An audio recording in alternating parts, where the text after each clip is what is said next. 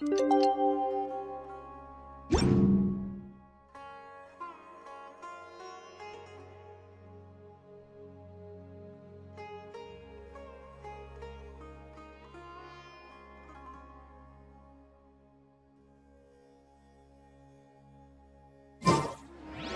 you're not sure what to do next, how about I take you on a walk?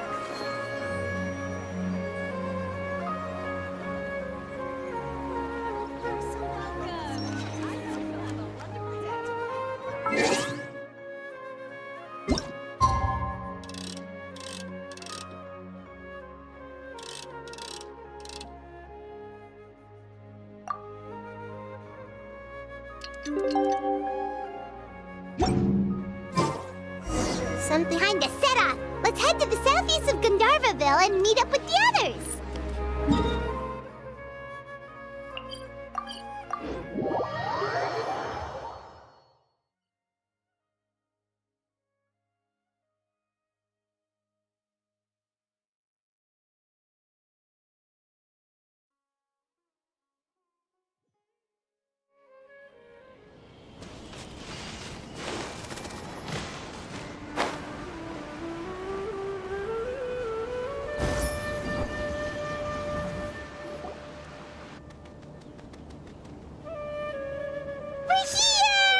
Wow, you guys are ahead of the game. You set up the tents already. I'd say we're right about on schedule, actually. We were aiming to have them set up before you arrived. Traveler, Paimon, let's go fishing together. Whatever we catch, we can grill for dinner tonight. You got it! Dinner's on us tonight!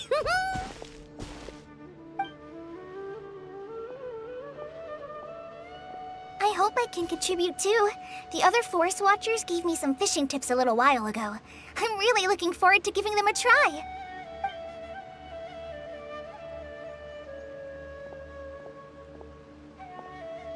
I saw some very appetizing mushrooms in the area, so I gathered a few for us.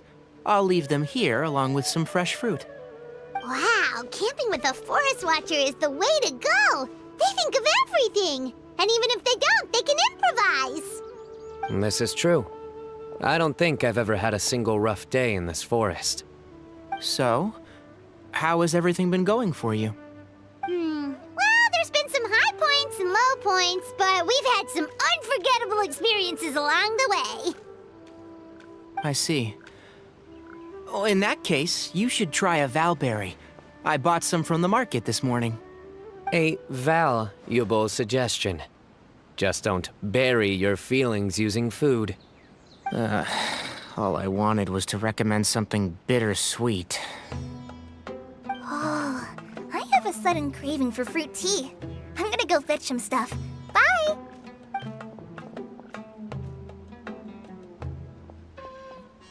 She sure made a run for it.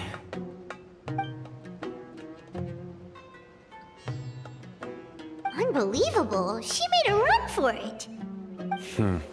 So Kale chose the path of tactical retreat. Could it be she foresaw what shall soon come to pass?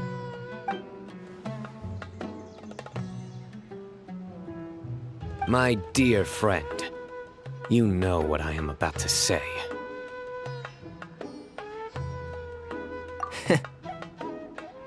Excellent! A kindred spirit. A great warrior can sense when a duel is nigh. But it looks like we'll get told off if we start playing now. Let's enjoy the nature for a while longer.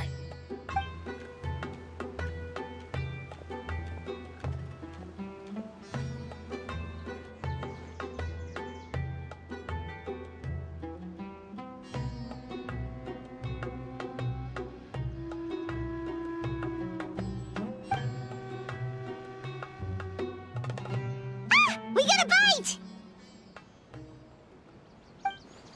I'll reel it in.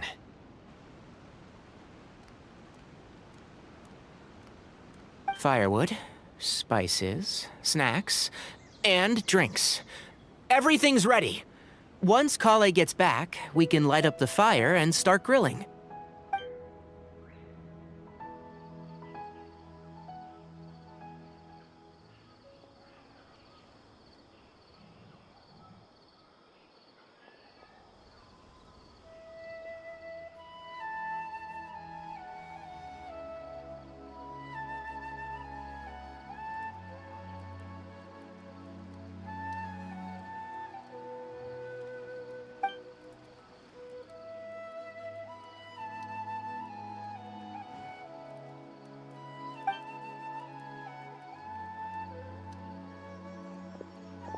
There are 3 tents.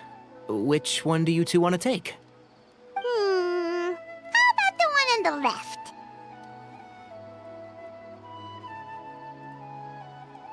Well, Paimon just thinks the ambiance here is a little better. True. But it's also the closest to the water. If there are any sleepwalking fungi around tonight, they might stumble into your tent. Well, that's no good. Take my weapon. You can use it to bar the entrance. Anyone would think you were sealing the gates to King Deshret's mausoleum. Excellent. Then this tent will be an impenetrable fortress. I'm back! How's your appetites? Ready for the barbecue? Always.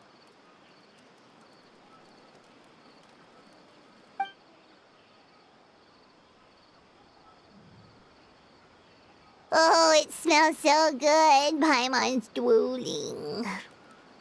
Someone sure is desperate to eat.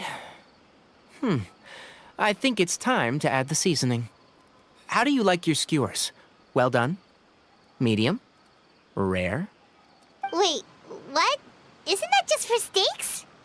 Hey, if it works for steak, maybe it works for other things too.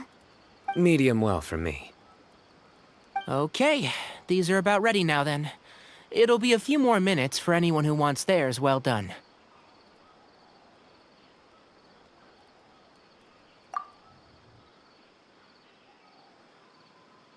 Oh, that was so delicious. If Paimon's stomach had space, she'd eat 3 more skewers. I ate a lot too. Here comes the food coma. If you're tired, then go rest. You must be getting sleepy too, Paimon. Why don't you guys head to your tents? Sino and I will clean up. Tonight, I show you mercy. Our sacred duel will take place another day. Good night.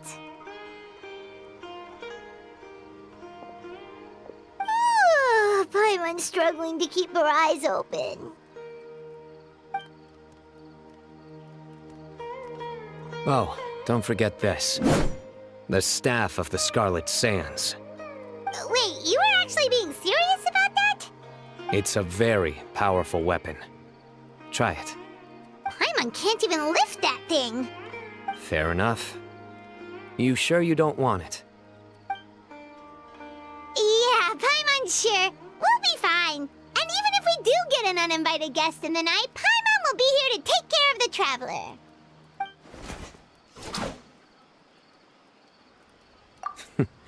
That reminds me of a parting king of invocations. I'll tell you about it tomorrow. But right now, it's time to rest. Sleep well and sweet dreams.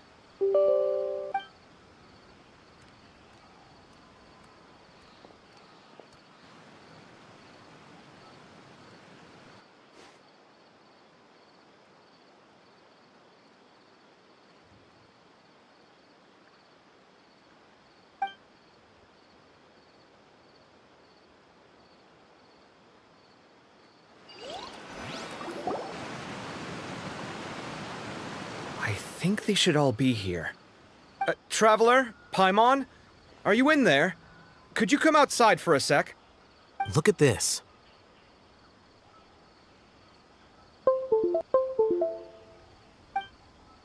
What the? What's this sword doing here? Is it supposed to keep out intruders? Evidently. What? Who is it? Oh, what time do you call this?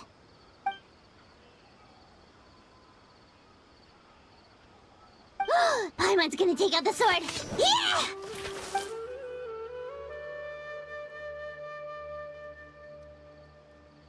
Oh, hey them, Kave! What are you doing here? It's the middle of the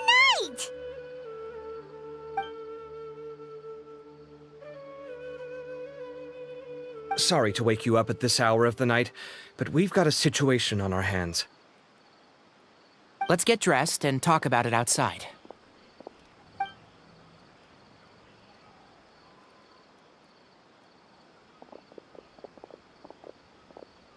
Something has come up. And since it pertains to Cyrus and Sino, I deemed it essential to inform you all. Whoa, back up. Let's start from the beginning.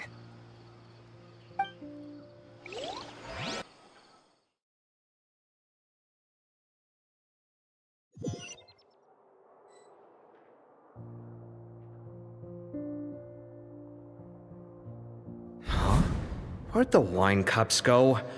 I could have sworn I left them here after I washed them. Ah, there they are. I'll have a cup too.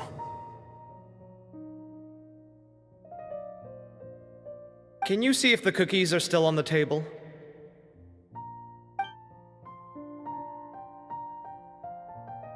They are, and so are the fruits.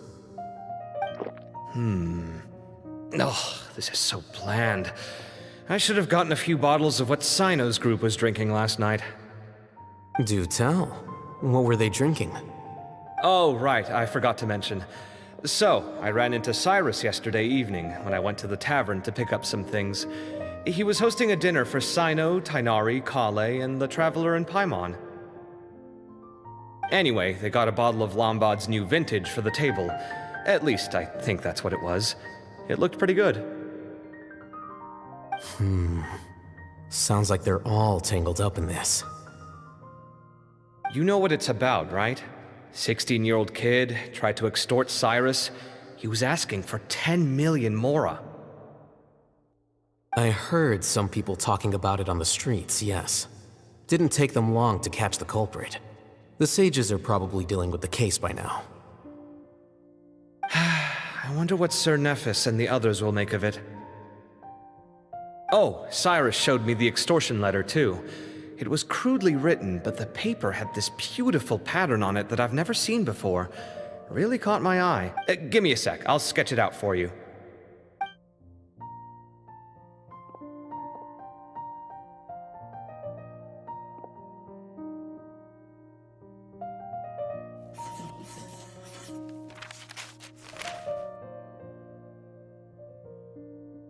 Okay, done. Take a look. You see what I mean? I don't think I've ever seen writing paper like this around before. God knows where the culprit got it from. Interesting. These are all motifs associated with the tribes of the desert. What? Really? Take this, for instance. Looks like an outline of a spire, similar to the kind found on some ancient palaces. And the crisscrossing and mirroring here, I recognize that too. It bears a striking resemblance to an ancient emblem, one that hasn't been used in a very long time. Whose emblem is it? It's the emblem of the Temple of Silence.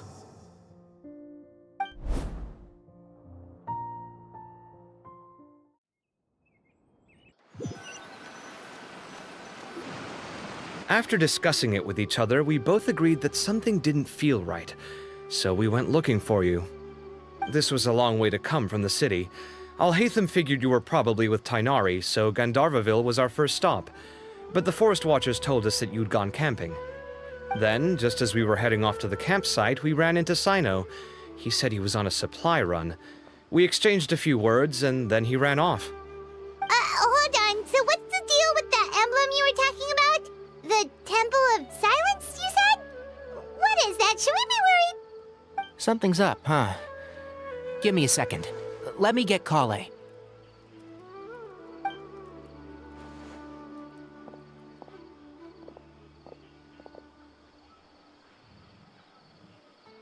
So you've never heard of the Temple of Silence?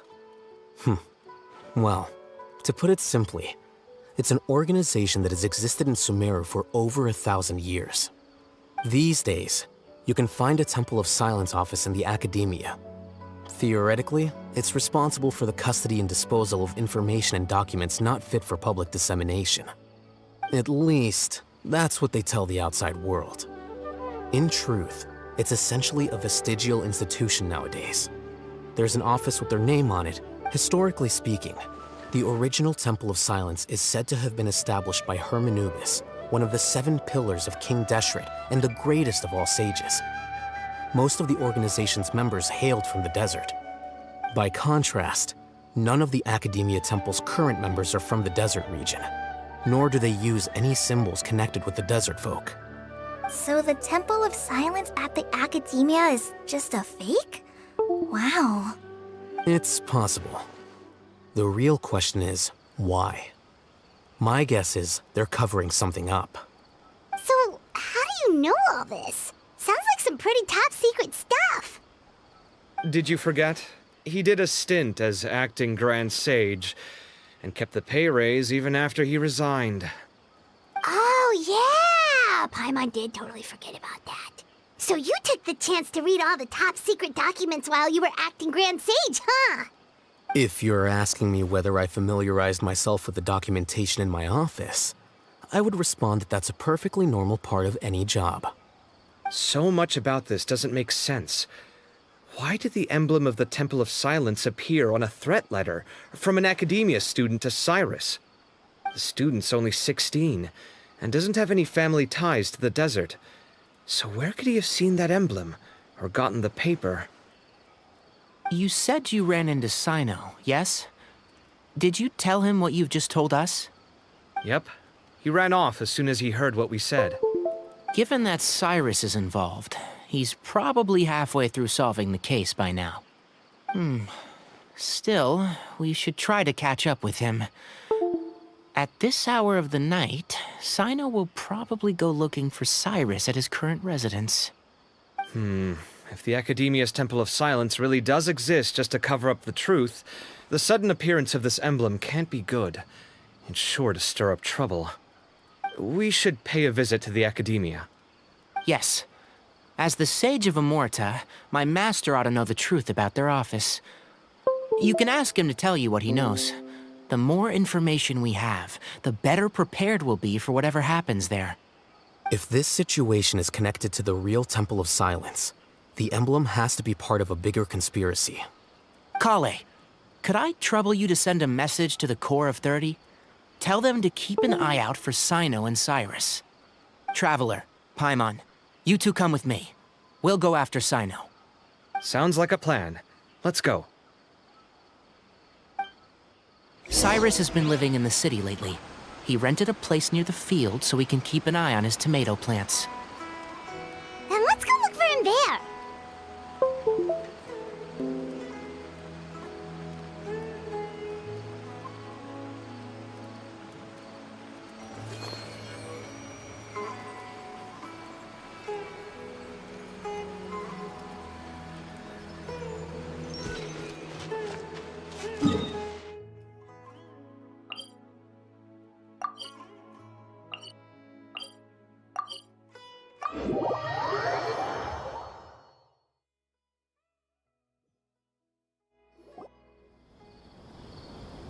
Here we are.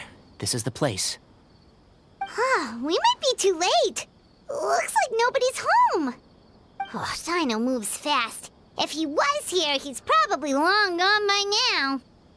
I know that voice. Is that Tainari I hear? Ah!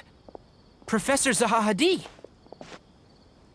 Wow, so it really is you. My goodness, whatever is going on tonight? We're looking for Sino. So, he's already been here. Yes, not long ago, in fact. He knocked on my door and asked if I'd seen Cyrus today at all. I told him the old fool left early this morning, and I hadn't heard him come back.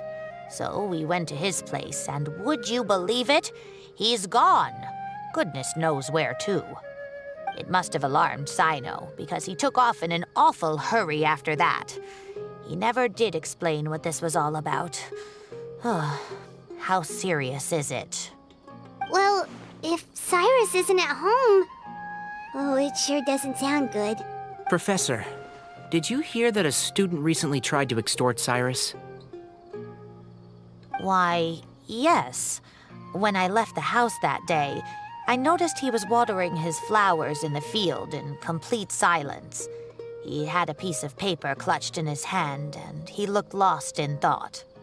I could tell something was troubling him, but he wouldn't tell me what it was. If Sino hadn't happened to visit him that day, he'd probably still be holding on to that thing. After seeing the letter, Sino told him to contact the Corps of 30, but Cyrus was very reluctant. He claimed it would only damage his reputation. Eventually, he relented, after much persuasion from Sino. Huh? Cyrus didn't want to report it? Well, that's strange. When we saw him, he seemed pretty okay with the idea of the kid getting his just desserts. As a former sage, it's possible Cyrus still has enemies at the Academia. That's why Sino was so insistent that he report the matter to the authorities. I was there while they were going back and forth over it. So Cyrus initially hoped to stop this from going public. But why?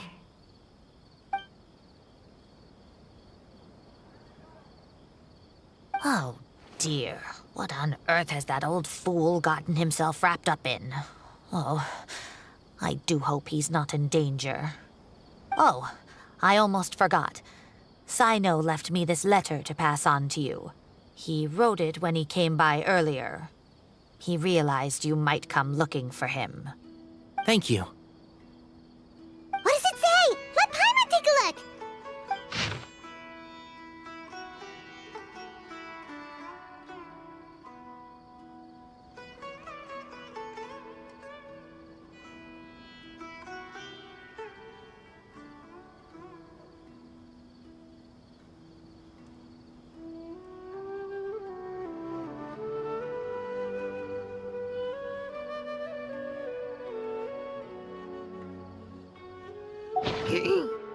My friends, this is a rather complicated state of affair. Unfortunately, I cannot disclose more than that. I ask you to understand and accept that I had to act alone at this stage. Don't come after me. Yep, that sounds like Sino. Thank you, Professor. Please do not worry. We will do all we can to protect both Sino and Cyrus. Traveler, Paimon, let's head to the Academia and regroup.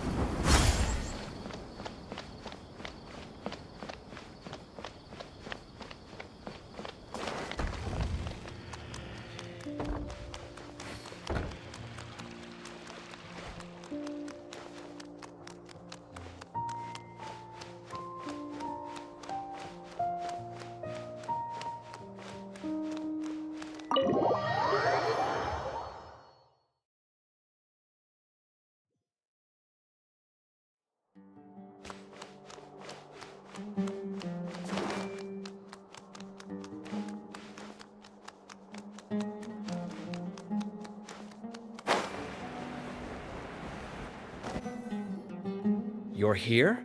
I thought you were going after... Ah, I guess you lost their trail.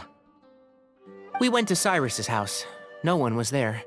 Sino got there before us, but he was long gone by the time we arrived. He didn't say where he was going? No, he left us a letter and told us not to go after him. Can't say I'm surprised. Typical Sino.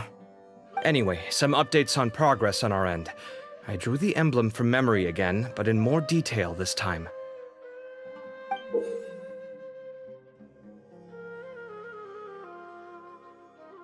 I checked some ancient texts for a similar design.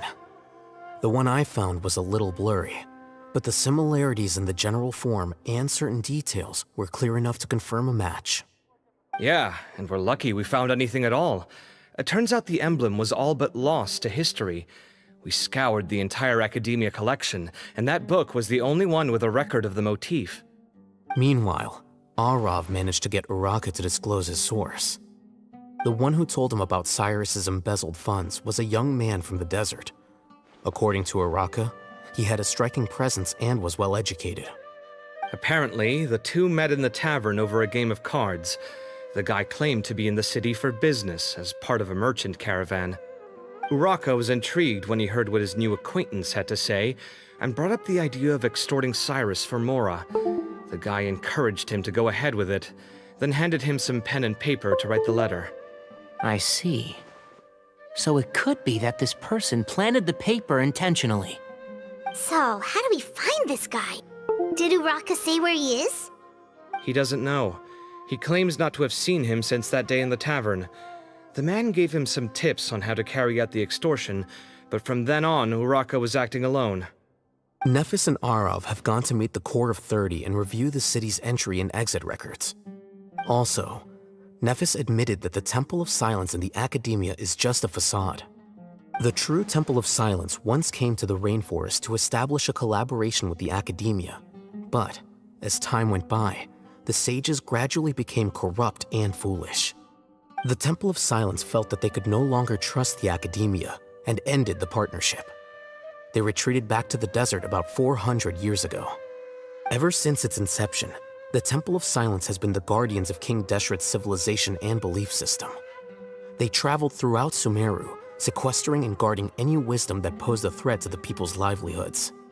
At its roots, it was a legitimate and reputable organization whose purpose was to guide people towards the right path. The academia of the day knew that the split would damage their reputation if it became a matter of public knowledge. And so, they set up a dummy organization of their own to conceal the truth. Not only that, but they managed to keep up the charade for hundreds of years! So how did Cyrus become acquainted with the true Temple of Silence if they left centuries ago? I'll bet that's the question that bothered Sino. Probably why he went after him in such a rush. Whoever is behind this, getting Uraka to extort Cyrus was only the first step of the plan. Their true goal in doing so was for Cyrus to see the emblem on the letter. He must have recognized it right away. That'll be why he didn't want to involve the authorities. He probably hoped to take care of the whole thing by himself. Unfortunately for him, Sino had other plans. Since the desert is where the Temple of Silence originated, that is in all likelihood where Cyrus went. I have to go after him. Really? Are you sure that's a good idea, with how you respond to the heat? Why don't we send someone else? I should be fine, as long as I bring plenty of water. Besides, I just can't shake this ominous feeling that if we don't catch up to them soon... Everyone, I have news from the Core of 30. Master! Oh, so that's Nafis, Tainari's master? Oh, we're finally getting to meet him in person! It's a pleasure to meet you, Traveler in Paimon. Several independent eyewitnesses have reported seeing Cyrus and Mahamatra Sino leaving the city at different times. Both were heading in the direction of Caravan Ribat. I was going to suggest that you join forces with the Core of 30 in this case. However, as I'm sure you've already heard from Al-Haytham and Kaveh, the Temple of Silence is involved. The Academia has made a number of decisions throughout history that I am ashamed to talk about. It may well be that no better choice was available to them, but those actions are nonetheless a stain on our legacy. I won't attempt to make you understand the Academia's perspective. Now is the time for action. I understand where you're coming from, Master. But I'm afraid the situation might be more complicated than we thought. I think we need to keep a low profile, or risk making things worse. Good point. If Cyrus is involved with the other side, or worse, if he's fallen into their hands, and...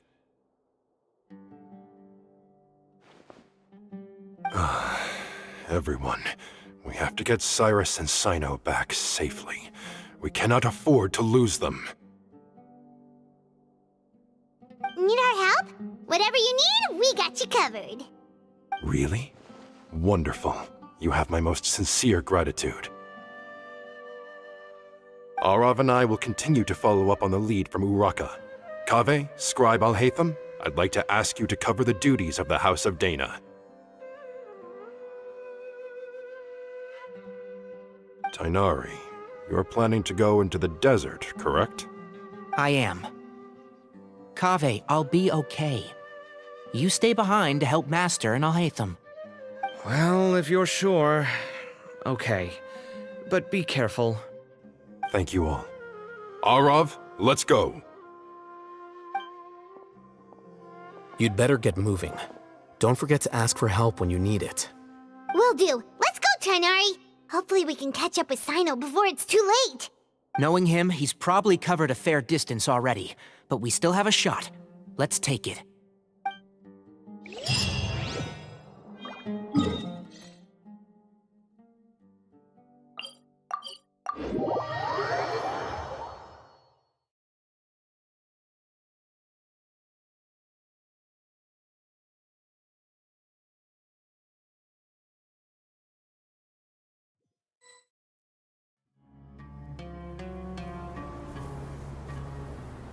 Okay, we made it to Caravan Ribat. Where should we go next? Maybe we should ask the nearby guards if they've seen anything. Hold on. Look over there. Is that Dia? You sure you want to brave the desert alone? I mean, it's your choice at the end of the day, but still. It's not my first time. I'll be fine. Sino. If you're really going to go through with this, then at least take our advice. When you're packing for your trip, budget for 5 days more than you plan to spend out there. Makes sense. Okay, I'll go get ready. Thought we might find you here. You're trying to retrace Cyrus's steps, aren't you? Didn't I tell you not to come after me? I thought I had a good lead on you. Sorry, but we never agreed to that. Why would you go off on your own like this? Nothing personal. It's just a complex situation. And I'd rather not involve anyone else if I can help it.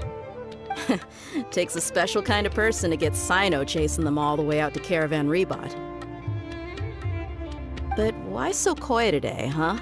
You only gave us his age and description. Why can't you reveal his name? Is he Sumeru's most wanted or something? Oh, also, hey guys, it's been a while. Dia and Candace! So nice to see you. Actually, seeing all of our friends is the whole reason we're here. You're looking well. I'm glad to see it. Candace and I came to Caravan Ribat on business.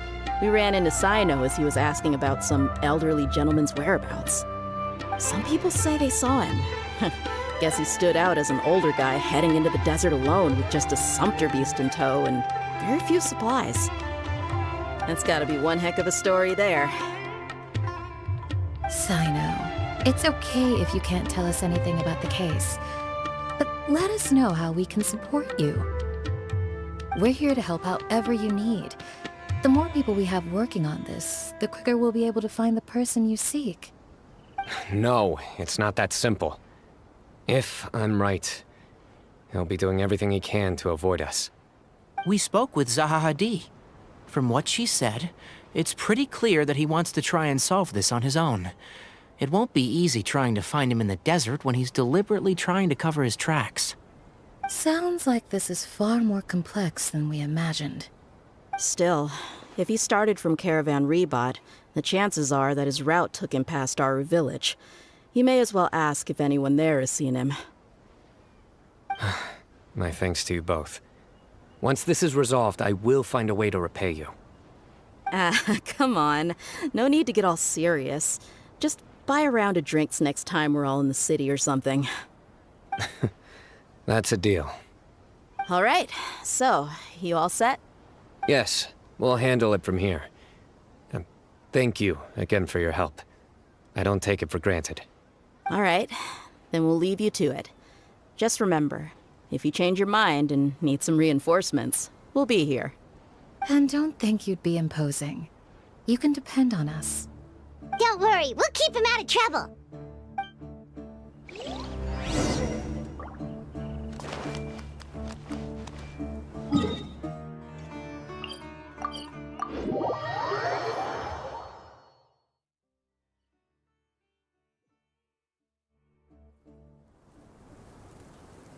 hold on. There's a few things I'd like to clear up. Go on. So, after you left the campsite, we had a longer talk.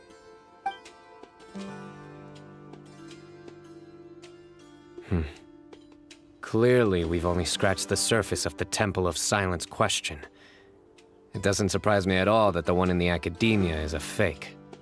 Do you have any connection with the Temple of Silence? I do. I trust you're all aware of the spirit that gives me my power. Hermanubis, the original founder of the Temple of Silence. Due to my unique constitution, I was put through a number of trials in the desert when I was younger. Later, I met the professor, and he brought me to Sumeru City. But my memory of that time is hazy. I can't recall much. It's a good thing that Kaveh noticed the emblem on the letter. Without that, I don't know if we would have connected the dots and realized there was more to this case than mere extortion. I did not recognize that symbol at all. Whether that's because I've never seen it, or because my memory fails me, it's hard to say. Yeah, you're right. Thank goodness for Kaveh, and for Alhaitham's diligence during his time as acting Grand Sage. But Cyrus must have recognized it right away, right? Otherwise, he wouldn't have had any qualms about you reporting it. Oh, maybe his connection to the Temple of Silence goes even deeper than yours. I suspect so too. Professor has never once mentioned the Temple of Silence in conversation. And whenever the conversation turns to Hermanubis and the concept of spirit indwelling, he avoids going into any depth. Well, speaking of avoiding things, you do realize, don't you, now that we've caught up with you, you're stuck with us for the rest of the way. I am aware. And I have accepted it. Or rather, I don't see how I could manage to ditch you en route, so I might as well accept that you're coming with me. That's right. Fact is, we're coming with you whether you like it or not, so the best option now is to try to look out for each other. Ha! Fair enough. Then at least let me buy you a drink once we're back in the city. Works for me. All right, off we go. Let's start by seeing what the guards here can tell us.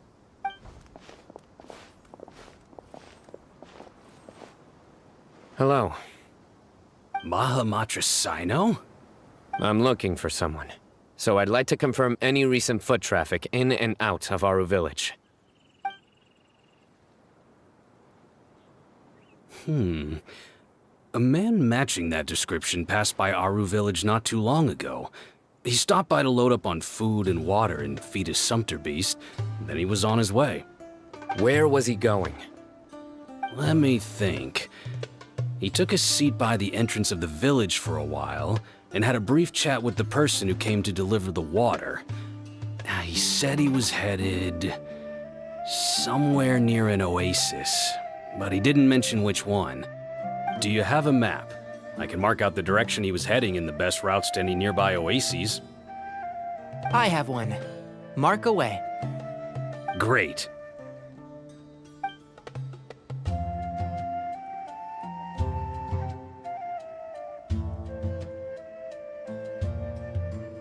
There you go. Thank you so much. You were a great help. You've got a really good memory. Ah, you're quite welcome. Just doing my job. Best of luck. I hope you find him soon.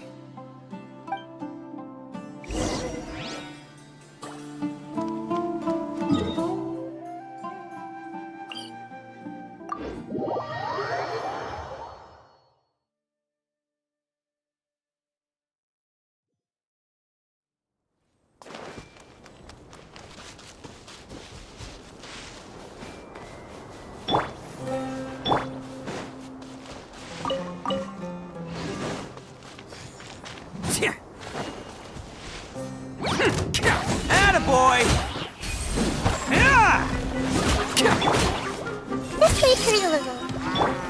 Our bond is strong.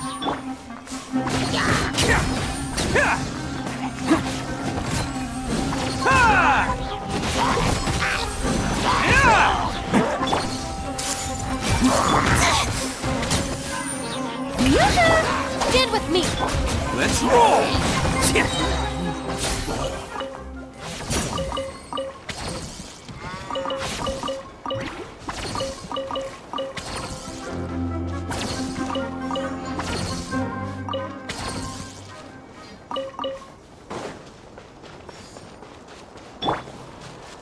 I see everything. Shower me with... Our bond is strong!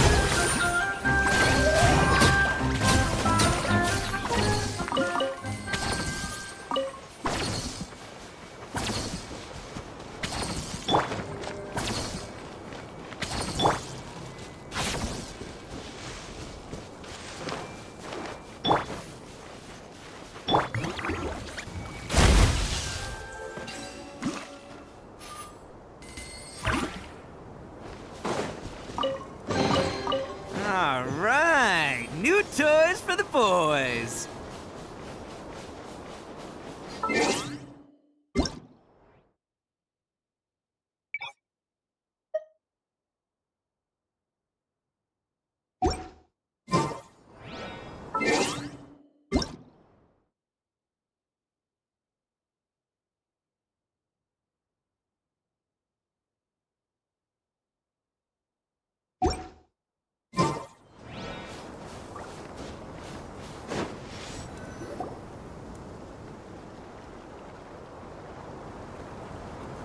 Hold on.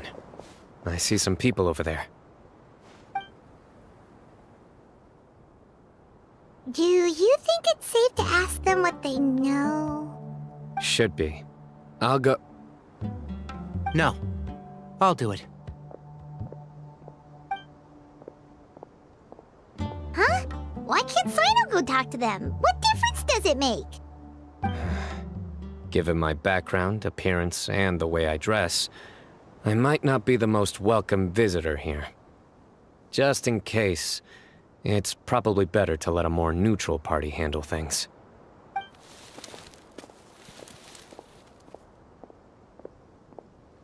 Ah, hello there. I hope I'm not interrupting. My friend and I are looking for an elderly man who's gone missing around these parts. Any chance I could ask you a couple of questions? Oh, a missing person, huh? Sure. What do you want to know? I'm just wondering if you've seen him. Let me give you the details.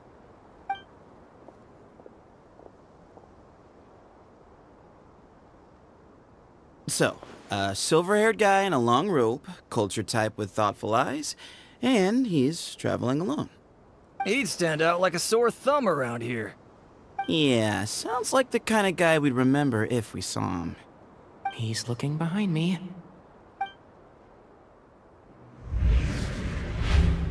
Uh-oh. That guy's looking our way. Your friend over there stands out a lot, too.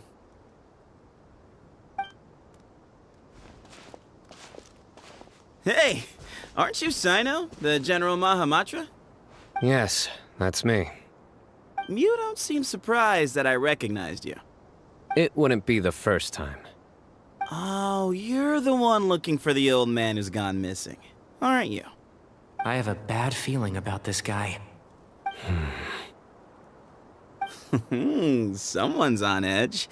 You don't trust me much, do you? No need to hide it. I understand why you're wary of us. Still, you came to us asking for help. Do you want it or not? I thought you were a group of merchants. Seems I was mistaken. Your henchmen don't look like much, but something tells me they put up a better fight than most mercenaries. Hey! Hear that, guys? You're my henchmen now. Suits me, as long as I get paid for it. Just cut to the chase already. I'm running out of patience. All right. Come with me. All of you. Don't you want to find your friend? A silver-haired, long robe, culture type with thoughtful eyes? Sounds like there's a whole other side to Cyrus I didn't know about. So you know where he is? Just follow me. I'll take you to him.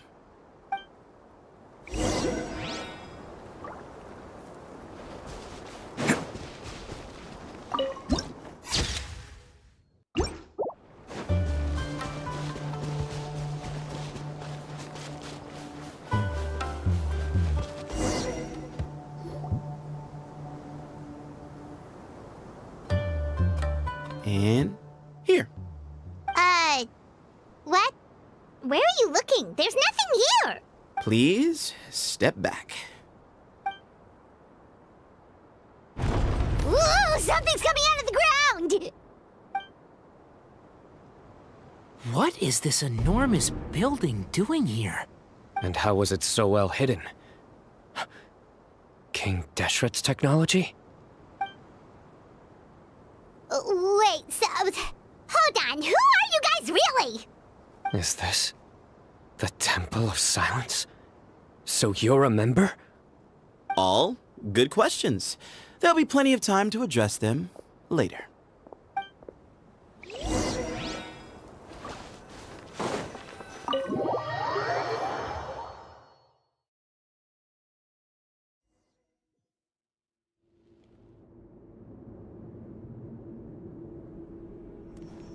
This is not what Paimon was expecting to find in the desert, especially not hidden right next to an oasis.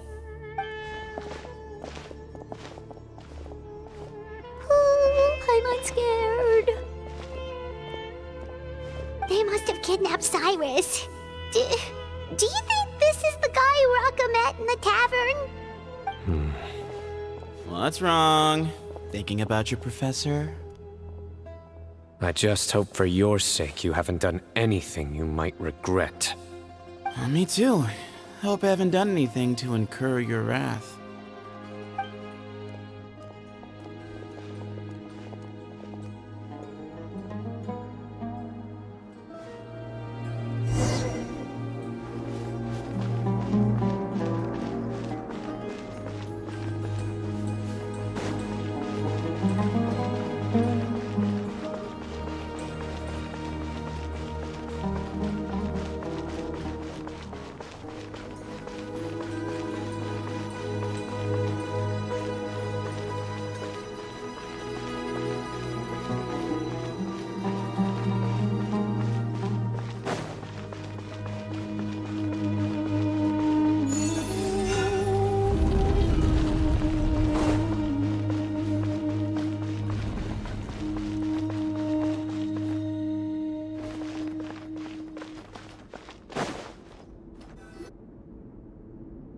All right, you can wait here for now.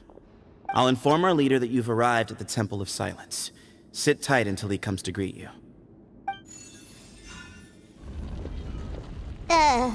So he's just gonna leave us here unattended?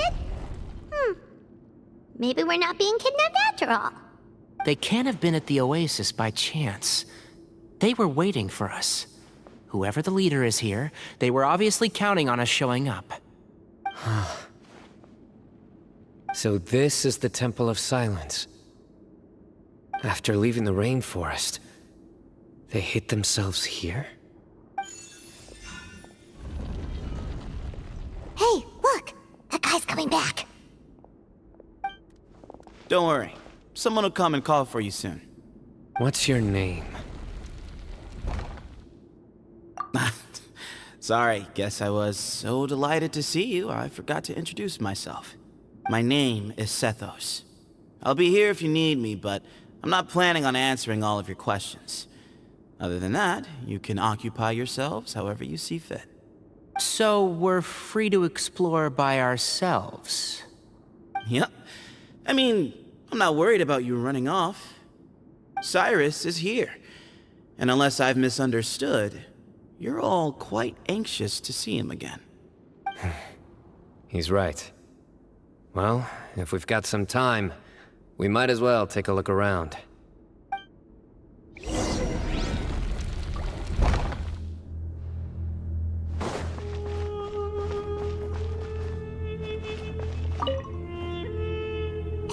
Sethos!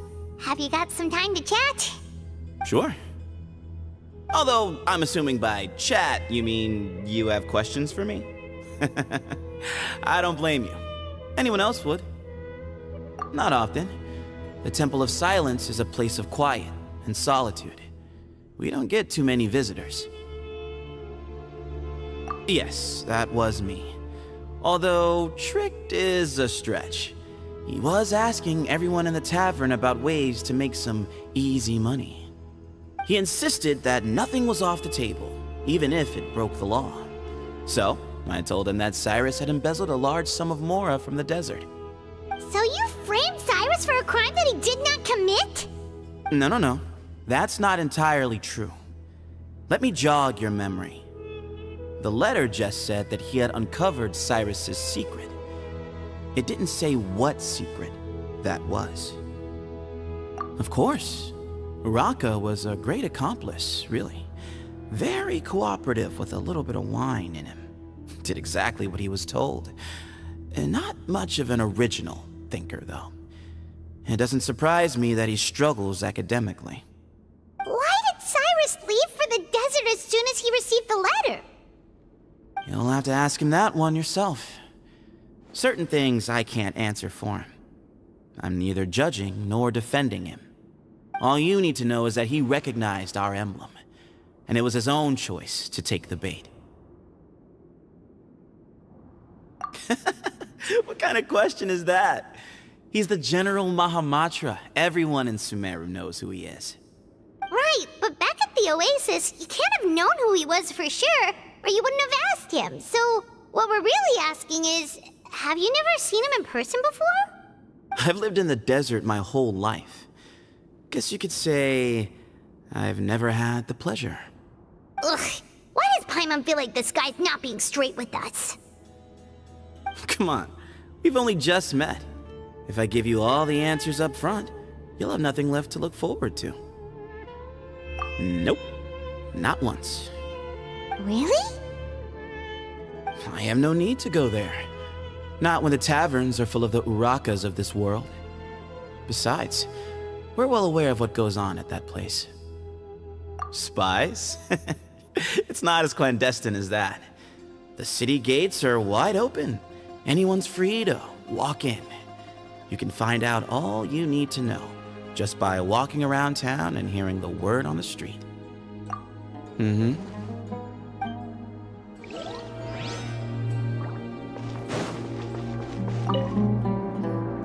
I never imagined that the true Temple of Silence would be hidden somewhere like this.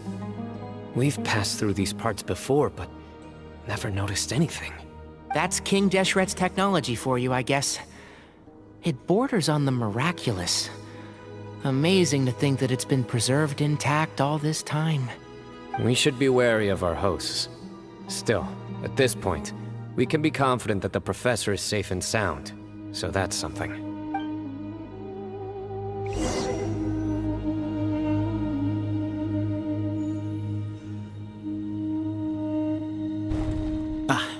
Here he is.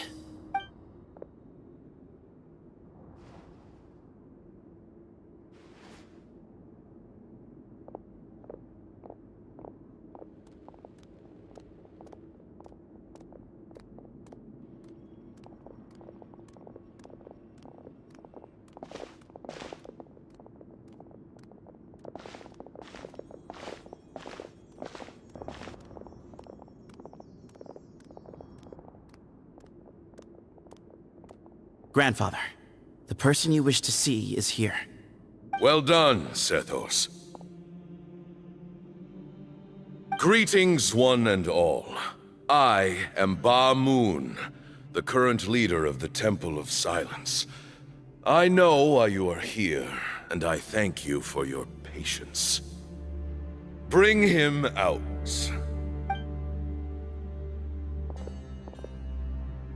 Professor! Cyrus, are you okay? Watch what you're doing! Oh, my apologies. We have no intention of causing you distress. But you must understand, Cyrus is of great importance to us. We had to find a way to bring him back to us. Cyrus owes me his life, and to the Temple of Silence, he owes a debt of gratitude. I let him go a long time ago, but now, the time has come to demand payment. I wanted to end my feud with this old bag of bones before you caught up with me, but you got here so quickly. Just leave, Sino. This is a matter between us two old men. You're all too young to get involved. So that's why you didn't want to report the letter. You'd made up your mind to come here from the beginning. You only left in such a hurry to try and throw us off your trail. Some things in life catch up with you. No matter what you do, you shouldn't have come. That alone brought the others. Sino didn't make us do anything. We came here for the same reason he did. To rescue you. We'd appreciate you telling us the truth. Otherwise, it seems a little unfair on everyone who had to stay behind. My secrets are secret for good reason. Bringing them to light can only lead to misfortune. You're afraid, aren't you? You can't bring yourself to speak of your past deeds to the students you nurtured as if they were your own children. You recognized our emblem because for many years you lived among us. Indeed, you all but became one of us. You knew as soon as you saw the letter that we, not Uraka, were the ones speaking to you. It threatened you only because you know what you did. Your own guilt convicted you. For you, Cyrus, are a traitor. You once shared your learning with us, and joined us in our mission to revive the might of Hermanubis, to bring new hope, new opportunity. But then you betrayed us. You bargained for your independence with your past contributions. And then you left, taking with you Hermanubis' might and the wielder of his power. We both know what I said to you that day. That as the leader, I grant you permission to leave, but that one day, the sands of time will catch up with you. And when that day comes, you must pay the price you owe. You really know how to hold a grudge. Hermanubis' might? And the wielder of his power? Does he mean you? Professor, anything to say? The moon is right. I came here once before. He rescued me from the brink of death once, many years ago in the desert. When he learned that I was a scholar, he invited me to come here and revive the might of Hermanubis together. It was a great, daring plan, and one shrouded in secrecy. The Temple of Silence had been bereft of Hermanubis for too long. The strength of its faith and its warriors were waning. Bamoon proposed that we implant bar fragments, shards of Hermanubis, into the bodies of suitable vessels. If the experiment was successful, the spirit of Hermanubis would then dwell within the vessel. Many believers volunteered themselves for the experiment. But we soon discovered that the bodies of grown adults could not withstand Hermanubis' power. In the end, Bamoon offered his own adoptive grandson. One other child was identified as a suitable vessel, and his parents agreed to release him into our custody in exchange for a small fortune. These two children were our only hope for hosting Hermanubis' power. For many years, the Temple of Silence had been in possession of 2 Ba fragments from Hermanubis. As remnants of his raw power, they were exceedingly rare treasures. The test subjects were sent into a room that had been prepared for the ceremony, and instructed to approach the Ba fragments, whose power had been amplified. If, after some time, this power did not repel them, this would mean that they were suitable vessels. The original plan was for a 3-stage experiment: resonance, implantation, and recovery and observation. The resonance stage went quite smoothly for both candidates. As the 2nd stage began, I realized a decision had to be made. Should we implant the fragments one at a time? This would allow us to monitor the results after the 1st round and adjust our plan accordingly. Or alternatively, We could implant each fragment in a different vessel at the same time and compare their effects. But as I was deliberating, both Ba fragments suddenly became active. They glowed with a light we had never seen before. I knew that if they were not implanted right away, they would disintegrate and be gone from the world for good. Our two vessels had both displayed great promise by successfully resonating with the fragments. Under the circumstances, the thought of implanting both fragments into the same vessel seemed out of the question. To preserve our faith and our power, we implanted each of them with a single fragment.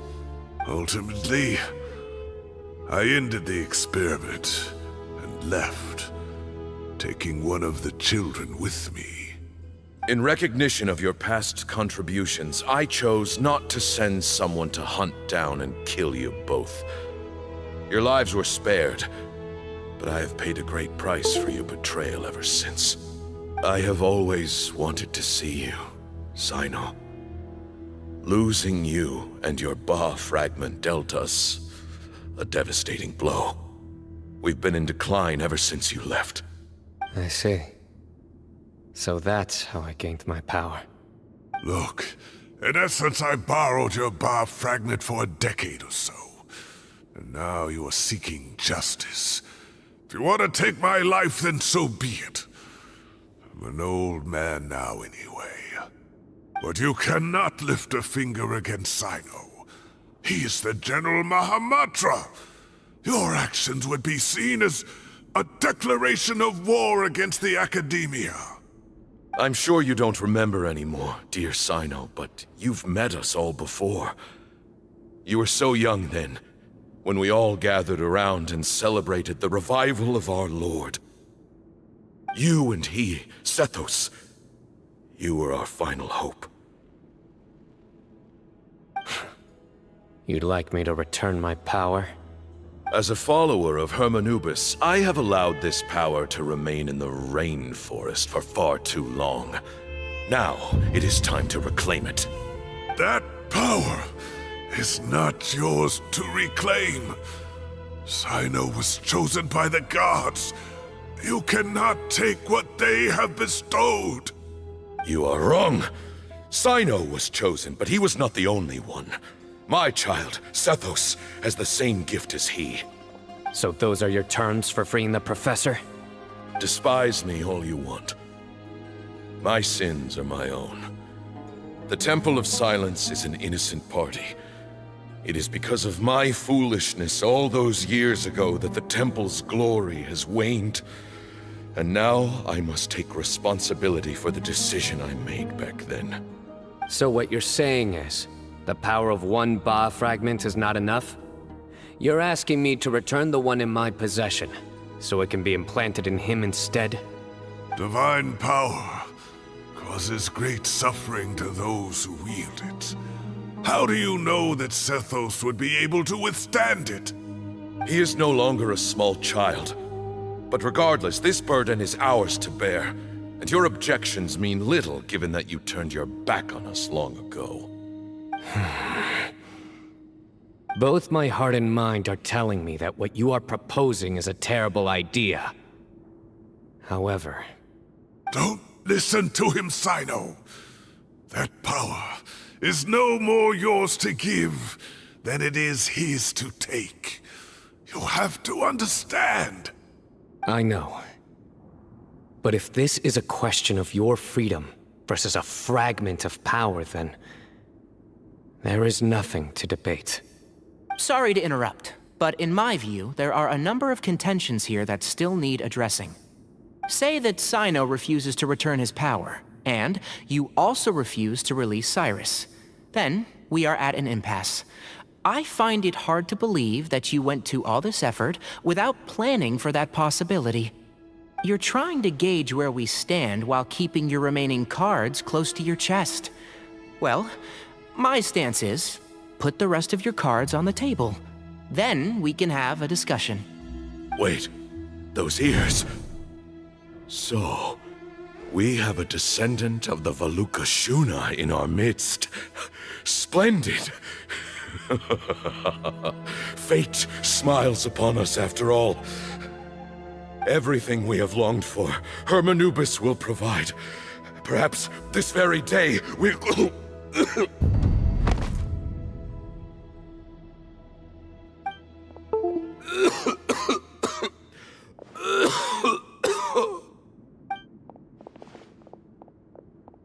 Why is he coughing so much?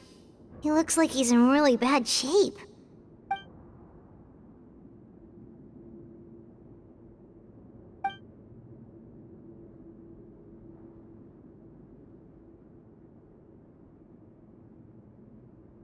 Moon, you... Take our leader back to his room. Sethos, you must... Grandfather, I know what you wish to say.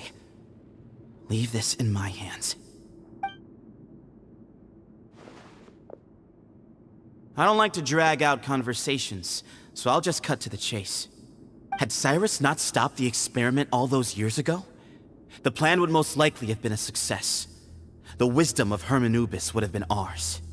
Still, it's no use talking about what-ifs. We cannot change the past. I'm not like my grandfather. The Temple of Silence has a grand legacy and a sacred duty to fulfill. So it's somewhat inevitable for the leader to have an inflated sense of self. But I see things a little differently. I don't believe the temple has the same stature that it once did. Time has worn away at its prestige and changed things almost beyond recognition. So I'm not going to force your hand. You're all free to leave. Except for Cyrus. My grandfather gave him his chance once, and now I'm giving the rest of you yours. You have courage and wise judgment, kid. Reminds me a lot of Bamoon in his younger years. I truly wish that the temple would take an objective look at the academia of today. You've been to the city yourself. I'm sure you've seen that much has changed for the better, and things will only continue to improve. Why not consider cooperating with the academia once more? If you hadn't betrayed my grandfather, I might well be open to persuasion. But it's a bit too late for that now, Cyrus. Tainari made a good point earlier. He said there has to be more to your plan than this, and I agree. All you and Ba Moon are after is the Ba fragment. The professor will accept whatever fate you deem fit for him out of a sense of guilt. I am the one who has a choice to make. And that's how it was always going to be.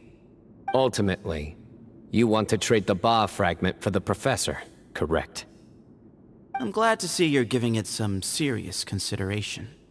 I won't forsake my professor, nor do I intend to run from a problem that I must face sooner or later. Give me one night to make my decision. That works. Then I'll be waiting to hear your verdict, Sino. Oh, my grandfather still has a fair few things he wants to say to Cyrus, so I'll be escorting him back now.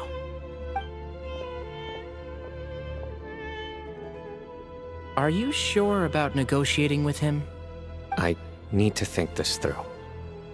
Everyone, let's meet again later tonight. Until then, take some time for yourself. Alright, well, don't put too much pressure on yourself, Sino. If you need any help working things out, just come and find us.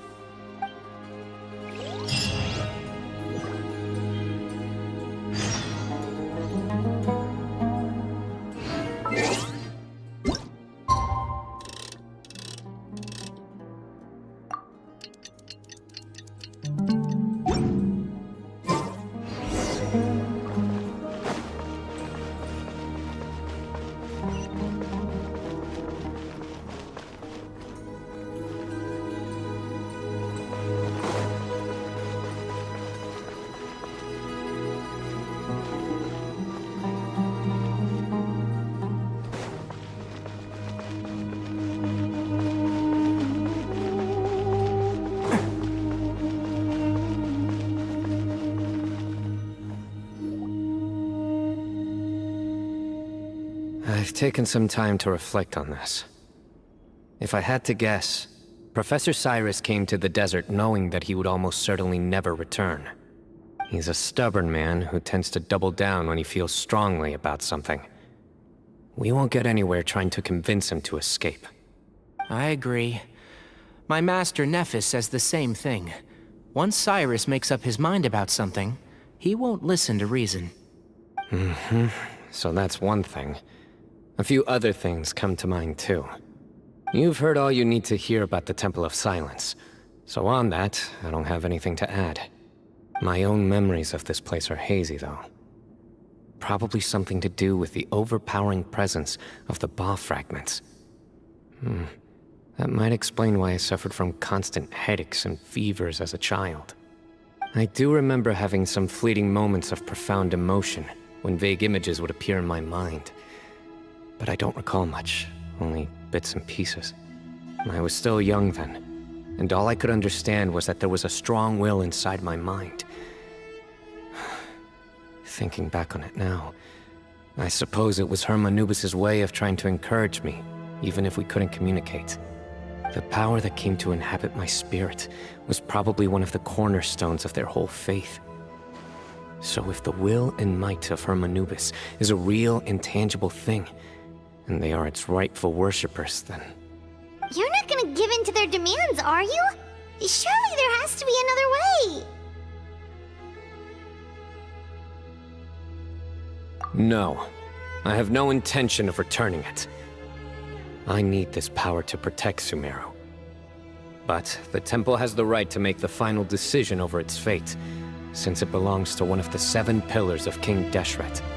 So I will challenge them head-on, and win the right to wield this power for myself, fair and square. This reminds me of something Alhaitham mentioned to me just before we left.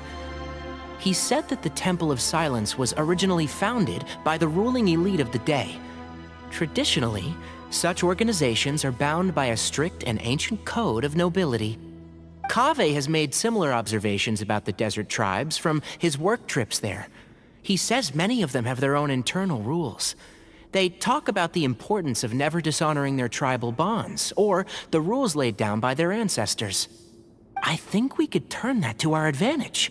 Go back to them with a proposal of our own. Wow, and just like that, we've turned the tables on them. Looks like we have the same idea. Turn it back on them now while we still can, in terms that they cannot refuse. That's how we win this. Great. And I know just how to start the conversation. Let's go find Sethos. We'll tell him that I know a thing or two about medicine and would like to take a look at his grandfather's condition.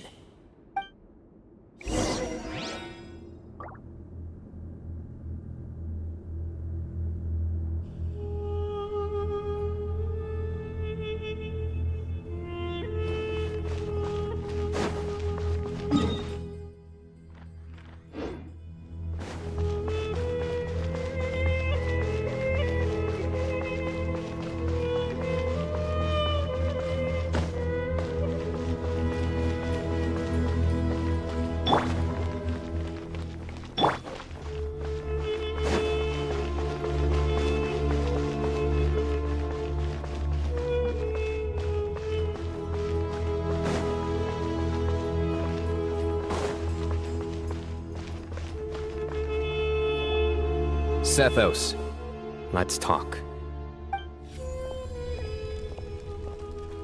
Have you made up your mind? We'll get to that, but first, I have some degree of medical training, so I was wondering if you might let me take a look at your grandfather? I have no objections, although we do have our own doctors here. I doubt you'll be able to tell us anything we don't already know. Only one way to find out. Follow me. Keep your voices down. We don't want to disturb him.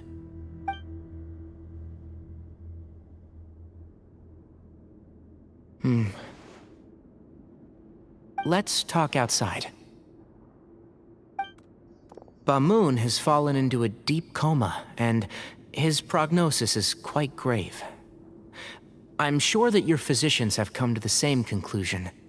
He appears to have sustained a serious injury in his youth, which has been exacerbated over the years by the heavy burden of work and now by the effects of old age.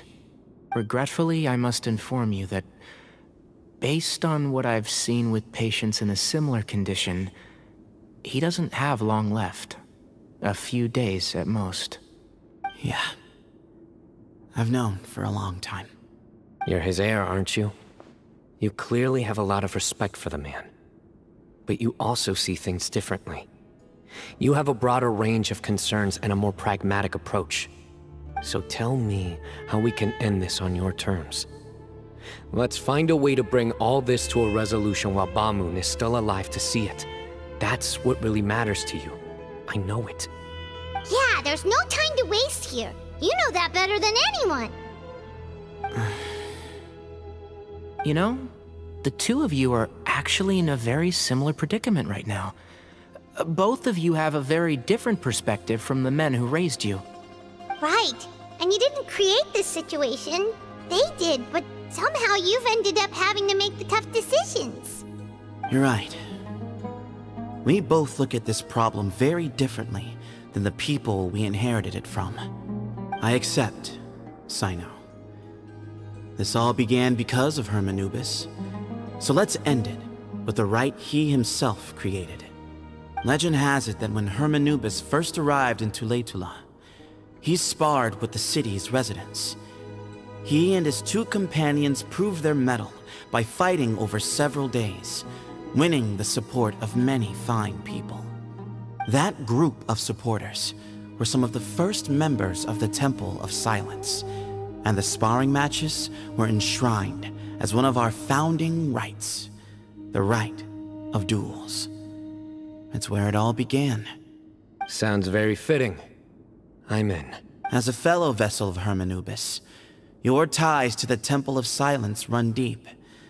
So I will permit you to participate in this rite, along with your chosen companions. 3 against 3. Sounds good. However, I have some additional terms.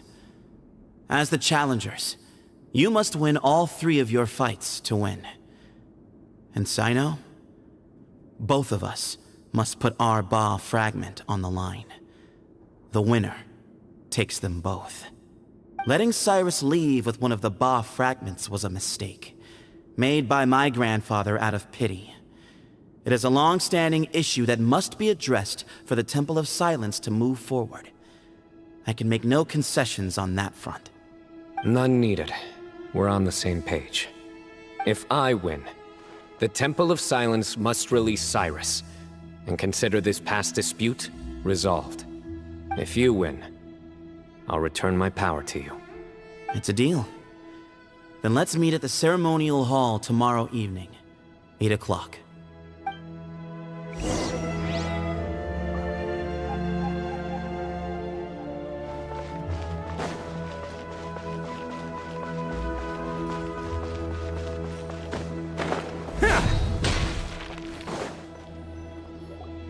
Well, after how that went, there's definitely no turning back now. There never was. Turning back hasn't been an option for me since the moment the professor slipped away to return to the desert. You have to win. You need this power, both as General Mahamatra and for yourself. Yeah, that's right. Besides, it stayed with you ever since you were a small child. Surely that's a sign it thinks of you as its rightful owner. Both as General Mahamatra and for myself. Yeah, when you put it that way. I've had to overcome a lot to tame this power and claim it for myself. Not everyone could have done that. Exactly!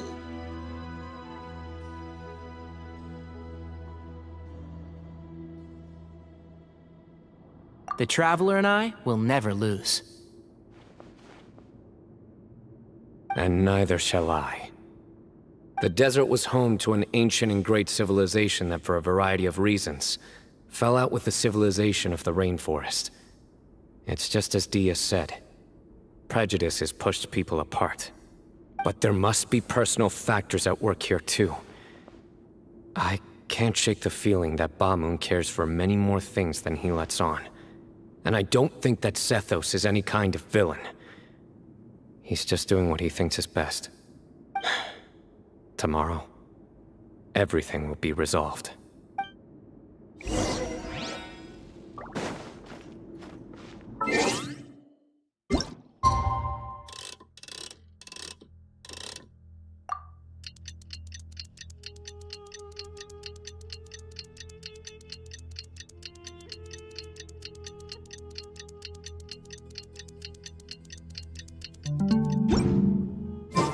Don't underestimate the beetle. They can be some of the toughest little guys around. Yes, you can.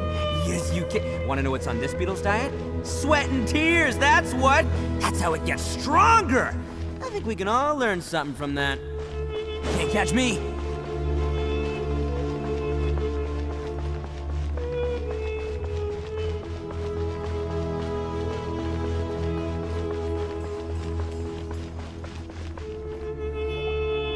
We gather on this day to perform once more the rite of duels, with the greatest of all sages, Lord Hermanubis, as our witness, for his power and authority is present in our midst.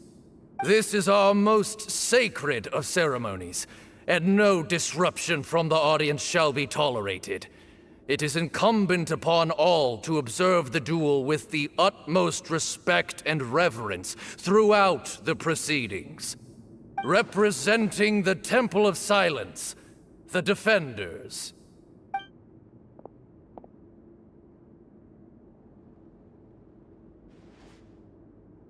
Grandfather, you're here. A rite of duels after all these years. I am surprised by your decision, Sethos. I know what I'm doing, Grandfather. Just leave it to me. Representing the Academia, the Challengers. Ready. We will fight to have our voices heard.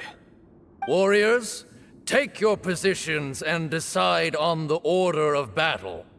We come not to debate what brings our challengers here, nor what will become of the defeated duelists. Duelists, the might of Hermanubis himself is at stake here. Now, fight. Fight until the rightful victor is proclaimed. Huh? Are you sure? I agree. She's very strong. Sending her out first will definitely intimidate the opposing side. Okay, then you're second. Sure. We have decided. So have we. Let's begin. Duelists of the first bout, please step forward.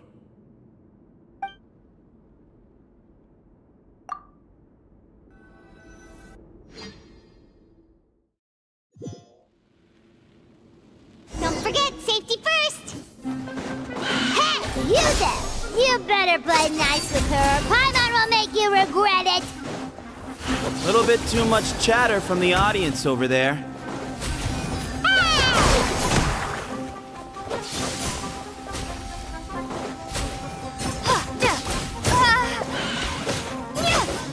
Scatter!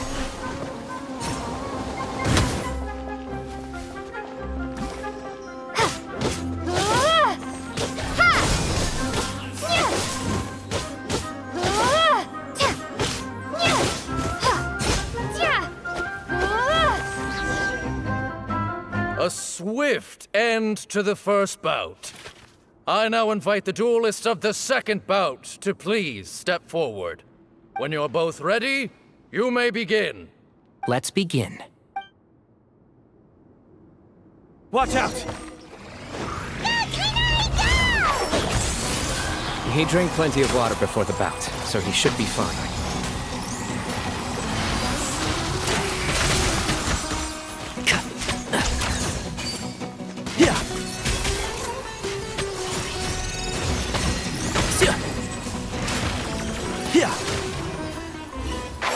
Can't see?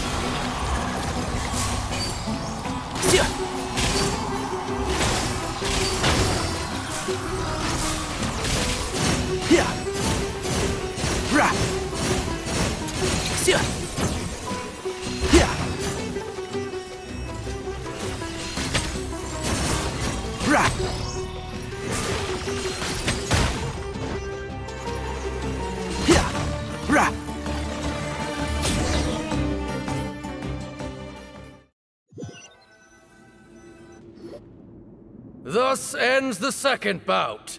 We will now move to the third bout. Duelists, please step forward. I'm ready. So am I. This is the final stage of the rite. I remind you both that the terms you agreed upon in advance are binding. When you're both ready, you may begin.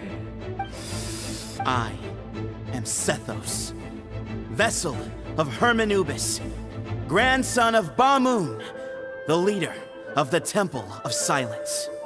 For many years, we have kept our covenant with Lord Hermanubis by guarding the secrets of King Deshret. And even in our darkest hour, when we could not see a way forward, we chose not to abandon hope, but to embark on a brave new experiment so that we might prevail. We earnestly sought Lord Hermanubis' wisdom and power, longing to see his spirit and his light descend upon us. Now, I will fight to become the rightful wielder of that power! I am Sino, General Mahamatra of the Academia, student and successor of Cyrus, the Sage of Spontamod. I fight in defense of my power, my professor, and my nation.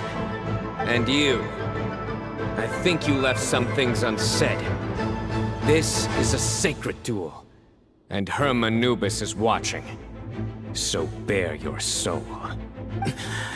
Everyone, old and young, fit and frail, they're all waiting to see how this duel will end. My grandfather is a wise leader. He is also known to be a ruler who is not afraid to get blood on his hands. I understand his beliefs well, and I know what he expects of me. But our faith has held us back for too long. After I grew up, I went to the rainforest once, and I saw for myself the people of the city. Times have changed. The people of Sumeru are happier and more free now than in the past. I thought about this as I stood at one of the tallest points in the city, gazing down at the streets below. Then I thought of you, Sino. You and I both wield the same power. Yet the lives we lead could not be more different. Each Ba fragment of Hermanubis stands for something different. Might, glory, one of many other secrets that have yet to be revealed. I once thought that the nature of our fragments must be what makes us so different from one another. But maybe it's that you've found your answer, and I am still searching for mine. I am more than just a warrior. I am my own person. Exactly. The name Hermanubis has left its mark on both of us, shaped the course of our lives. We are his vessels, and yet we are more besides. So show me your answer, Sino. Show me I can be more than my faith, more than the power I wield. Show me the person I can become!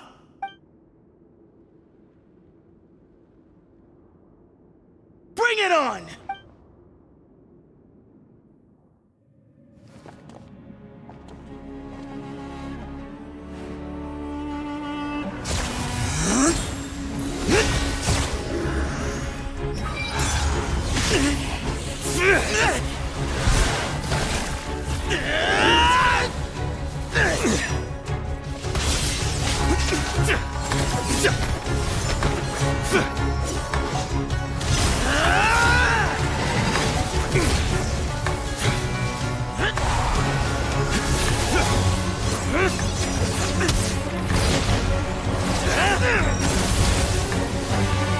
That's all you've got? What happened to searching for your answer?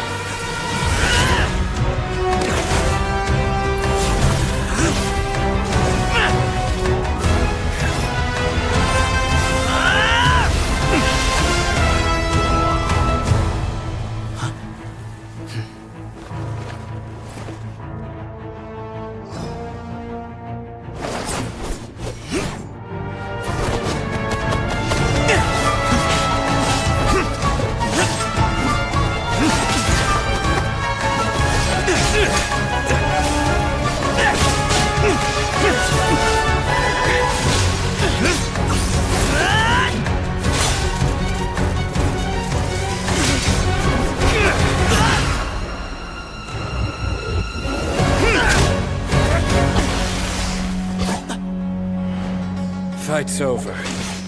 Do you yield? You won. Well then, looks like you found your answer.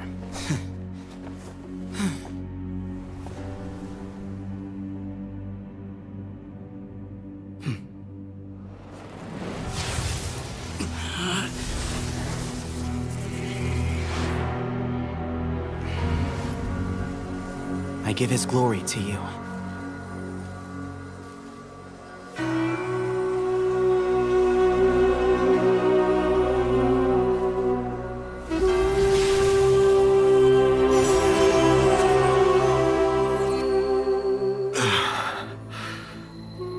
I've seen that light.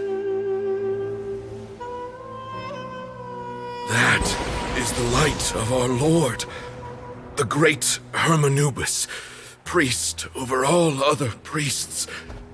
His spirit dwells within that lightning, and his will lives on. Once a warrior of Tynar, he emerged from the barren desert sands to serve the god king Al-Ahmar.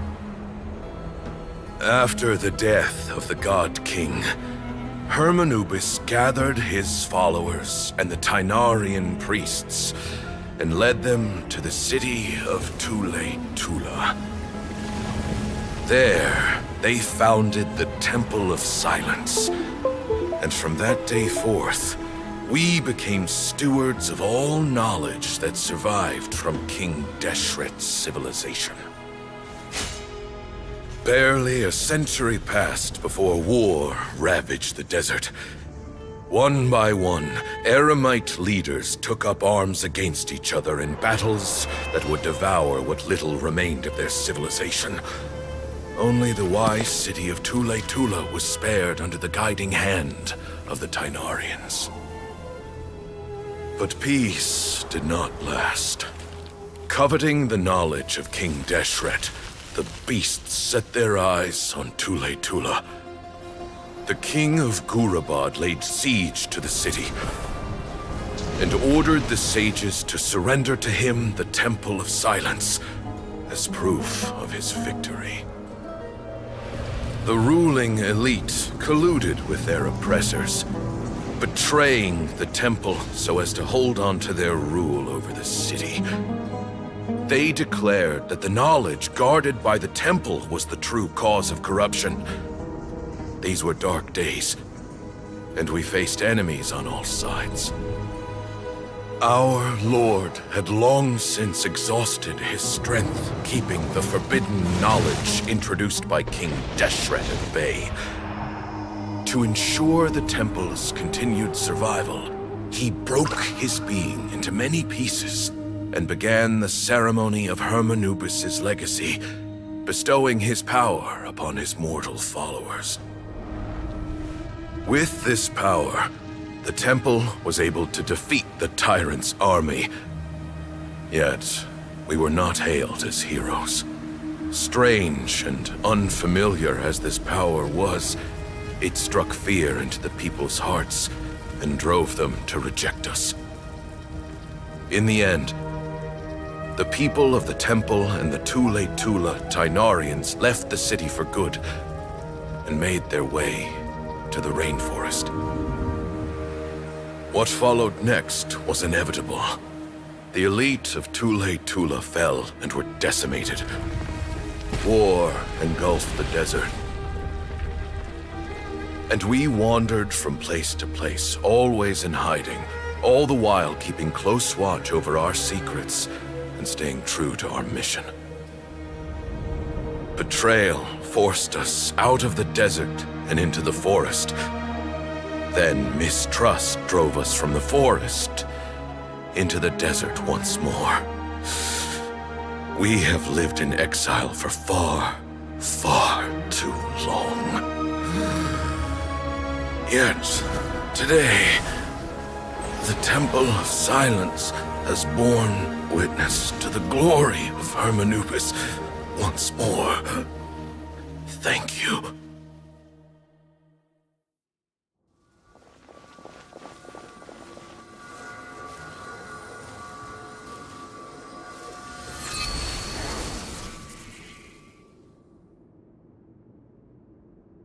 How is it? Do you feel okay?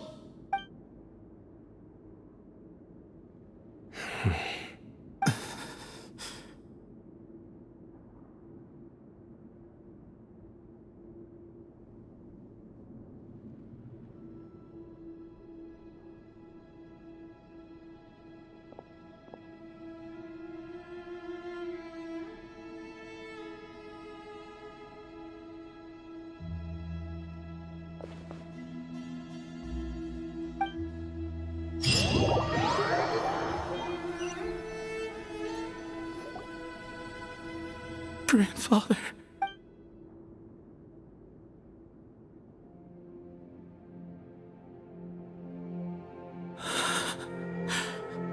Hey, Sethos. You'll get through this. I know. I'll miss him. I guess you were prepared for this. It's been a long time coming, huh? Yeah, he's been on death's door for a very long time now.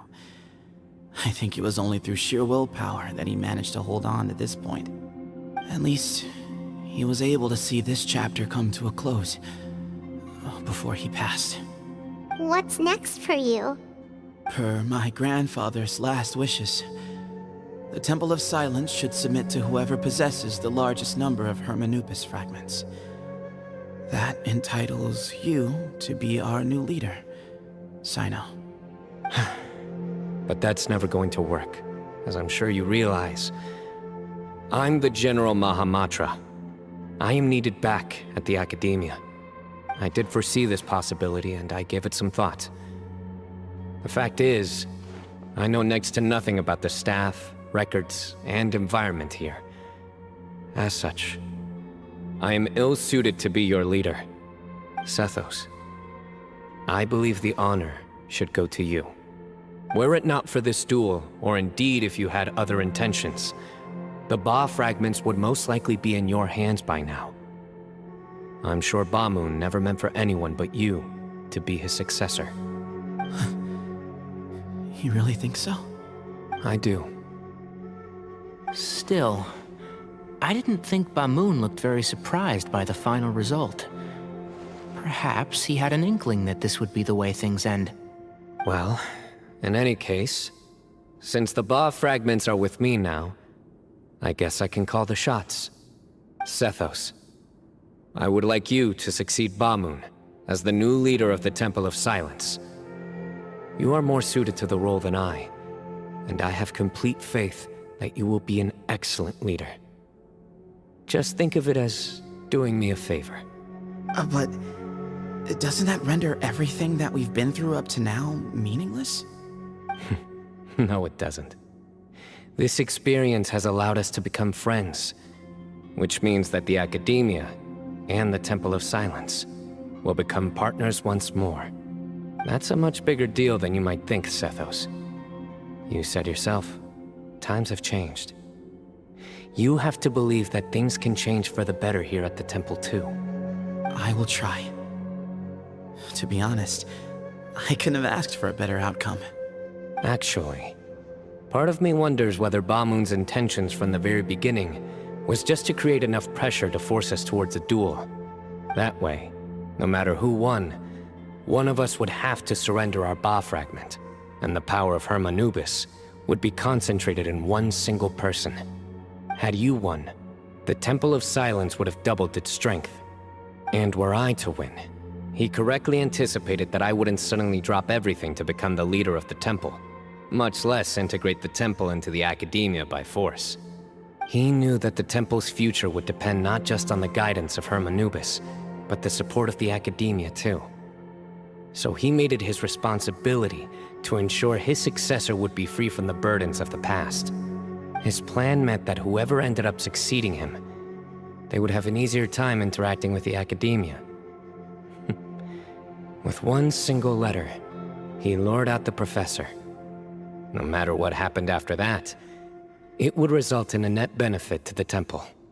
And here I thought the General Mahamatra wouldn't care for all these trivial details.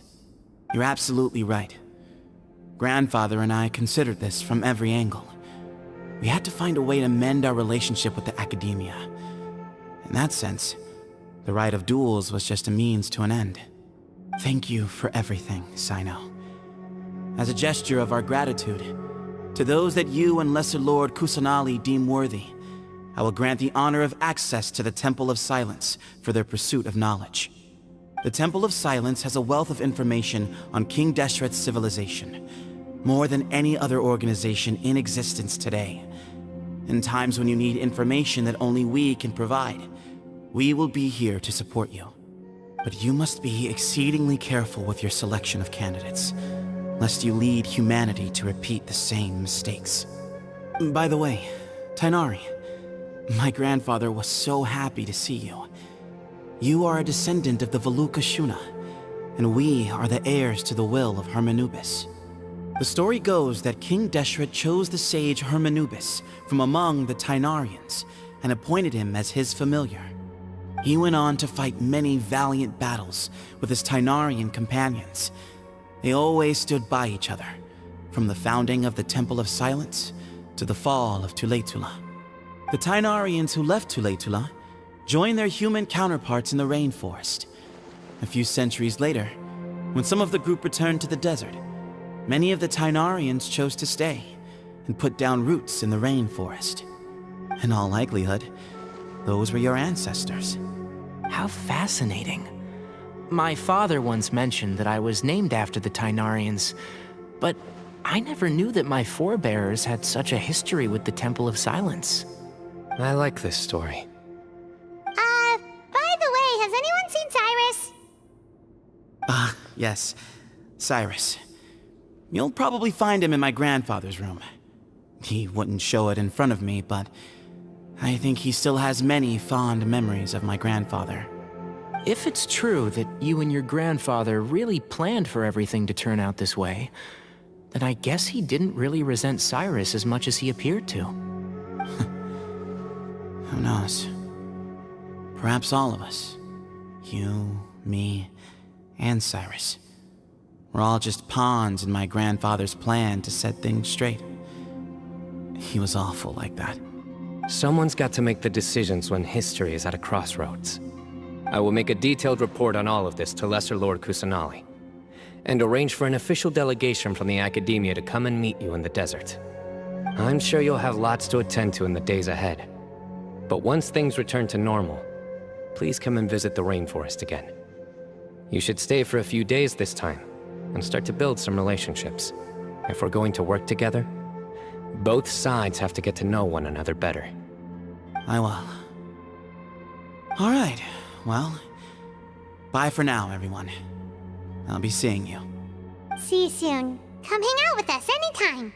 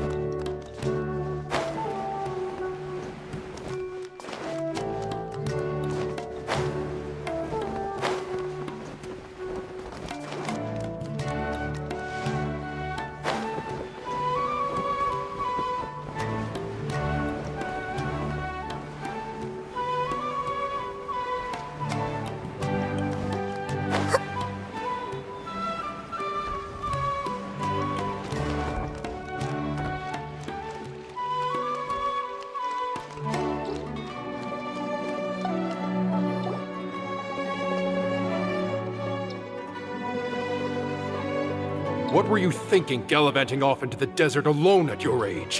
What if you take the bucket, You told not a soul what you were up to, designated nobody to handle your affairs, and left everyone scrambling frantically to try and figure out how on earth to clean up the colossal mess you'd made.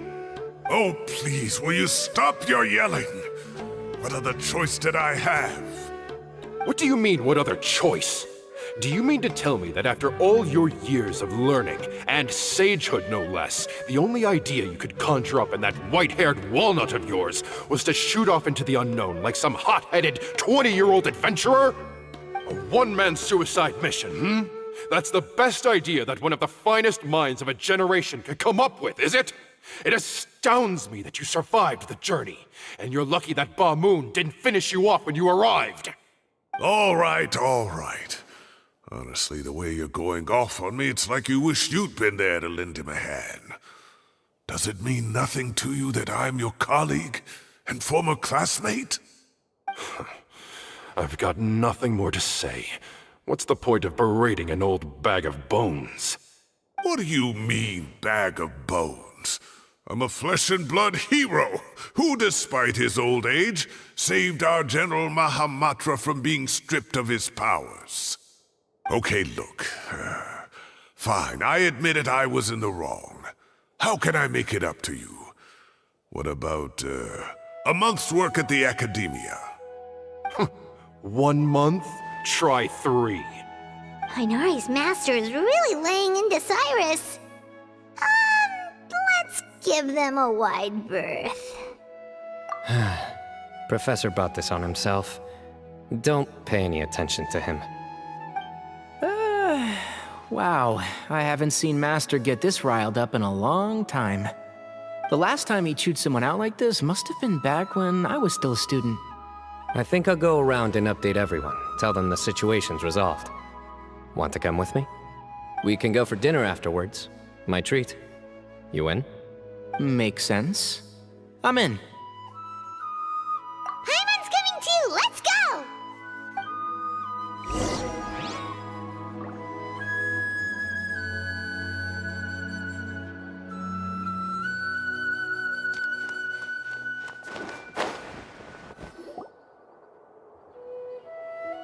Hey, Kale.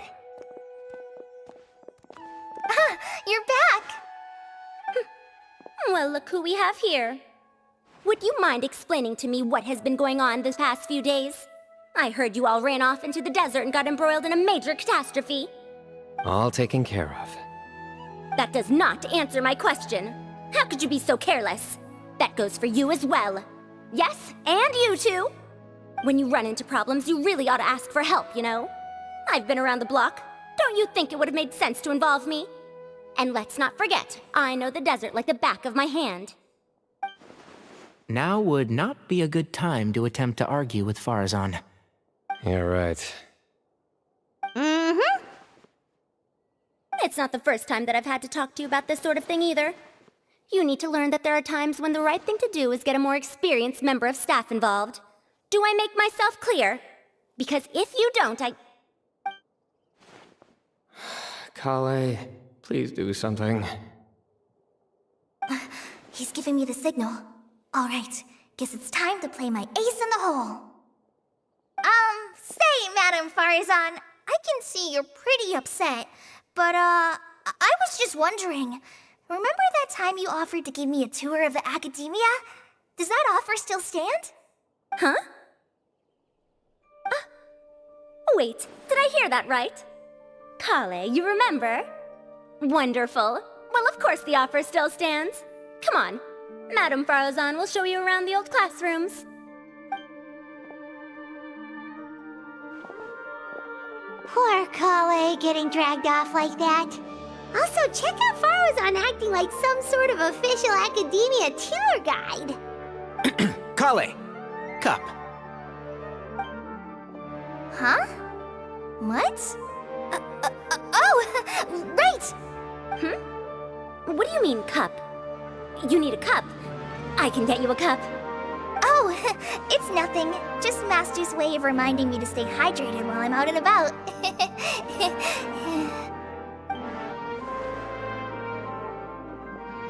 It's code for let's reconvene at the cafe. Tainari and I used it while we were in school, and it's become something of a family tradition now. Oh, that's kind of fun. Mm-hmm. 2 people left. Let's bring them along too.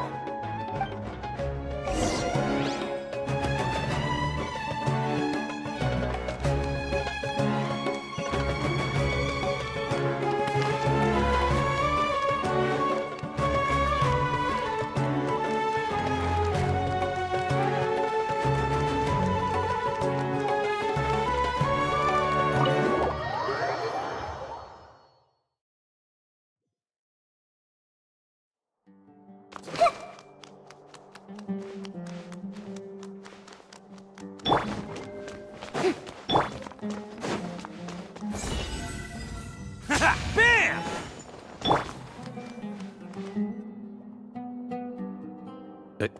Am I hallucinating? Or do I see Kaveh and Alhaitham engaged in diligent studying? We're just reorganizing all the books we used. Look, there's a whole mountain of them. There's no rush. Nobody reads these books anyway. My sincere thanks to you both. Yes, with your help, we resolved the issue rather swiftly and painlessly. And the outcome was better than we could have hoped for.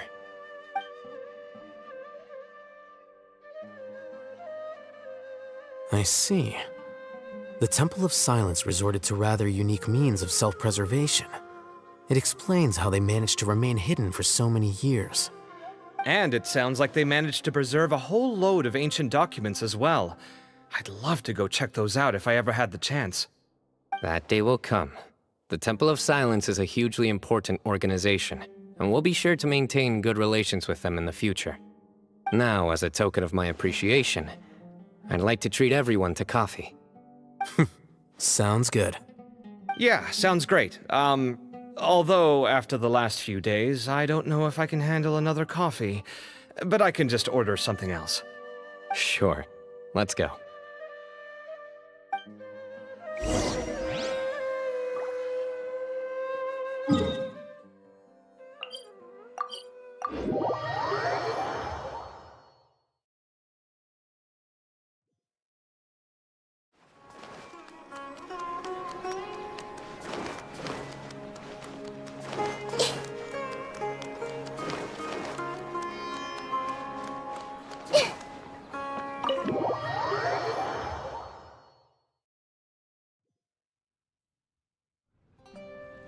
And then the Traveler just pounced on their opponent and knocked him right out cold. Then there was Tainari. He put up an amazing fight too. We ended up winning all 3 bouts. Whoa. Part of me wishes I'd been there to see it, but I'd have been biting my nails off worrying about you guys. A truly edifying account of the events. Bereft of detail, but it has livened up the room all the same. Hey, Paimon included all the juicy details. The Traveler just pounced and then waved their sword like this, then spun around and blocked. Despite winning 3 bouts in a row, you still ceded the position of leader to him. That's very dignified of you, Sino. Of course. Being dignified comes with being a true champion. I got to be a champion too for once. I've not sparred much with desert folk before. It was a pretty unique experience.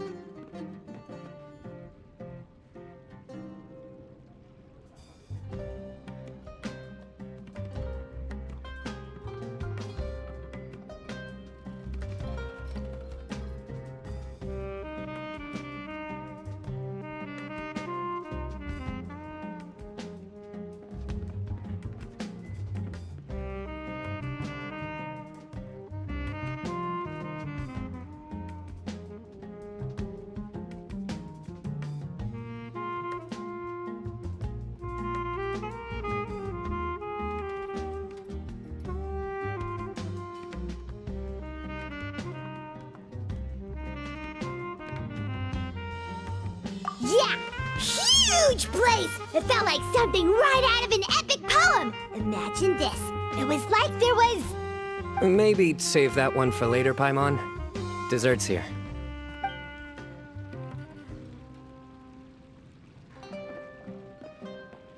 I think that'll do me for today. Shall we stop off at the House of Dana again before heading home? We should probably finish putting all those books back. My thoughts exactly. See you around. I should get going as well. See you all later. Make sure you get some good rest tonight.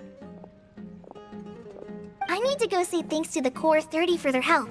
Also, Sir Nephis says he wanted to introduce me to some of the Academia's work processes. So, I gotta dash too. Kale's come a long way.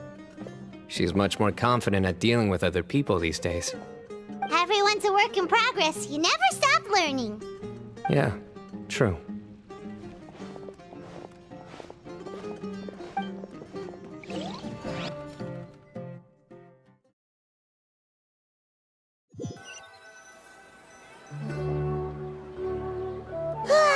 That was good. It feels like everything's finally wrapped up now. Life is all about these moments when you can finally relax and hang out with good friends after a job well done. And also, those desserts Sino got, they were really good. Paimon definitely needs more of those in the future. Do you three have anything planned for the rest of the day? If not, would you come somewhere with me?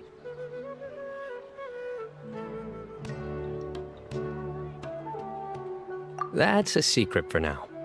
Wouldn't want to spoil the surprise. Okay, I think I can guess what you're talking about. It'll definitely be a nice surprise. Well, now Paimon's curious. Come on, let's go.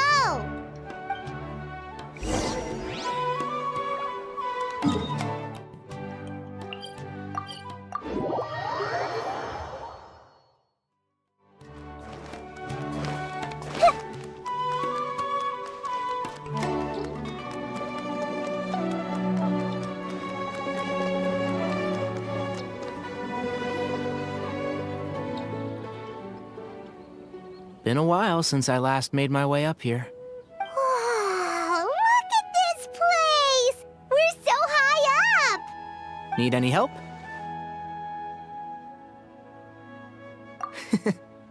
As you wish. It's a nice spot, isn't it? What a great view! We're so high up, we can see for miles! Traveler, turn around.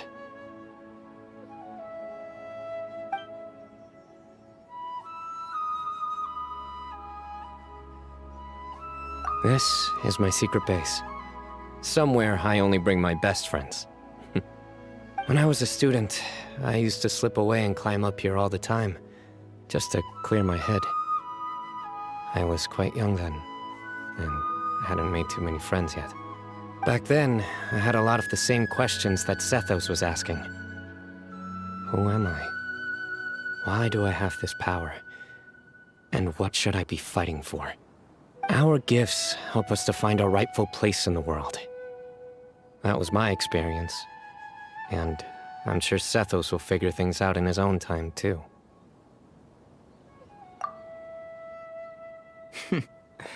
You two really are like brothers. I feel the same way. Of course. I see no need to be humble when it comes to the facts. I still remember one time when we came up here to chat and do our homework. Sino accidentally dropped a fruit. Luckily, he has fast reflexes, so he caught it just in time. That was the one and only time. Nothing will ever slip through my fingers again. Those were good times. I kinda miss the student life. You know, Paimon really shouldn't be able to imagine Sino doing something like that, but for some strange reason, the mental image is coming through clear as day. Then make it stop. There's somebody there. It's Professor Cyrus. You guys carry on without me. I'll be right back. Okay.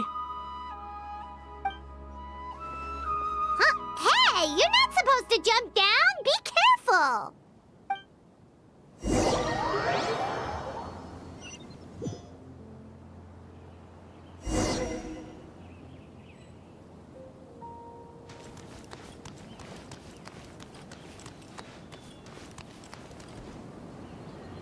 Oh my days. I can't believe how stupid I look in this one.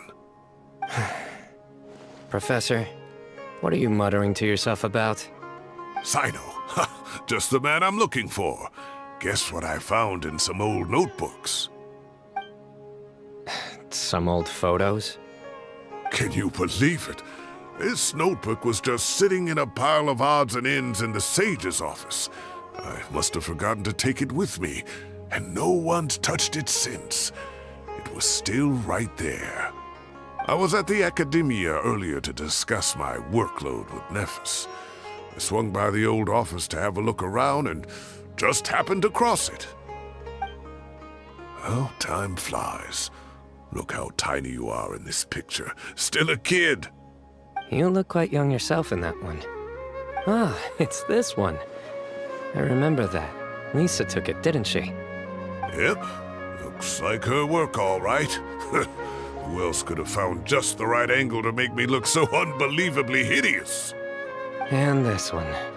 Looks like we're both dozing off. Oh, cheeky girl. Taking secret photos of us without our knowledge. Is there something you'd like to say to me, Professor?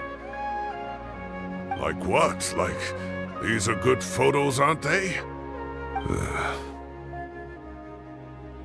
Hey, at moments like this, I hardly know where to begin. I can't pretend I'm a good person. But Moon had every reason to despise me. And well, so do you if you feel the same way. Don't be ridiculous, you old codger. Is that not what you wanted me to say? Oh, I've dreamt of that place many times after leaving the desert. Sometimes I've dreamed that I was doing research with them again. And other times, I dream of the day they saved my life. Oh, it was one of the happiest times of my life. We all learned so much from one another. You've matured so much over the years, I know. Since you're my professor, I should save you some face by not calling you out on all the non-answers you just gave. So, I will do the right thing and keep my mouth shut. Good thinking. Take your own advice next time. Seriously, why bully an old man like me? I thought heroes were supposed to be gracious. Hey, wait, how did I not notice this one earlier? Lisa strikes again. Just how many did she take? Look how cute you were when you were little. I remember how well-mannered you were back then, too. Yeah, and look how serious and professional you used to be. Oh, I can't compete with you anymore. First you get better than me at the deadpan jokes, and now you're besting me at those little quips, too. Don't say that. I still have a lot of respect for you. That's more like it. Hey, what would you say to meeting up with Lisa again sometime? I'd like that. Let's find a time and pay her a visit in Mondstadt. All right, I'll add it to my schedule. Let's go next week. Wait, no. Next week is the tomato growing competition. I have got to beat Zaha Hadi. Or you could find a real hobby, Professor.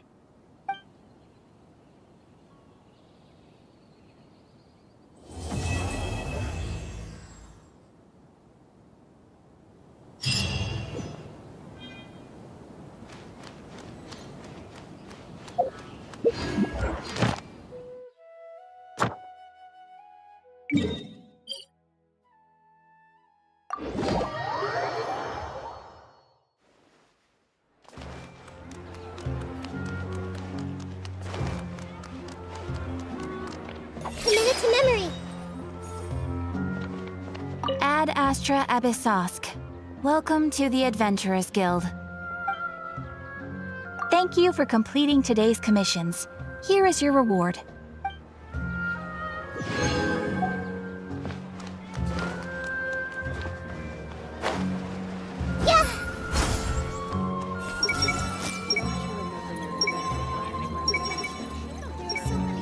Harim is a tough nut to crack.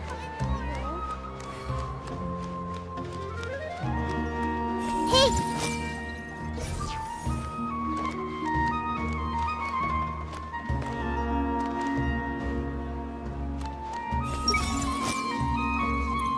Kitty boopity.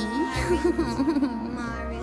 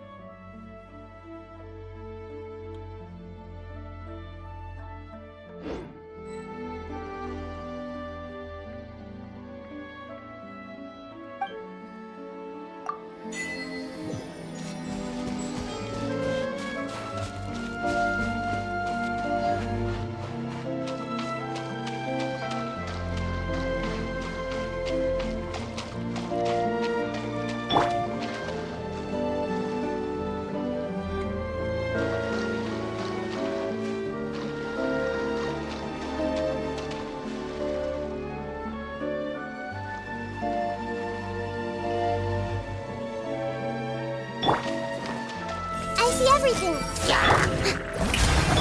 Stand with me! Attaboy!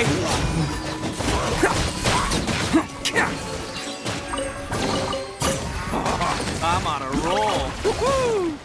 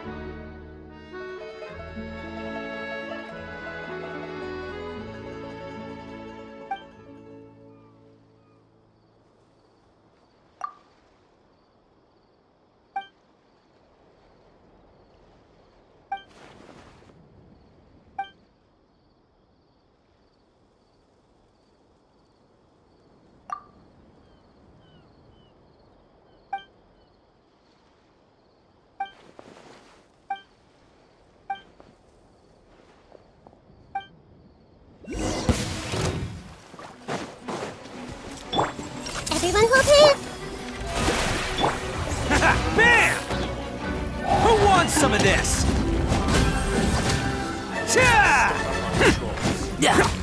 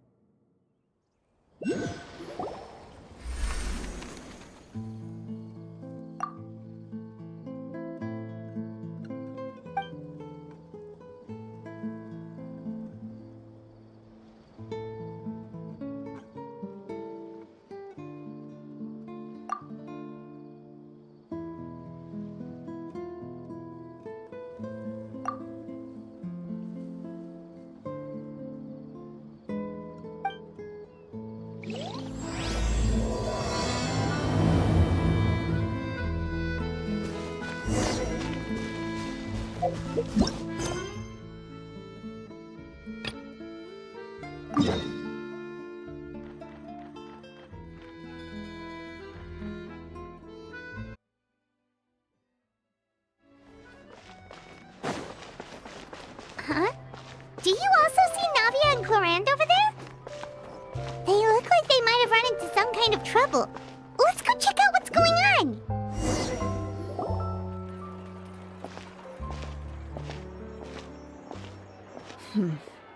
Still no dice? Not at all. And I've asked pretty much everyone in the court of Fontaine already. Lynette's ears drooped as soon as she heard that we'd have to be out and about for days on end. And Fremine, he hid himself under his helmet as soon as he realized there'd be people around that he didn't know.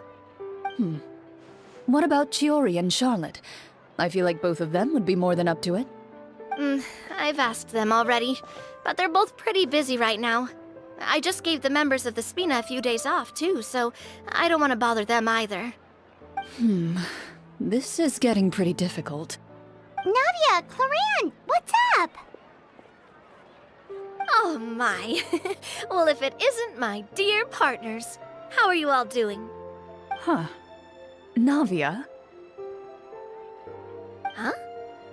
Oh, you mean... Yep, this is our chance. Do you need our help with something? Oh, precisely. My dear partners, we've got a huge problem right now that only you can solve. Whoa, for real? Absolutely. We've already exhausted all our other options. Traveler, Paimon, would you join us and play Marechaussee Hunter Judgment Day? Marechaussee what now? It's a new game script by the Tabletop Troupe, a local roleplay adventure club. Ever heard of the Tabletop Troupe? They put out games that allow you to participate in a story and roleplay characters with your friends. Oh, I've loved their stuff ever since I was a kid. That sounds super interesting. Clorand and I are both veteran members of the club. Recently, someone came up with a new script and was looking for people to help playtest it for them. And when they asked, of course I couldn't refuse. I mean, come on! A brand new script? Nobody has ever played it before. Generally speaking, scripts at that level of development have a lot of issues, but I think this one is pretty solid. The author obviously put a lot of work into the story, and the world building is also quite credible. Whoa, whoa, whoa! I know I was the one that handed you the script, but some of us haven't read it yet. No spoilers, please. Anyway, the script calls for a team of 4. Ah, yes. We're missing one final player right now. So, you're saying you'll help us out? I knew I could count on you, partner. Paimon and the Traveler are kind of a package deal. Is that okay? That's not a problem. I'll adjust the pace based on the actual number of players, and ensure that everyone has a good time. Well, Traveler, what do you think? Wanna play? Paimon will follow your lead. Well, that solves our problem. You have our thanks. Woohoo! I'll go grab the script manager from the club right away. The script manager? Didn't you just say that you gave Clorand the script? The club introduced a completely new kind of gameplay for the script. In this iteration, the Game Master's version of the script is incomplete. The script manager provides the next part of the script only after players have completed the current list of objectives. On top of that, in order to increase player immersion, the club has created some of the story's sets and scenes in real life. We'll only know where we should go once the script manager reveals the starting location. Wow, you're right. Whoever wrote this script really did put in a lot of work. And it's got a real healthy amount of suspense, right? I mean, even the GM doesn't know how the story will end. I look forward to experiencing it with you all. Why don't you go meet up with the others first? They should all be waiting at Chioria Boutique. I'll come over with the script manager as soon as I find them. Sounds good. Remember to always watch where you're going, and don't rush. You say that like I'm 6 years old or something. Let me think. What kind of character should I play this time? I just hope you'll pick up some useful skills this time. Oh, and stop trying to persuade every animal you come across.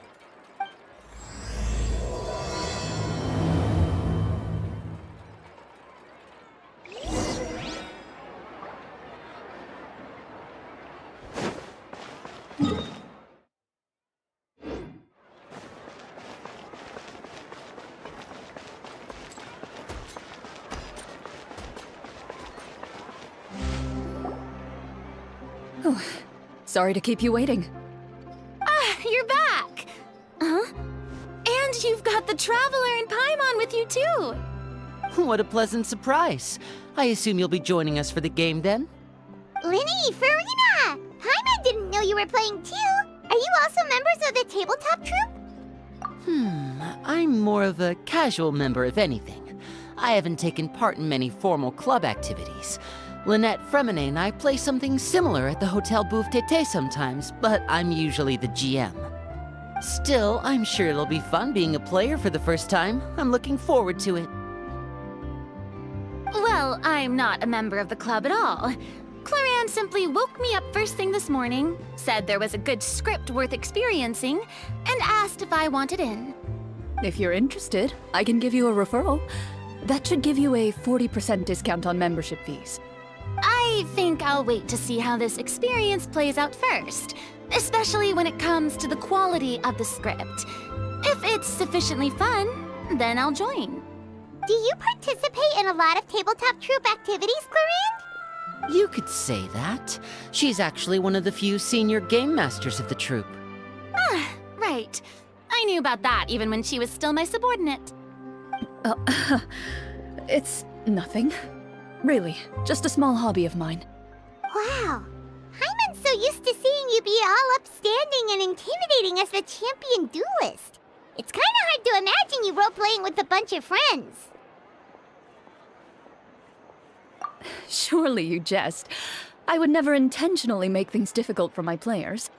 I maintain a clear boundary between my professional and personal lives. The me you see at court represents the law and order of Fontaine. I put all personal feelings to the side and grant a fair duel to all who seek to defend their honor. But in my personal life, I'm just an ordinary person. Someone who feels anger and sadness, just like everyone else. Well, you say that, but for all the time I've known you, I don't think I've ever seen you cry. I've seen you get angry, sure, but now I'm wondering whether you were actually mad or if it just looked that way from the outside. I was probably in work mode during those times. Is that so? Well, in any case, I just feel like even in your personal life, you don't get emotional very often. So you want to see me cry? That might be a little difficult. A show of anger, though, that might be something I could accomplish. No, that's not what I meant.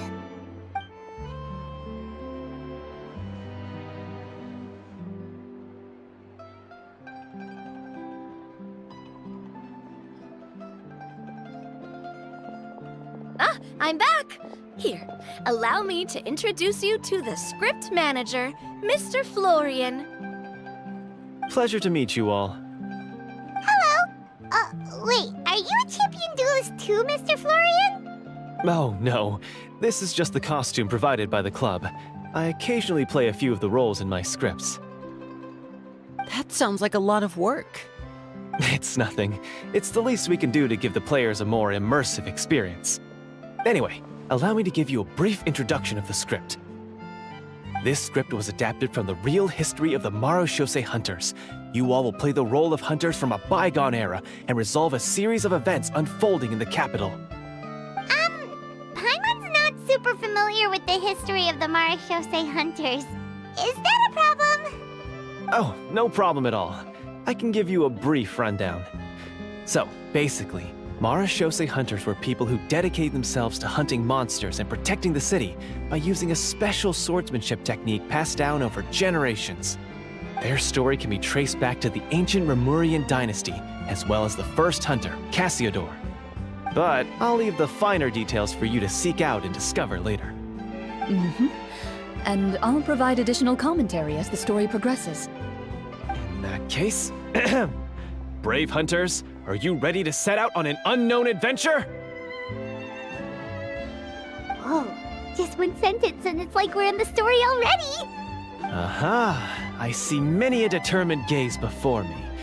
Very well, head over to this location and begin your heroic journey. So, as we follow the story, it leads us to specific scenes? Ooh, sounds pretty innovative. What does the message in the envelope say? It's the exact location of the scene, as well as the formal permission to use the venue. Seems like they have everything prepared. Please check all your belongings, everyone, and make sure you haven't forgotten anything. Once you're ready, please follow me to the designated location. Sounds good. Hunter Squad, move out!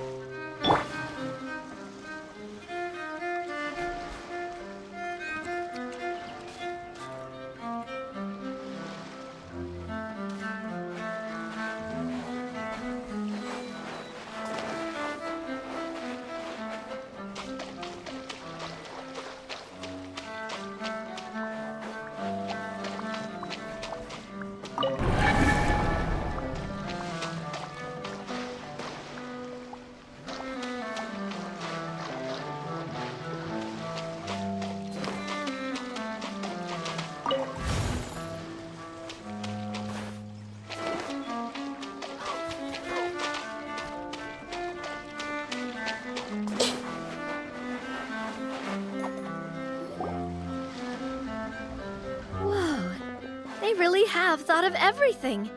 Even the Fatometer is here and ready to go for us. The Fatometer? What's that? It's a card that's used to determine action success or failure. We'll need to use it when we try to use certain skills. And what about all the dessert and tea? Is that for us as well? That's what the message said. Really? That's so nice. It feels just like a tea party with friends. Those snacks have Paimon's name written all over them. I think you might be more of a snack hunter than a Marashose hunter, Paimon. Snack Hunter Paimon reported for duty. If there are delicious snacks to be found, Paimon will track down every last one. The desserts are great. But I'm still looking forward to the story more than anything. Very fair. Then, let us begin. First, please pick up the blank character cards in front of you and write down your name and profession. You can find an abbreviated version of the rules printed on the back of your character card. If you have any questions, feel free to ask me.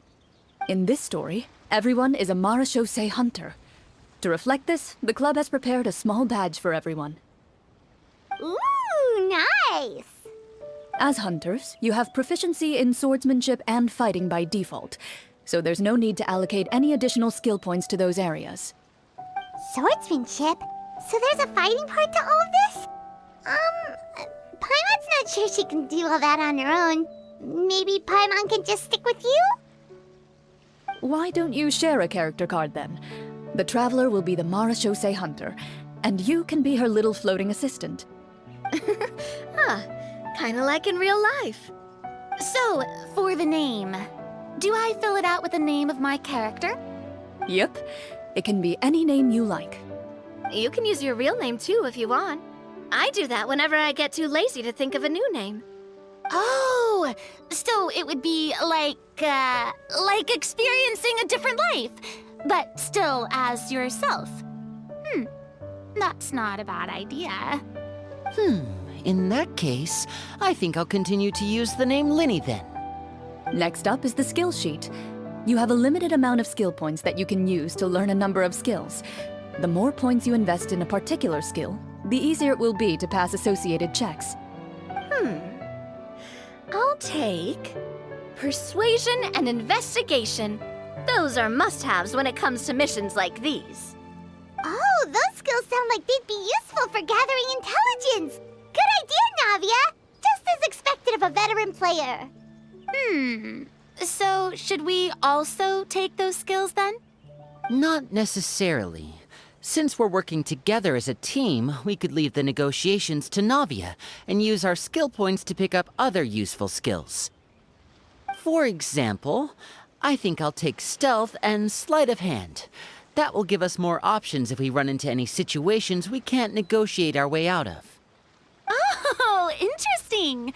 I wasn't thinking about it like that. I suppose it's not so different from an acting troupe. Everyone has their own role to play. Let me see. I'll take art and performance. I'm not quite sure what use they'll be, but I'm not as knowledgeable about the other skills, and I am not too confident I'd be able to roleplay them well. Well, that leaves us. What do you want to learn, Traveler?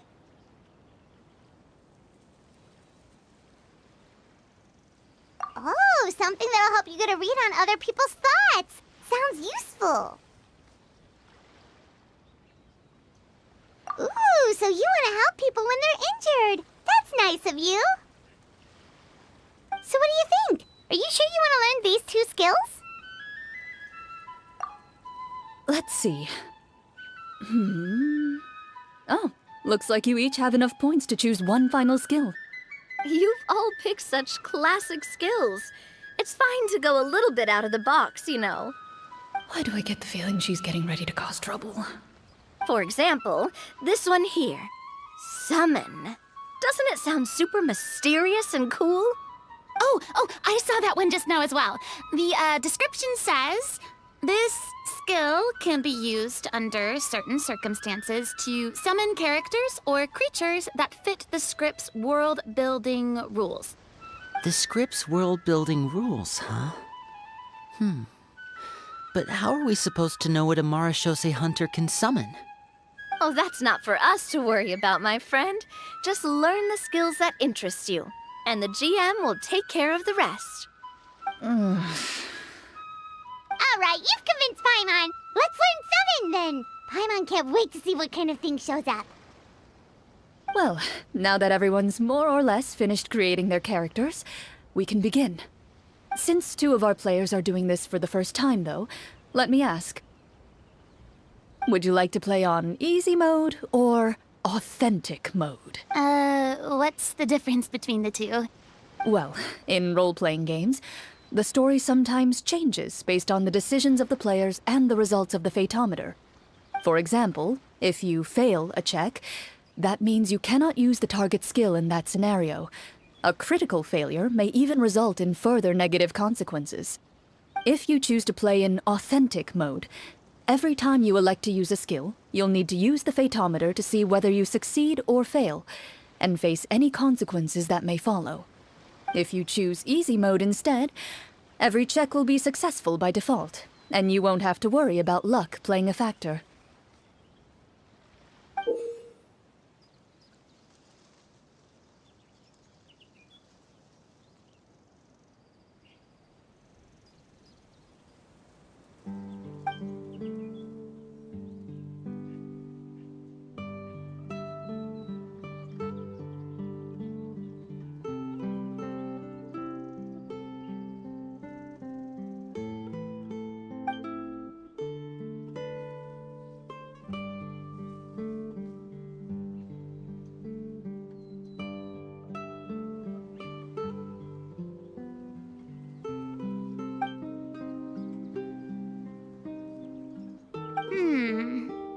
Given that I'd like to focus on the story, I suppose I should pick easy mode.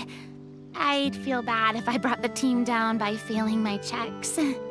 Huh? Oh, come on. Don't worry about that. RNG is the lifeblood of role-playing games. I'm going with authentic mode for sure. Never knowing what you might have to overcome. Ugh, doesn't that sound exciting?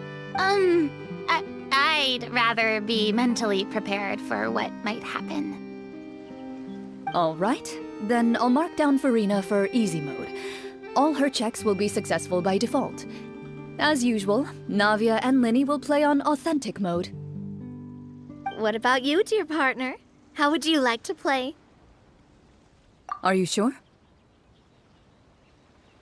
Take your time. There's no rush.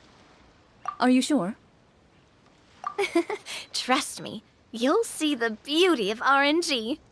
Honestly, I don't think Clorand would make things too difficult for us no matter what the Fatometer says. Isn't that right, Clorand? No promises. That wasn't super reassuring. Well, anyway, enough talk. Let's get started. I want to experience at least a good chunk of the story today. Speaking of the story, why is the beginning scene on a beach? Well, that's because a long time ago, back when human civilization was still in its infancy, powerful demons and evil sorcerers ruled over the land. They created a host of monsters and sent them to slaughter all humans in existence. Soon, a group of human rebels banded together. With their swords raised, they swore to brave the darkness, and in doing so, subdue each and every monster that sought their destruction. They became known as the Marachose Hunters.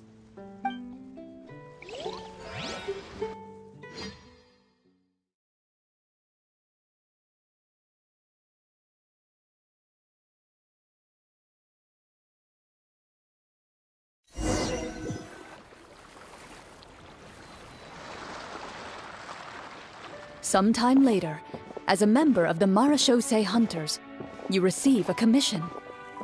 Following the address provided on the message, you take a boat and arrive at this strange city. As you inhale, you can taste the slightly salty air of the docks as you begin to survey your surroundings.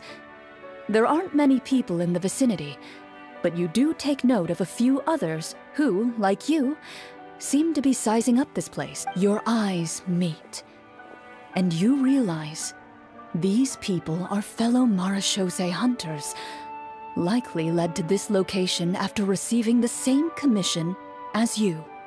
You're all Marachose hunters too, right? Allow me to introduce myself. The name's Navia, monster hunter by trade and helpful neighborhood businesswoman on the side. What say you to traveling together? We can help each other out on the road. Okay, count me in. My name is Linny. I've been wandering since I was little and picked up a few less than legal tricks along the way. I was adopted by a Marachose hunter and later chose to follow in his footsteps.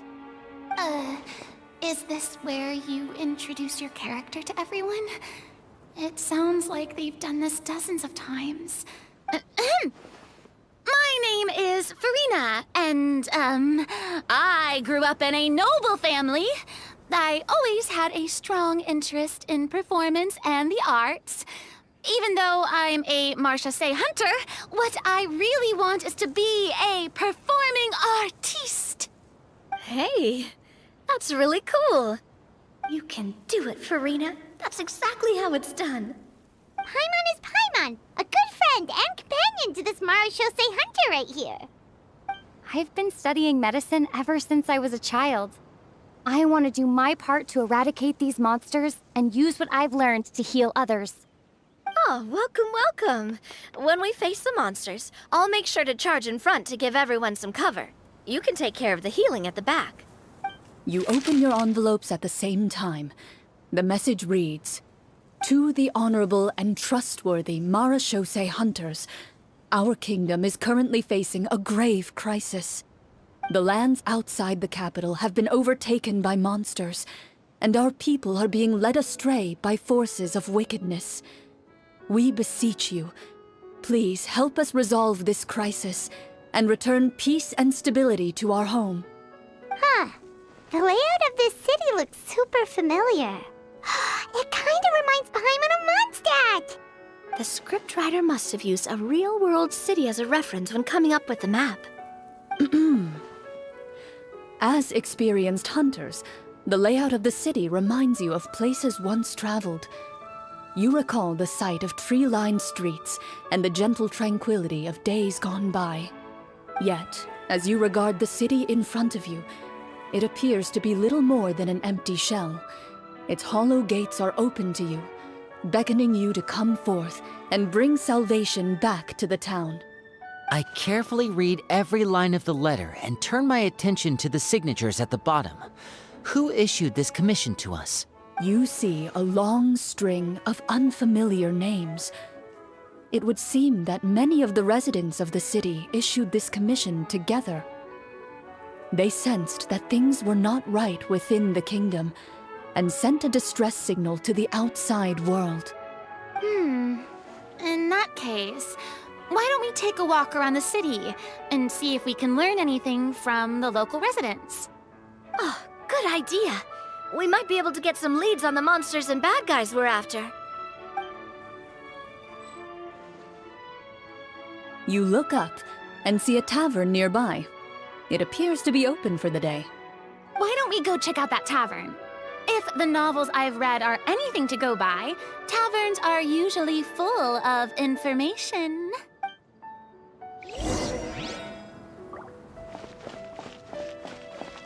As you approach the tavern, you find a plainly dressed woman standing nearby. She appears to be rather troubled about something.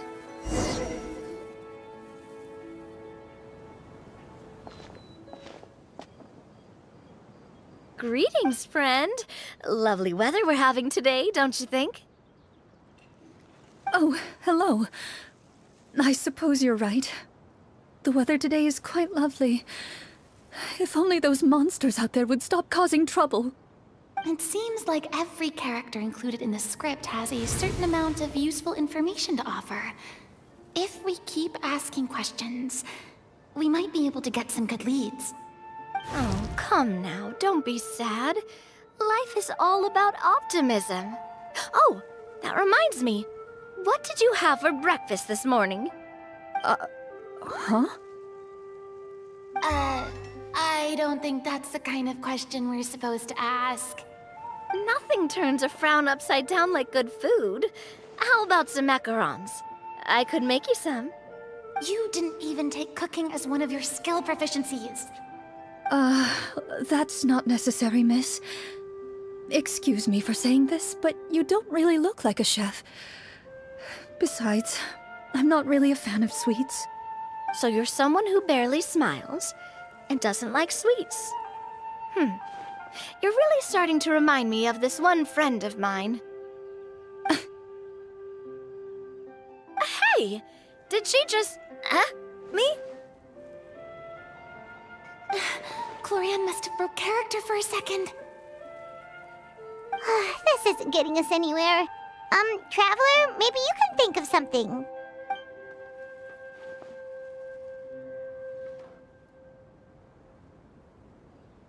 The results of insight checks aren't disclosed to the players, so I'll be the one consulting the fatometer.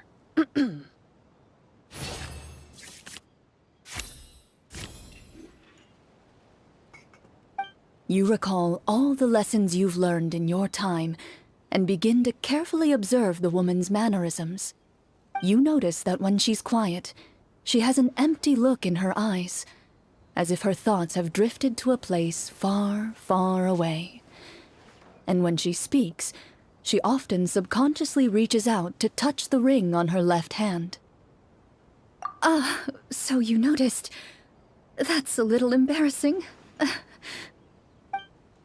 A horde of monsters suddenly appeared near the capital recently, so all the guards were dispatched to fight them. Do you remember when those monsters appeared? I'm not completely sure. All I know is that my husband was dispatched to fight them 3 days ago. Do you know where he was sent? It all happened so fast. When we said our goodbyes, he couldn't even tell me where they were sending him. You have our thanks, friend. We'll find and defeat those monsters as soon as possible. We sincerely hope your husband will be able to return to your side soon. Oh, thank you. Don't worry. We'll find him. Just try to remain optimistic and wait for good news. We don't always get to choose what happens to us. But we do get to choose the little things, like what we eat and how we respond to the things life throws our way. I hope that one day, you too will recognize the power of something as small and inconsequential as a delicious dessert. I'll do my best. You bid farewell to the woman, and continue your journey further into the city.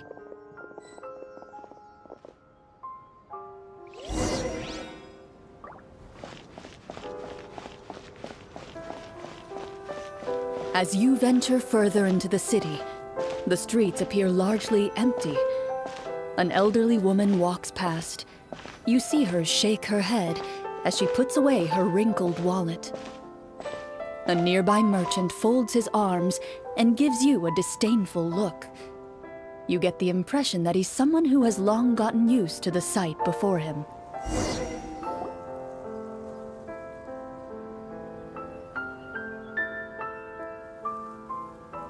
Although he doesn't seem very friendly, merchants are usually a good source of information, right? Pardon me, sir. I'd like to ask a question if I may. That depends. How much are you willing to pay? How about this much? What do you take me for? Some lowly beggar? You can't even buy half an onion with that amount. Surely an onion can't be that expensive, right? What do you know? War's nearly upon us. Everything costs several times what it did before. If you're not gonna buy anything, then scram. Whoa, what a nasty guy. Maybe we shouldn't even bother talking to him. But he still might have information we need. Traveler, can you think of something?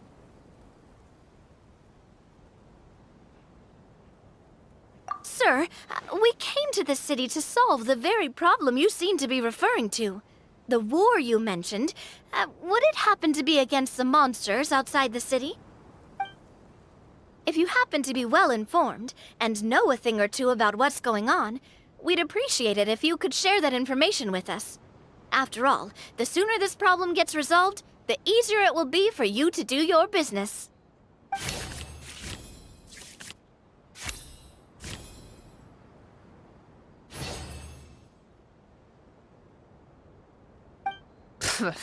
Well, things are basically as you said, young lady. Those monsters are camped outside the city, and they've been destroying all our trade routes. We have limited reserves within the city, so if this continues, we're all gonna be in big trouble. Wait, you're saying no one has put a plan in place to distribute supplies or maintain order? We could all starve, and those nobles in the palace wouldn't even break a sweat. Who knows? Maybe they've been in cahoots with the monsters all along. That is concerning. All right. That's all the information you need, right? Off with you now. I've still got business to do. You know, if you smiled a little more, you'd definitely get more business. And I bet that would make your life just a little bit sweeter. I'm not saying it's guaranteed to work. It's just a tip.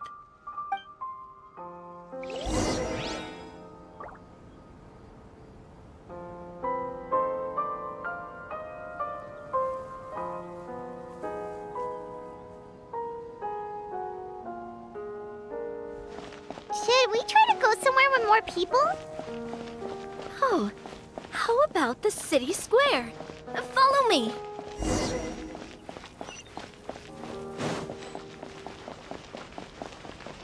Before you lies the city's central square. You see a man with a slightly anxious look on his face, pacing back and forth, his head hanging low. He doesn't seem to notice your approach. Still immersed in his own thoughts, he shakes his head and lets out a long sigh. This guy seems promising enough. Maybe I can get some information out of him. Hello, sir. Is there anything I can do to help you? Wait, you're... I'm... Oh, dear goodness! You're a Marashose hunter! You recognize us? Ah, are you one of the people who wrote the commission letter? Yes! Oh, I didn't expect you to actually come. Oh, what great news! The city is saved! What happened here? Alas, we once lived comfortable, carefree lives. This city used to be free of monsters. The first Marachose hunter, Casiodor, the Golden Hunter, he was the one who drove them back. However, monsters have once again surrounded the city. Perhaps the seal that kept them at bay has lost its power. Or perhaps an evil sorcerer has been meddling in our affairs.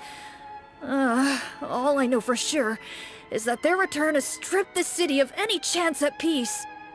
Are there not enough soldiers to drive them out? It's not a question of numbers. The guards simply have no idea how to deal with them.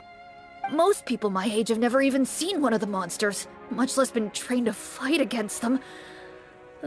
What's worse, many of us don't even know the history of the Marachose hunters anymore.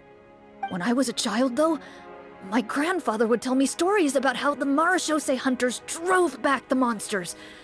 So, on the off chance that something might come of it, I decided to reach out to you.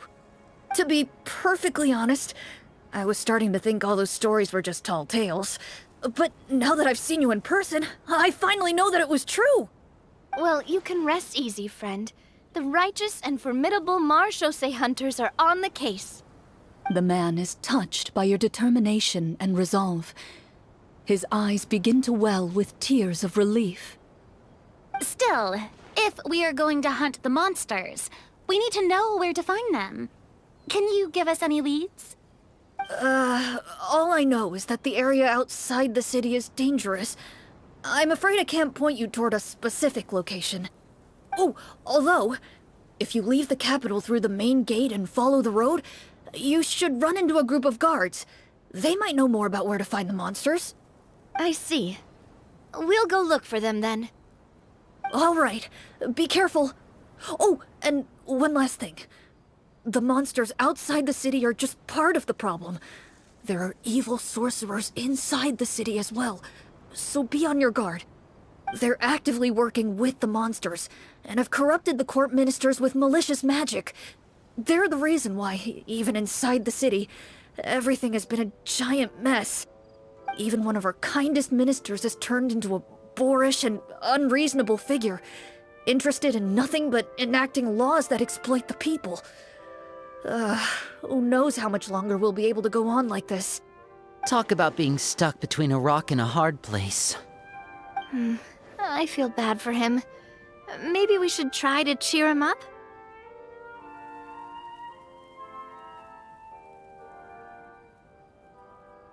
Hey! Not everything can be solved with food. I appreciate your kindness, but for now, it's more important to focus on the crisis at hand. Brave hunters, I leave the future of this kingdom to you.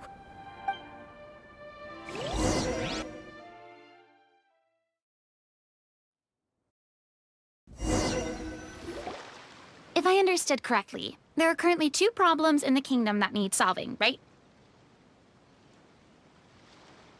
Exactly.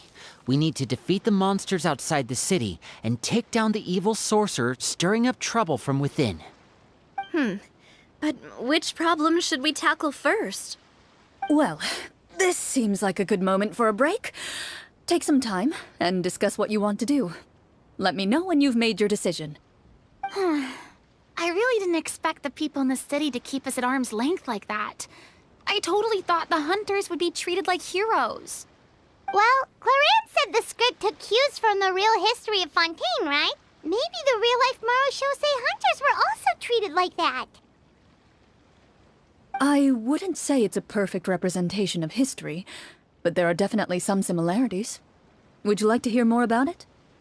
Sure. As long as it doesn't spoil anything in the script. You've brought up bits and pieces of the hunter's history before, but it was all in passing.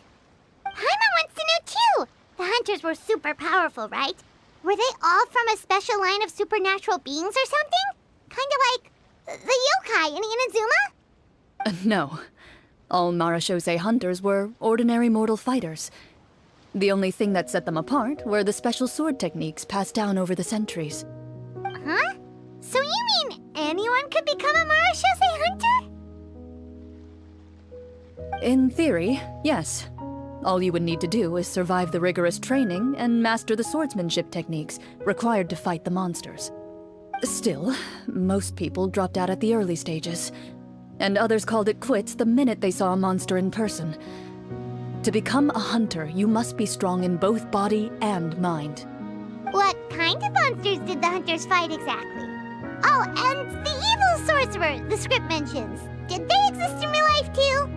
The land of Fontaine once played host to an ancient dynasty known as Remuria. After that dynasty fell, monsters began to appear, intent on obstructing humans from establishing a new social order. One of the ancient sorcerers of Remuria used his power to assemble a formidable army of golems. He sought to use that force to establish himself as king. Now wait a second. Don't tell me that guy was the inspiration for the evil sorcerer in the script. We still haven't found any in-game information on him yet. So, why don't you talk about someone else for now? Well, I wasn't planning on going into anything you might be able to find out in the game. But if you want me to talk about something else, then... How about Casiodor, the Golden Hunter? Or Egeria, the ex-Hydro Archon? Wait, but those people are all from a super long time ago. Where did you learn all this, Clorinde? From my master. Huh. By master, you mean Miss Petronia? Someone you know? Absolutely. Miss Petronia and my father were good friends. Back in the day, she would often bring Clorinde over to play, but then... Let's not get off topic. Anyway, back to what I was saying. Responding to Egeria's call, a number of warriors followed Casiodor into battle against the monsters. This group of warriors, under Casiodor's leadership, became known as the Marechaussee Hunters. Yet, as Fontaine entered an era of peace, their work gradually became obsolete. The Marechaussee Phantom, originally an association made up of hunters, eventually came to be predominantly I see. That explains why most of the people in the script have forgotten the hunters or think of them as nothing more than a legend. Is that really a bad thing, though? It can get tough always being the one shouldering everyone's expectations. Depends on who you ask, I suppose. If the name of the organization no longer commands respect, investigative work is bound to suffer. Speaking of investigations, which problem should we tackle first? Monsters or evil sorcerer? I vote monsters. That's the main duty of the hunters, right? We can come back to the sorcerer later. Well said, Miss Farina.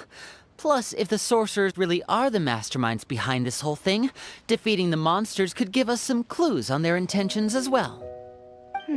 What about you, partner? What do you think? It's decided then. All right. After some discussion, you decide to turn around and head out of the city.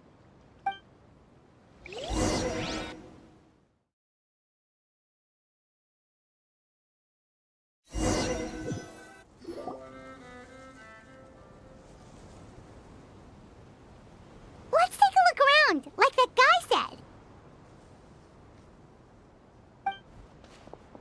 You there! Outsiders, halt! Who's there? An armored man approaches you. He has a tall, muscular build and a determined expression in his eyes. Just one look, and you can tell he's fought in his fair share of battles. Although he's trying his best to conceal his current state, his uneven gait and the sweat dripping down his forehead make it obvious that he's been wounded and is in serious pain. I'm the captain of the guard. I saw you sneaking around the city earlier, so I'll only ask this once. State your purpose, or it's off to the dungeons for the lot of you. Wow, it's been a while since someone's been this suspicious of us. I said talk, not whisper between yourselves. Have you ever heard of the Marechaussee Hunters? Marechaussee Hunters? Ha! That fairy tale, you mean? What, do you expect me to believe you're one of them?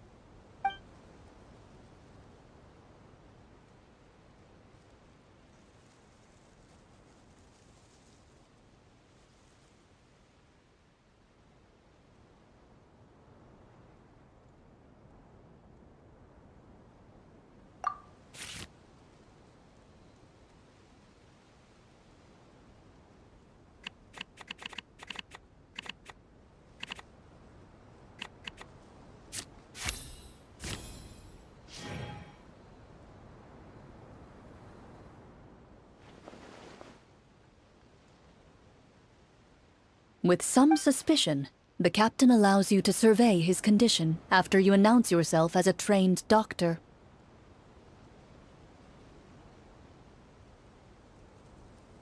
Unfortunately, you're unable to adequately assess the source of his injury, much less come up with a way to relieve his pain. I'm sorry. My skills are a little rusty. Well, this is no ordinary wound. It was inflicted by a monster. Now tell me, are you truly a Marachose hunter? He regards you with suspicion for quite some time, before shaking his head. Perhaps he's finally accepted that you're here to help. Sir, we were indeed in the city earlier, but our purpose was only to gather information on the monsters. We're here to help the city and all the people within it. Your guards are still fighting the monsters as we speak. They could be seriously wounded and in grave need of support. You need all the help you can get.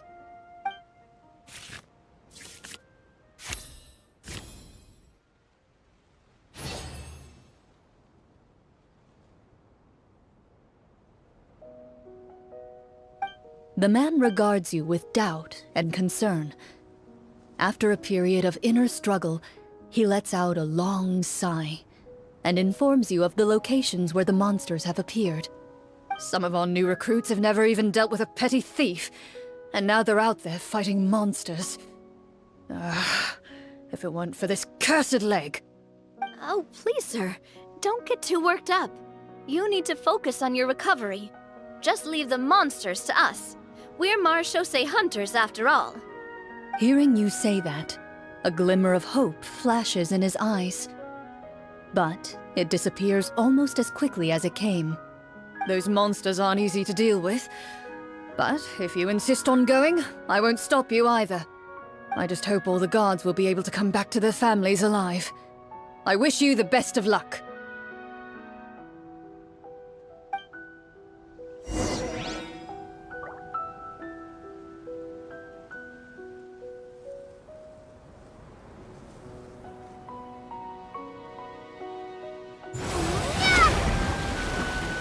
Based on what the captain said, the monster should be right up ahead.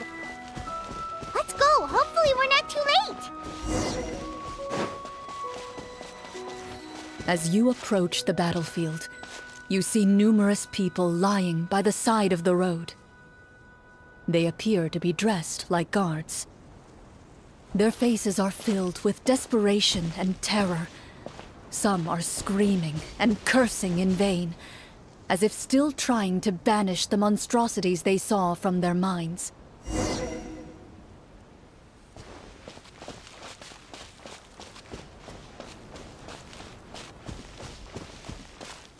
A few of the wounded look up at you in shock and disbelief. "Quick, leave this place! Turn around and don't look back!" they yell.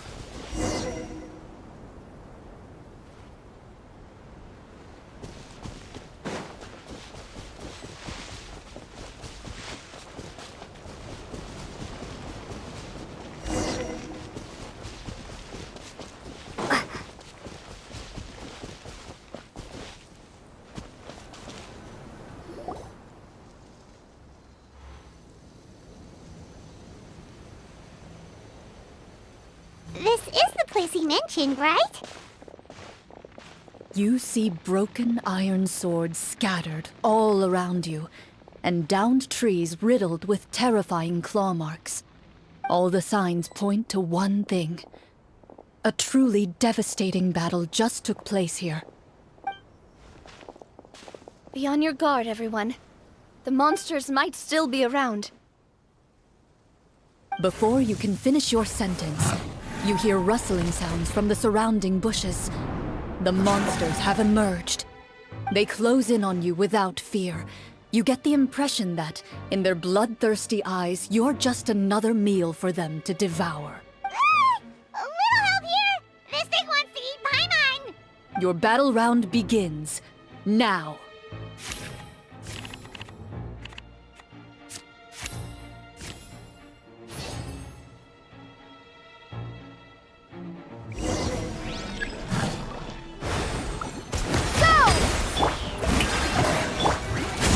Prido.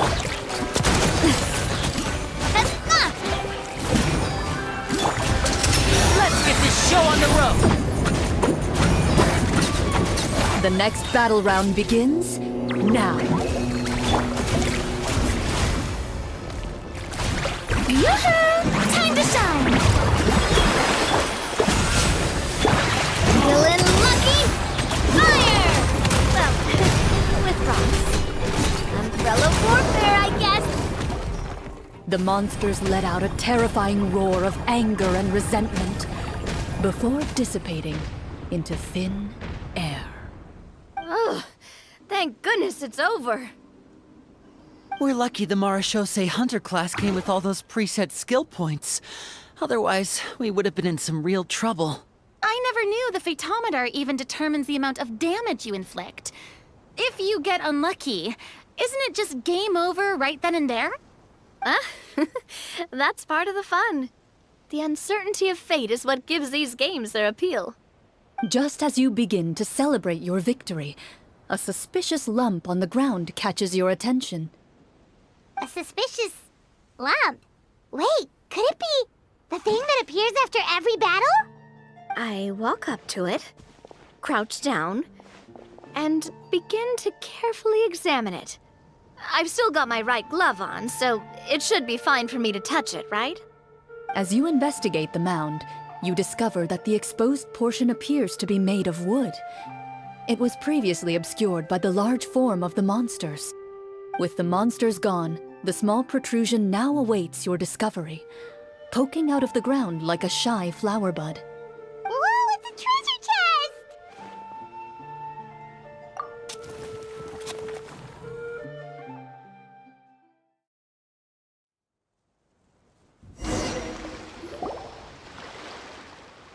With everyone's help, you successfully excavate the wooden chest from the ground.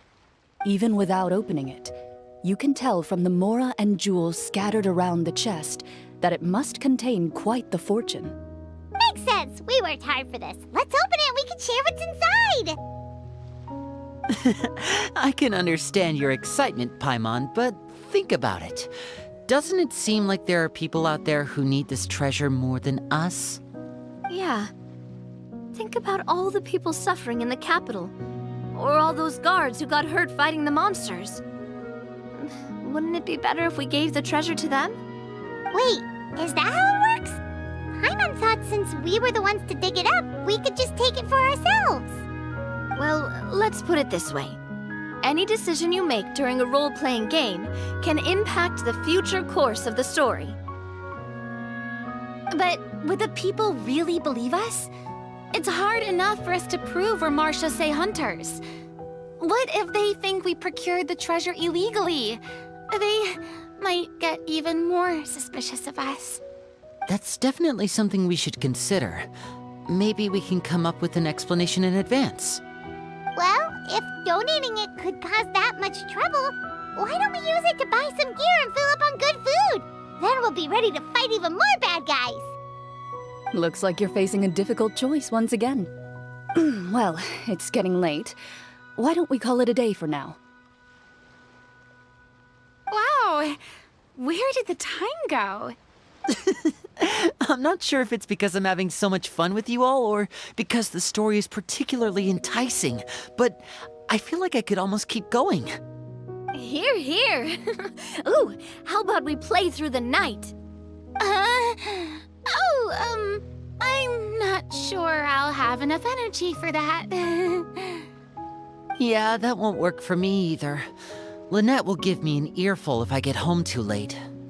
I understand how you feel, Navia, but we have to change venues for the next part of the story anyway. Huh? Another location? Mm-hmm. There's a special note for the GM at the end of this section that says to proceed to an indoor set for the next part of the script. Whoa, they really pulled out all the stops for this new script. Well, even if we end the game for the day, we can still stay a little longer and hear Cloran finish her story, right? Paimon wants to hear more about the history of the hunters. Something tells me you just want to finish the free desserts before we break for the day. That's just a coincidence, okay? Besides, the even worse than having to buy your own. And anyway, Paimon really does want to hear more about Cloran's master. Well...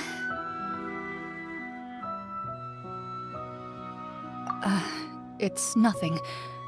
I appreciate the concern, but it's all in the past. It won't do any harm to share these things now.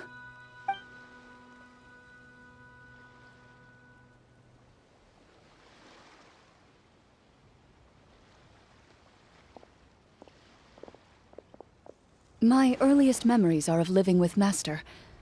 According to her, she saved me from certain people of ill repute.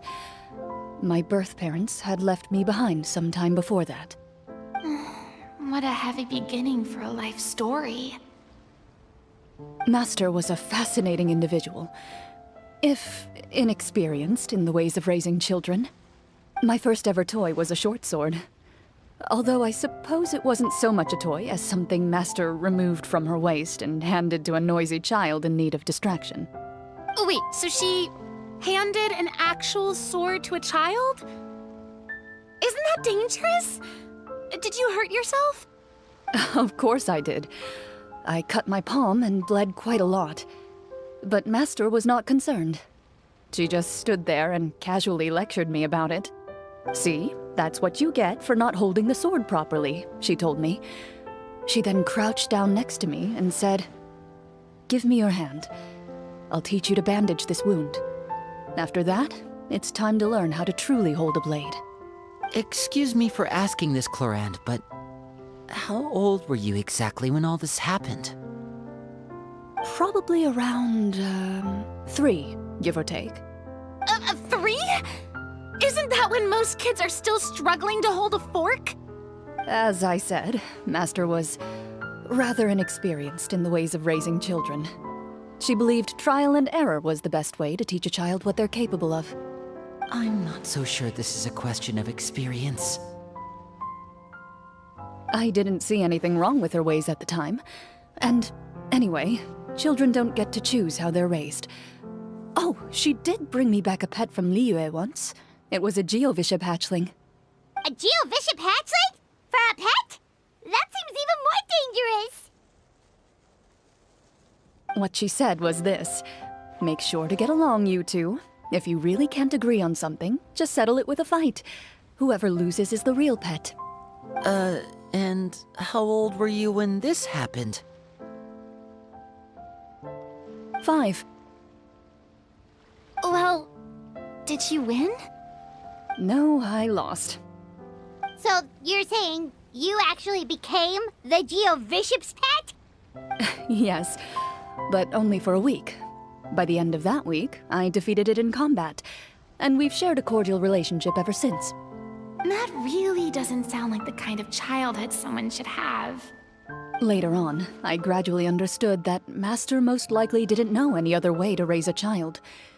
She was a Marashosei hunter, but I never heard her bring up her own parents. Thanks to her, I learned how to navigate the forest by the age of 6, and could hunt monsters in the wild by myself the year after that. Even though the training she subjected me to was strict, she always made sure to take me traveling when she had the time. We met many of her friends during those days. That was also how I met Mr. Callis and his family. I still remember the first time we met. You were too scared to join our picnic and hid behind Ms. Petronia the whole time. I still hadn't really met many children my age at that time, so I didn't know how to interact with others. After that, though, you started coming over a lot. You loved challenging people to shooting competitions, remember? I don't think many members of the Spina ever beat you in one of those. I had a lot of fun during those days. I enjoyed them too. Oh, do you remember that one time we went exploring around the Spina together? We overheard Papa call your master Fontaine's Protector of Justice. We tried to pretend like we never heard anything, but you nearly let it slip that one time.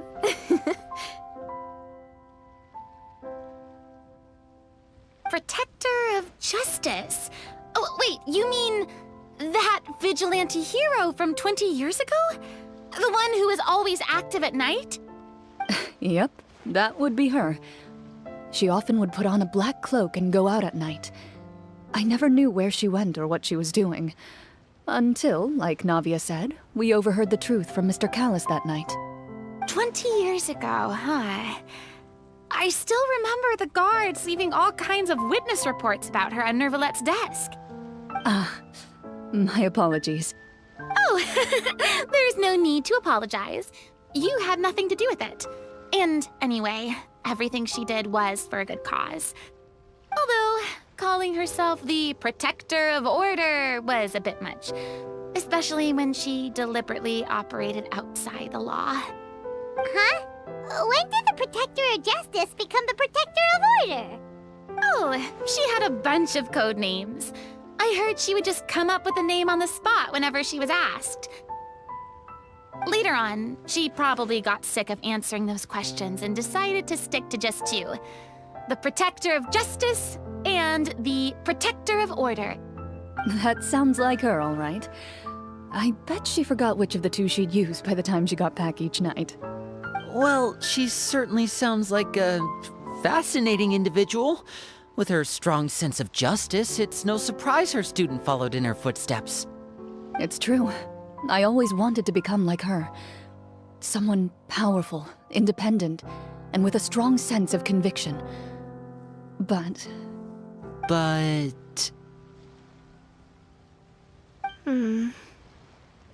She suddenly disappeared the night I turned 10 years old.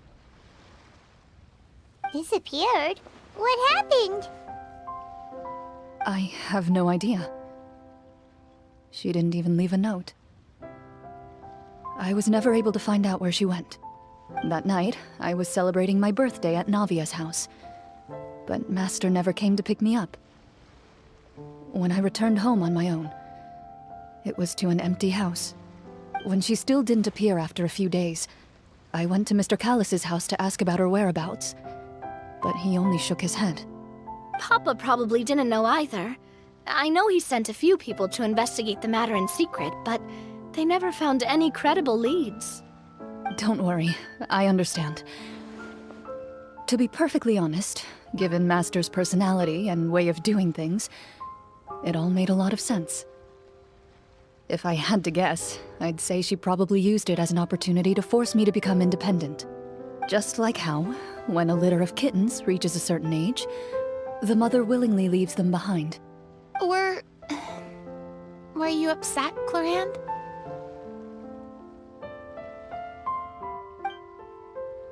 I was at first, but not anymore. I don't believe Master would suddenly disappear for no reason. There must have been something she just had to do. Well, despite everything, you still managed to follow in her footsteps and become the greatest champion duelist in all of Fontaine.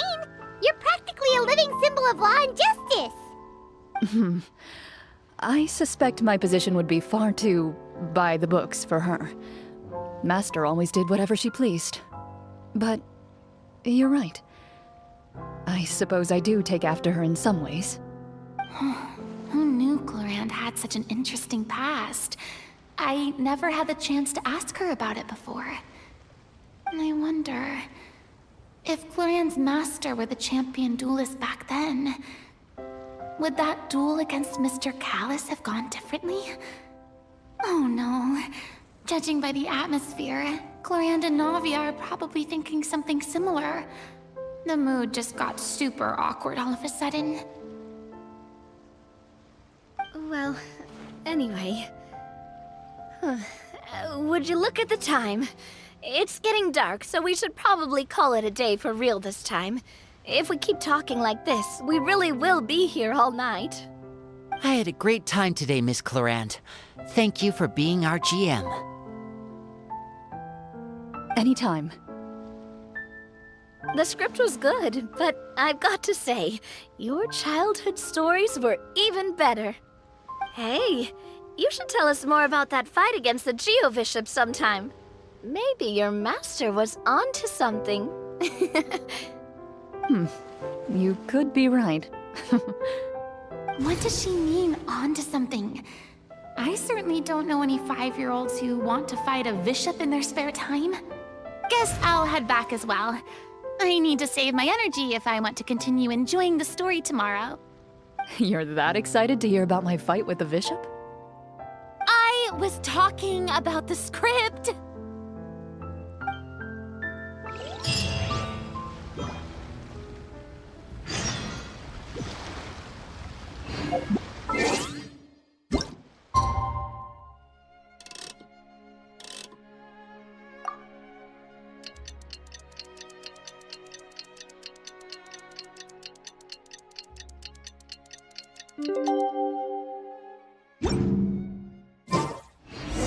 Let's go meet up.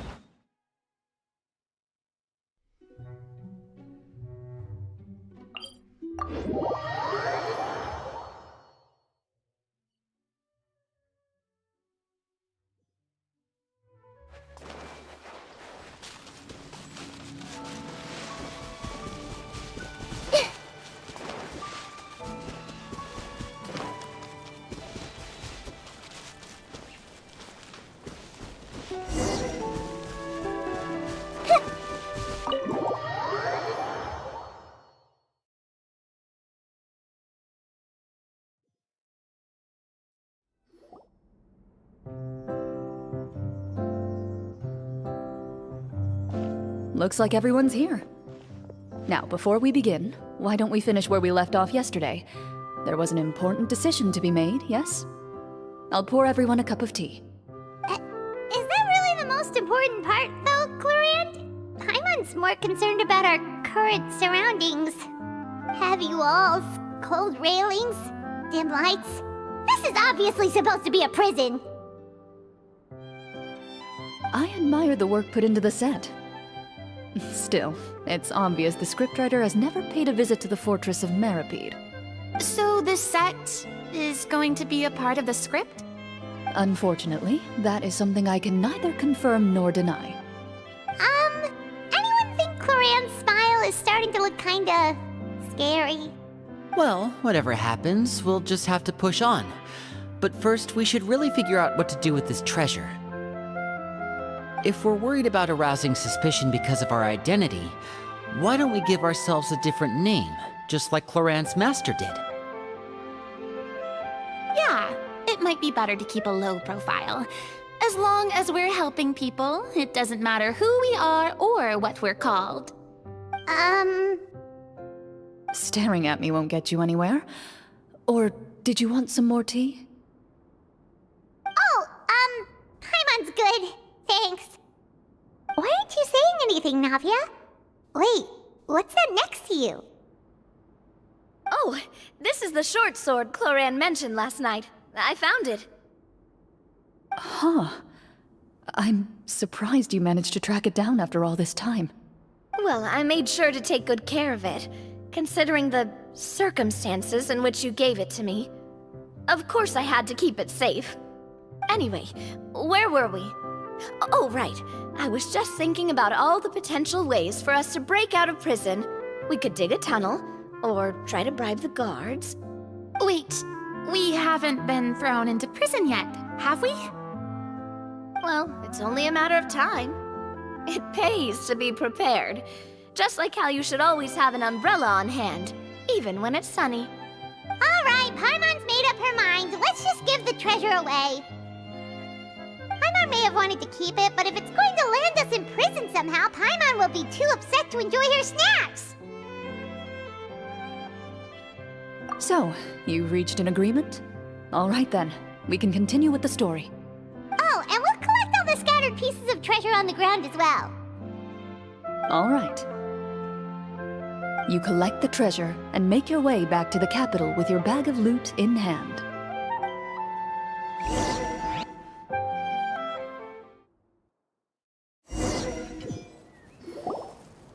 The city is still shrouded in a gloomy, oppressive atmosphere, but your spirits are surprisingly high. In places where sunlight struggles to reach, you generously share your wealth with the children, the elderly, and the poor in urgent need of help. Thank you, kind soul. The elderly woman's look of gratitude follows you as you walk away, her eyes never leaving your back, until you move entirely out of sight. However, there's still quite a bit of Mora remaining. It appears you haven't made much progress. She's probably trying to tell us to speed this up. We need to hurry up so we can address the sorcerer problem. Should we go find that man again at the square? He seemed like a pretty responsible guy.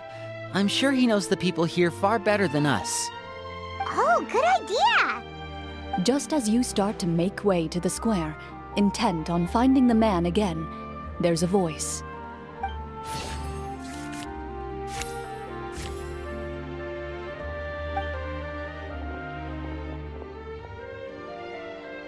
Please wait, distinguished guests. Several strange guards suddenly call out to you. They run forward to meet you and proceed to politely pay their respects. Greetings, gentlemen. Are we being invited for afternoon tea? Surely you jest, my lady. That would not be our place. It is His Excellency the King who requests to meet with you. Please come with us.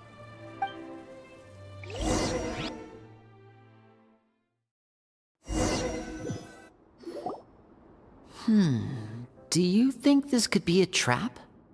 Well, we have to investigate the court at some point, right? Meeting the king himself would be a fantastic opportunity to do that. I say we go for it. If something happens, we'll just turn the whole place upside down. That sounds a little intense.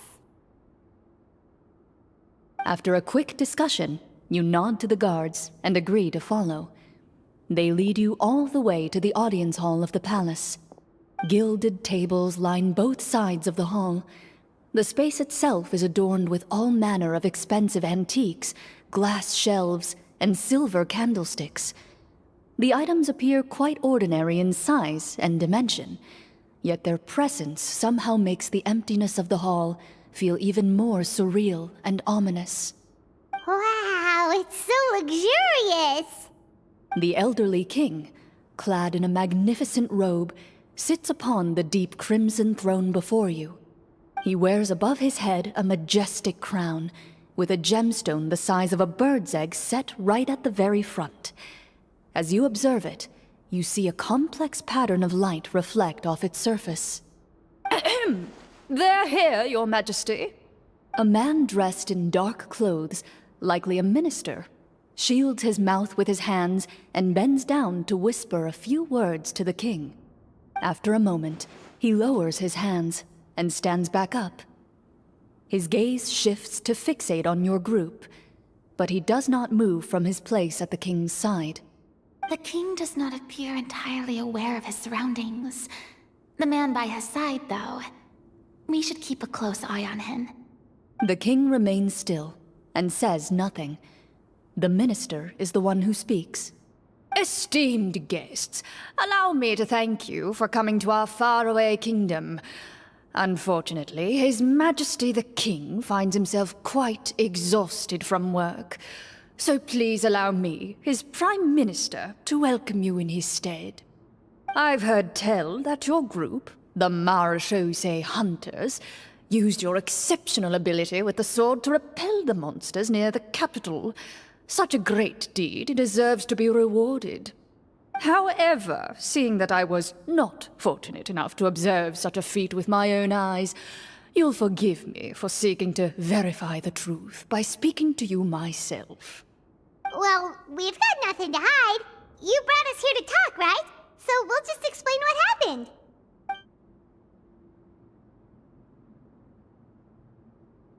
The golem's blades were so powerful, they could cut down trees in a single swipe! It took a lot of effort to defeat them, even for trained swordsmen like us. Well, that was enough details, right? Believe us now? Your account does indeed match those of the survivors.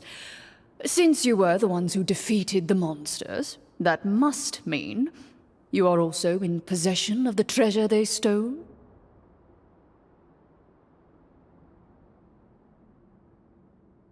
Well, we did take the treasure, but...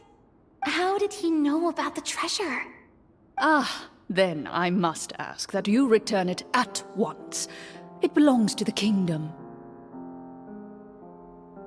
Wait, but didn't you just say that our great deed deserved a reward? Shouldn't the treasure be considered a part of that? Yes, that was indeed what I said. But you seem to have forgotten a very important distinction. Only that which is freely given by the king can be considered a reward.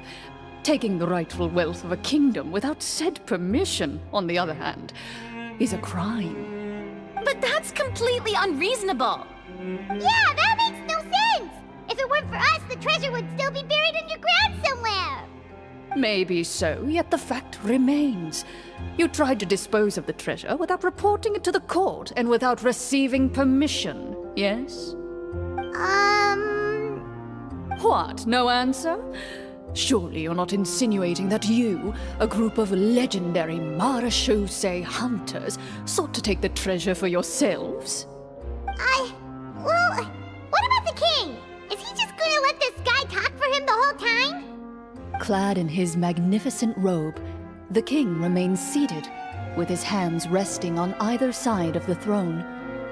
His posture is rigid and unmoving. He stares forward with an empty look in his eyes, completely unmoved by the events before him. From the look of things, could the Prime Minister be the evil sorcerer? Or could both the King and the Prime Minister have fallen under the evil sorcerer's control? I would like to observe the number of guards stationed in the hall. The guards in the palace appear fully armed, their expressions solemn.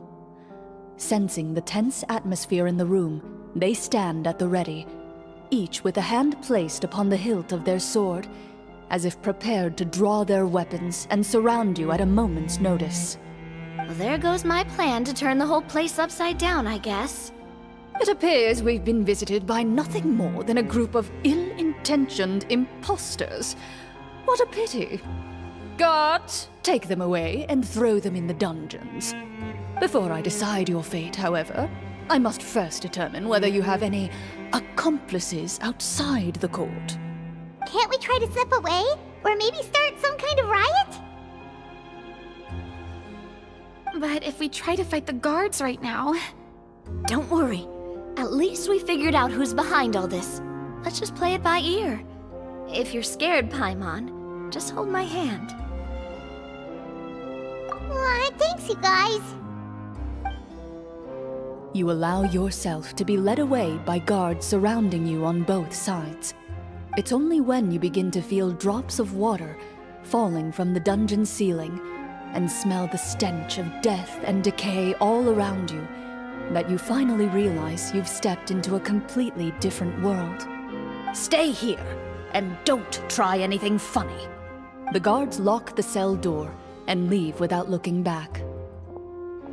Wait, sir! Your voice echoes through the dark hall, but the only response you receive is the sound of water dripping from the ceiling. No! What should we do now? Carve out a new path of fate with our own two hands, of course. I draw my weapon. You reach toward your waist, but find nothing there. You now recall that your weapons were confiscated before the guards locked you in the cell. The bag of treasure along with them. What about that knife I hid in my boot? When did you hide it in there? When I was thinking about digging a tunnel. Rejected. You failed to inform the GM of this course of action. Moreover, the guards would have conducted a thorough search before throwing you in prison. And the keys to the cell aren't anywhere to be seen? Correct. You don't even feel a lock hole on the cell door. Oh, well, there goes all our plans. Indeed. Huh? Why are you the one saying indeed? Because that statement holds true for me as well. This is where the script ends. What? But that's a terrible ending! Generally speaking, this should be the point where the scriptwriter gives the players some kind of hint, or gives the GM some kind of code for how to move forward. I mean, maybe they just really wanted us to be immersed in the feeling of being in prison? Like, they'll only show us the way out once we've grown truly and utterly desperate? That is a possibility. If only there were desserts and tea in real prison. Oh, wait, guess it's kind of how the Fortress of Meripede works if you're lucky. Oh, before I forget, Navia, the short sword you had with you earlier. I took a closer look, and the craftsmanship doesn't appear to resemble anything from this era. If I remember correctly, that style was last in vogue several hundred years ago. Wait, Cloran said that sword used to belong to her master, right? Does that mean her master has been alive that long? I doubt it. The way she went about things often made her seem childish more than anything. I'd say the sword was most likely an heirloom passed down over time. Hang on. A precious heirloom passed down to you by your master. And you gave it to me just like that? You weren't worried I might lose it? Master left many things to me when she disappeared. There was the sword, an old key, and a good amount of junk she probably just didn't want to take with her. I gave you the sword back then, because I didn't want our friendship to end. Wait, when did this happen exactly? After the duel. Between Mr. Callis and myself. Before that, Clorand would have meals with us and even stay over at the Spina some days. She was on great terms with Papa as well. After the duel, though, there was a period of time where we simply didn't know how to face each other. She entrusted this sword to me, and never came back. We were both sad, and conflicted, and totally overthinking everything as a result. Whenever I looked at this sword, I couldn't help but wonder if Miss Petronia had never introduced us to each other at that picnic. Maybe part of the sadness I was feeling could have been avoided. Back then, it felt like I hadn't just lost a father, but a close friend as well.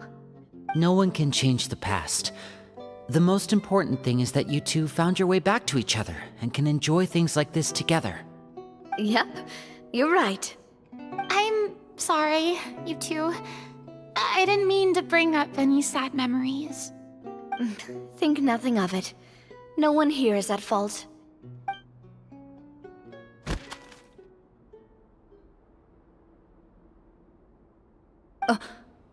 Huh?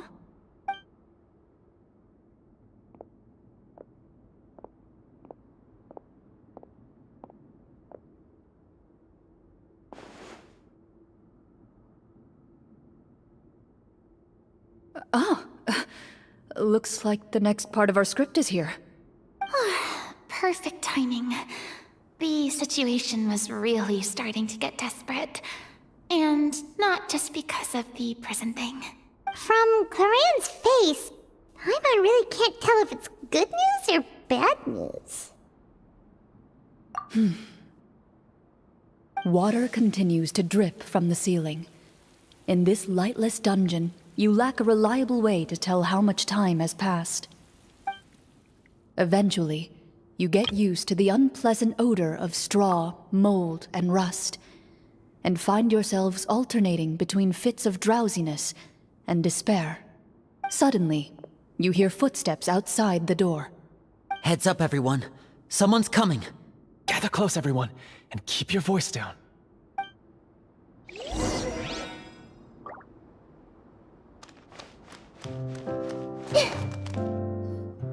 Who are you? I work as a guard in these dungeons, but my true identity is the same as your own. I'm also a Marechaussee hunter. Huh? Shh. I've already sent away the other guards, but if we make too much noise...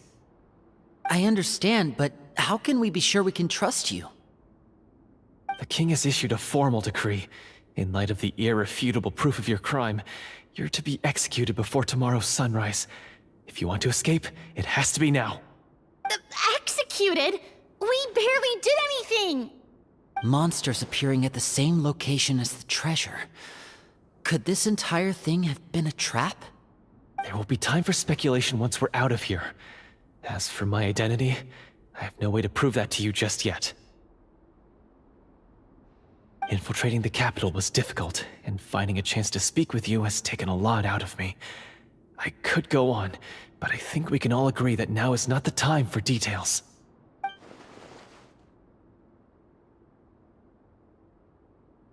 Have you seen our weapons anywhere, sir? Don't worry, I brought them with me. They're just behind the door. Still, these weapons alone won't be enough to defeat the true enemy behind the scenes. His faction is too powerful. The guards are all under his control, and he's even stationed a number of golems in various rooms throughout the palace. To defeat him, you must find a secret vault. It is said that within that vault, the Marechaussee hunters of the past left behind a treasure with the power to defeat the sorcerer. You're not coming with us? No, I'll remain in the dungeons to deal with the guards. I'll try my best to distract them so they don't go after you. As long as my identity is not revealed, I'll be able to aid you when the final battle comes. In that case, please stay safe. Thank you for your concern. I will do my utmost. As for the location of the vault, here, this map should lead you there.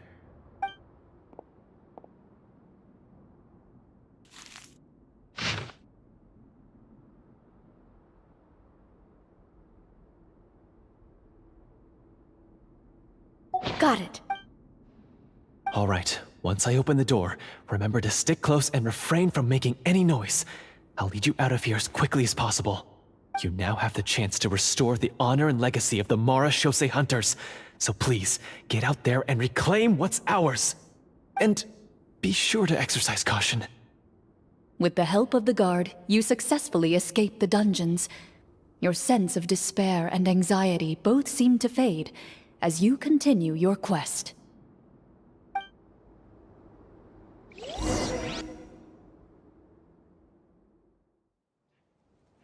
Wait, we didn't get to use our skills at all while we were in prison.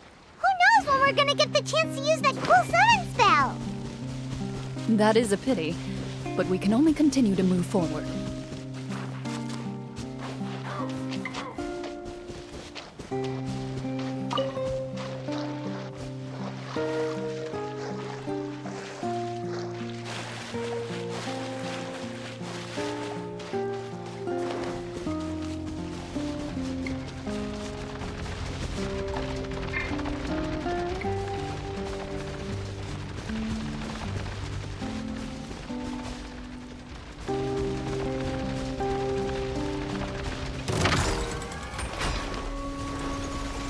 I see everything. Dissipate! Attaboy!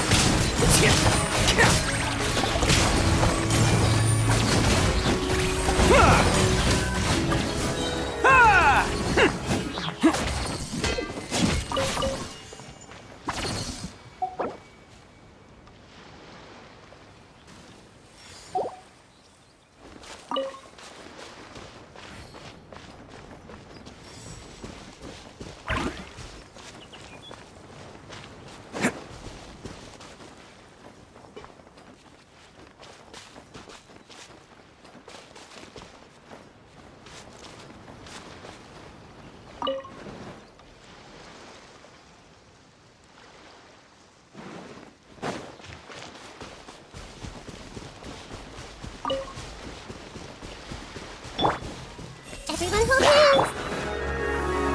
Get with me!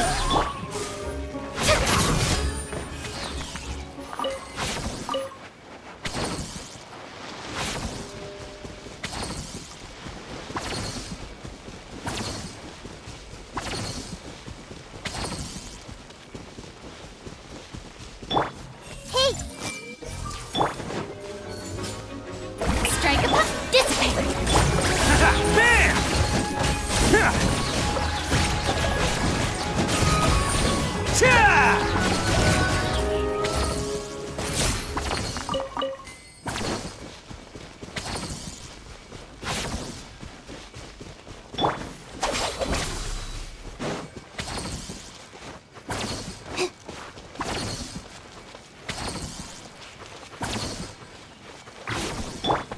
Everyone hold hands.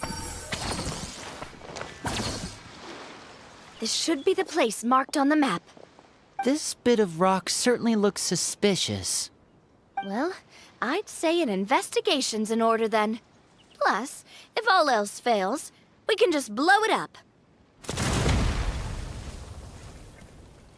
Wow, you really meant that! Before you lies a serene stretch of open water, its surface shimmering a brilliant shade of sapphire blue.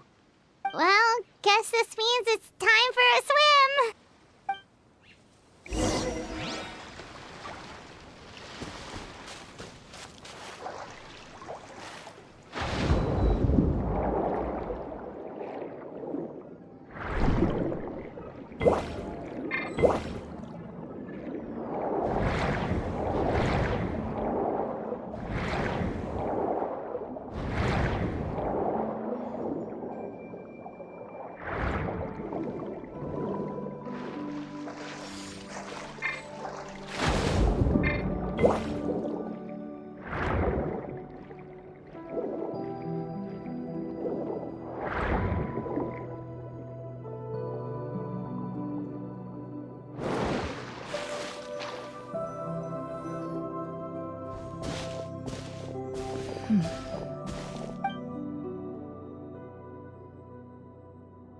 What's the matter? It's nothing. As you step into the cave, you find yourself in an eerily quiet space. Before you lies a narrow passageway that appears to trail off endlessly into the distance.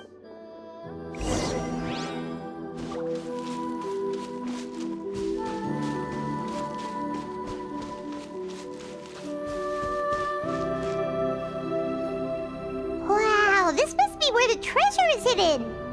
But this door is blocking our way in. It almost looks like it's been here for quite some time. I've got to hand it to the tabletop troupe. They really went all out with the props. Huh. What have we got down here? A kind of mechanism connected to the door? A pattern on a stone door. That's something Master mentioned before. Is something wrong, Clarant? After a long, difficult journey, you finally arrive at the location indicated by your map. It appears to be an ancient site of some sort, where treasure likely awaits. Your surroundings are exceedingly quiet and serene, as if the secret that slumbers here has never once been disturbed. If you listen closely, you can almost convince yourself you can hear the sound of its calm, gentle breathing. That description makes Paimon feel kinda bad for disturbing this place. We're doing this for the sake of the people, to free them from the evil sorcerer. Linny's right. We need to keep going. The next part of the story requires us to solve the puzzle, right? Let's start exploring the area. Yes, that should be fine. Something feels off about all this. Guess I'll just have to improvise.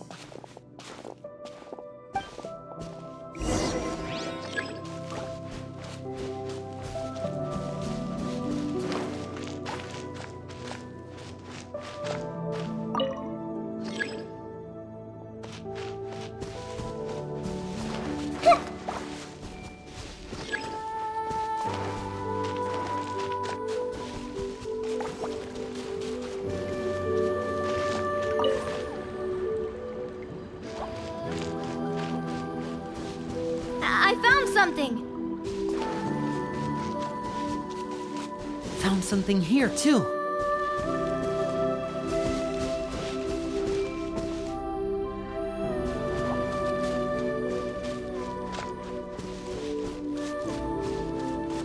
Same here.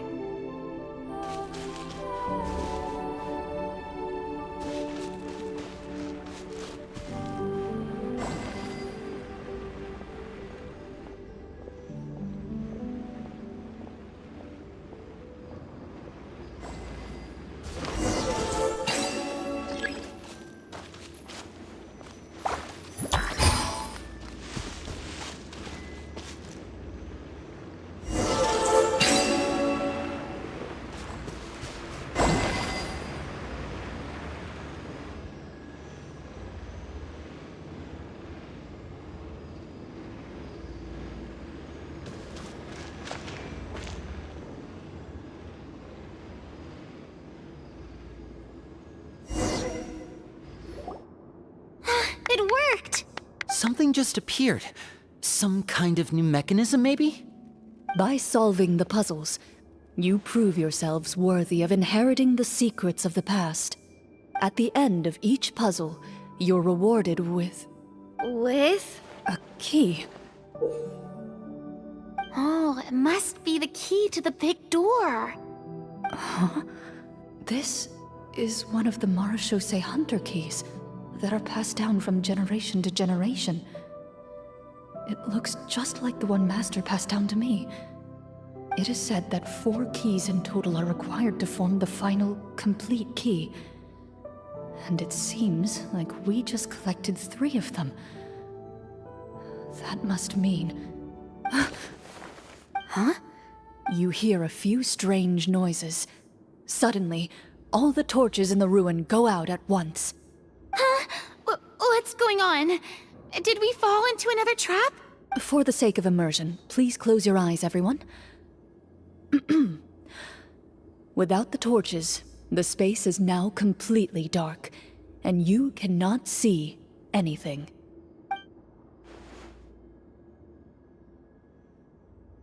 But Paimon can still see a little bit over here. Oh, right, sorry. Suddenly, you hear the sound of footsteps pierce through the darkness. There's someone else here? Oh, this is so unsettling. I can't see anything. I've been discovered then. Wait, that voice, it's... You recognize the voice as belonging to the guard who led you to this place. It appears he now covets the treasure for himself, and has come to stake his claim. Oh, so this is just part of the script. Then I can probably relax. Well, if we can't see anything, that means we can't fight to the fullest of our abilities. Should we retreat for now? Judging by the way he's holding his sword, he must be a real Marechaussee Hunter. But this isn't part of the script. Retreat? That's not the Hunter way. If it's dark for us, then it's dark for him. We choose to fight. Your choice is noted. Please keep your eyes closed until I tell you the torches have been relit. This battle will be in the dark. You got it! Well then.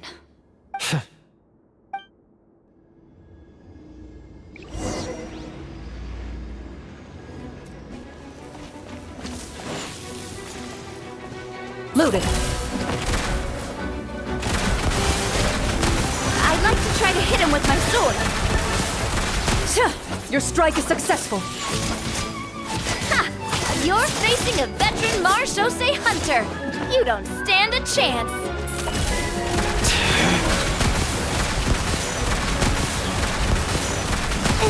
Is he still standing? Goodness, he sure has a lot of HP. Is it over? Can we open our eyes now? The enemy is strong and relentless, but the battle is nearing its end. The torches have not been relit. What about now? Final strike. Ha!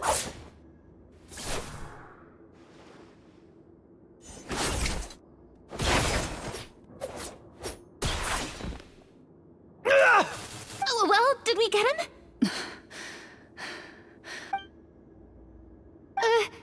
Warm fire flickers across the walls once more.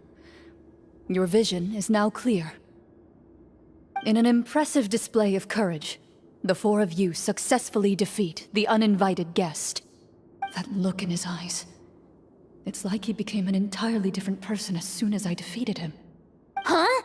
Mr. Florian? Oh, wait. We're supposed to be role-playing. I should stay in character. Speak your name, guard. Why did you lead us here just to betray us? Is this treasure really more important to you than bringing peace to the kingdom? What kingdom? What peace? Those were nothing but lies! I, Florian, am a true Marechaussee Hunter, descended from hunters of ages past. So he's also using his real name. Or Wait, was that the name of his character from the very beginning? Then I'm even more confused. If you truly are a Marashose hunter, shouldn't you want to help us just like you said before? Shouldn't we fight together for the sake of the people? What do you know? In this day and age, there's no glory to be had as a Marashose hunter. What's that supposed to mean? My skills were passed down to me by my father. We lived a life of obscurity in the remote wilderness. Still, he devoted everything he had to being a Marashose hunter. And what did he get in return? A life of poverty and pain. In a world that forgot all about him. When he died, not a single person came to mourn his passing. The Marashose hunters were the ones who saved this city. We're heroes. We deserved more recognition and respect than this. Is he talking about how no one in the capital seems to remember the hunters and their legacy? I didn't expect the script to contain this level of social criticism. So that's why you want to take the treasure for yourself? You feel like you're owed fame and wealth? If you already knew where the treasure was located, why didn't you just come down here and take it? Because I still needed the final key. Only a true Marashose hunter is capable of passing through this final door. As someone who sought to hurt others for his own gain, Florian lost that right long ago. Okay, but what is this treasure anyway? We've got all the keys, right? So can we just go in and take a look? You're sure you want to go in? We've been talking about it for so long, of course we want to see what's inside! And we've already defeated Florian, right? So he won't try to take it from us anymore. Pesky brats. Watch yourself. Then let's open the door together. All right. You're...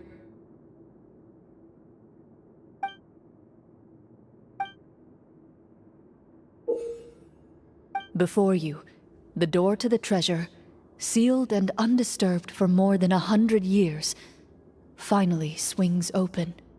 You hear the shrill wail of the door hinge as it rotates for the first time after years of disuse, almost like a sleeping giant letting out an extended yawn. You get the impression that the secrets buried behind this door might be just as heavy as the sound you just heard.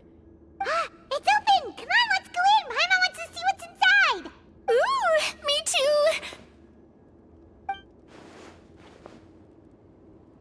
Ugh, uncovering hidden treasure is the most exciting part of adventuring.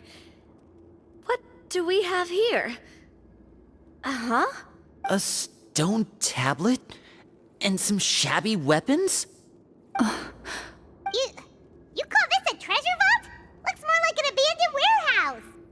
Maybe the troop ran out of budget at the end? They provided a super immersive experience at the beginning only to drop the ball at the most important part? They could have at least filled this place with cardboard Mora or something! Wait, I get it now. Paimon, this is the real Marashose hunter treasure. Huh? This is it?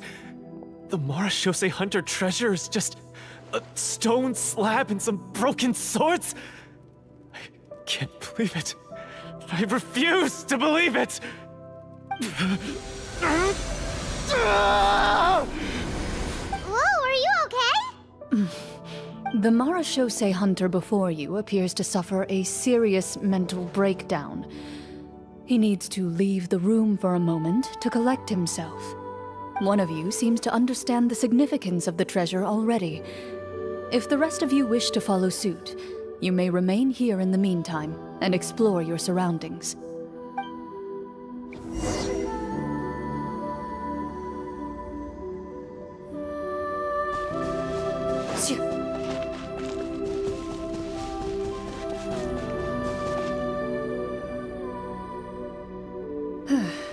So, how are you doing?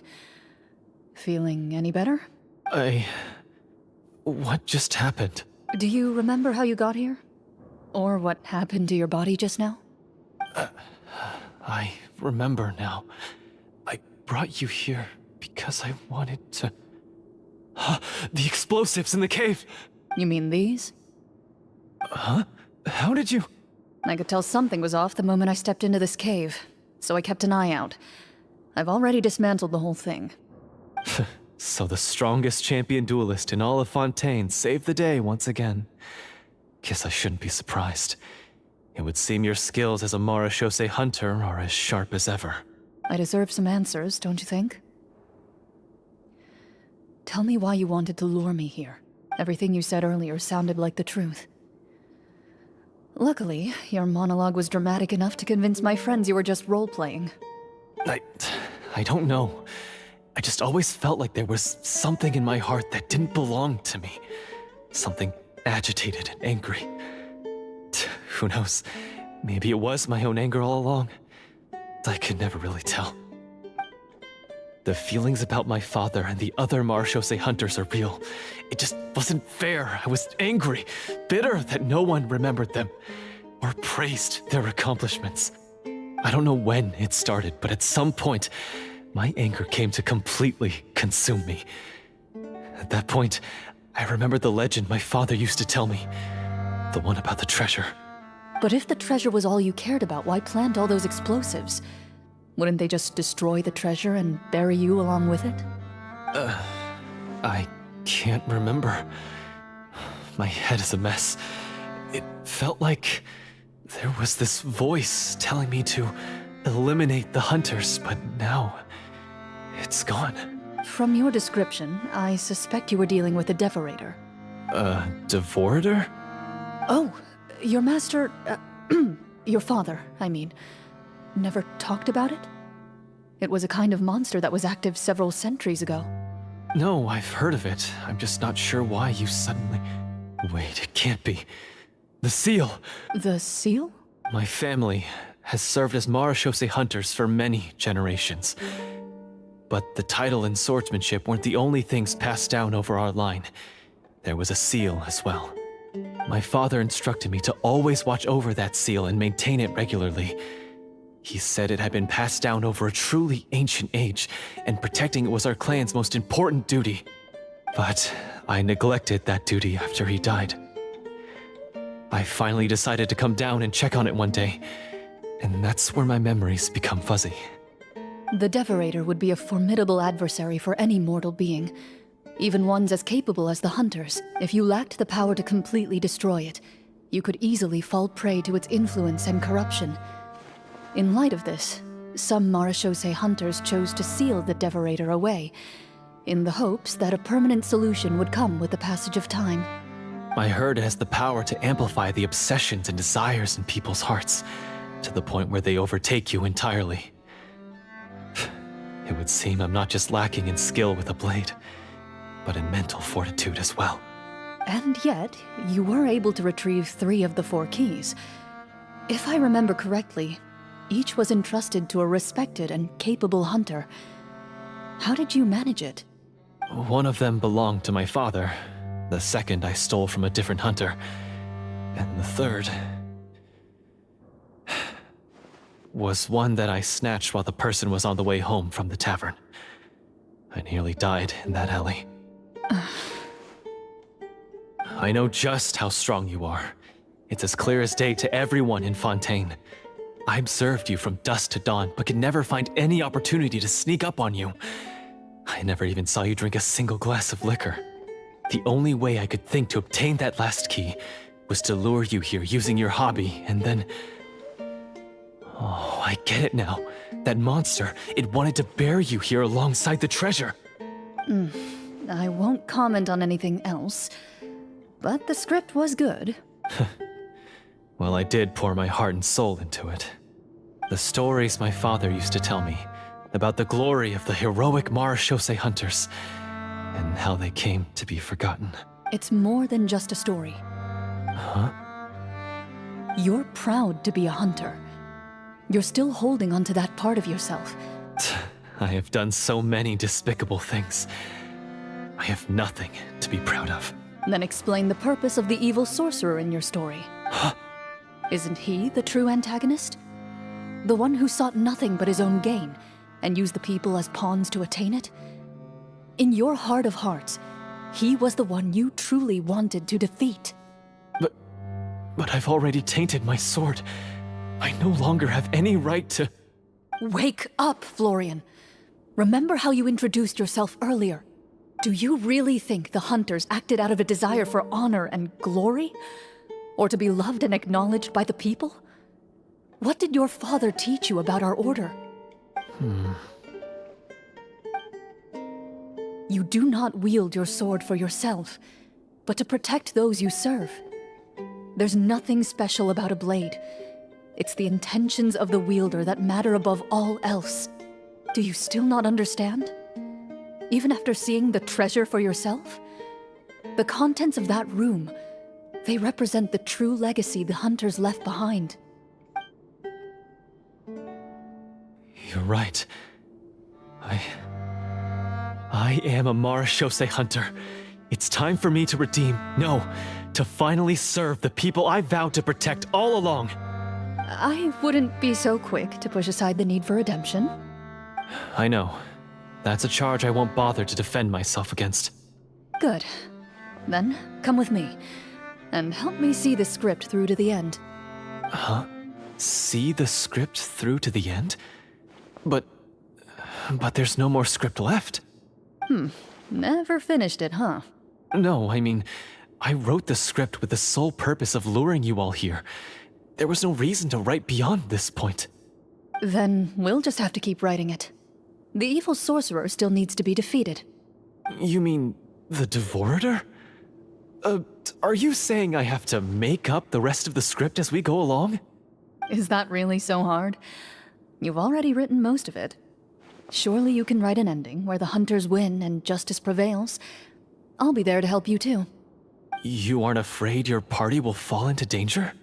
I know what my friends are capable of, and they're all quite skilled. Besides, I need their help. Then, are you going to tell them the truth about all this? I don't intend to spoil the fun. Sometimes, protecting dreams and fantasies is more important than exposing the truth. Don't you think?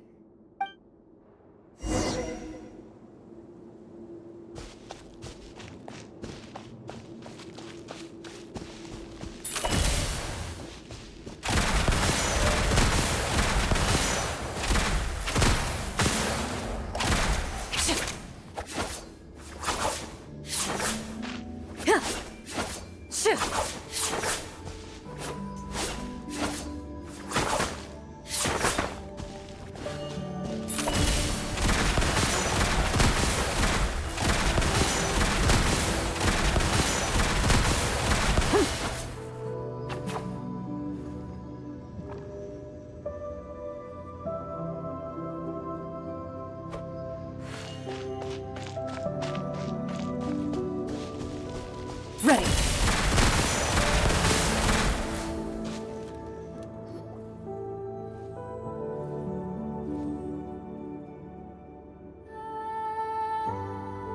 They're back! That took a while. Ahem! My fellow Marashose hunters, please forgive me, for I have sinned. Tone it down. Sorry.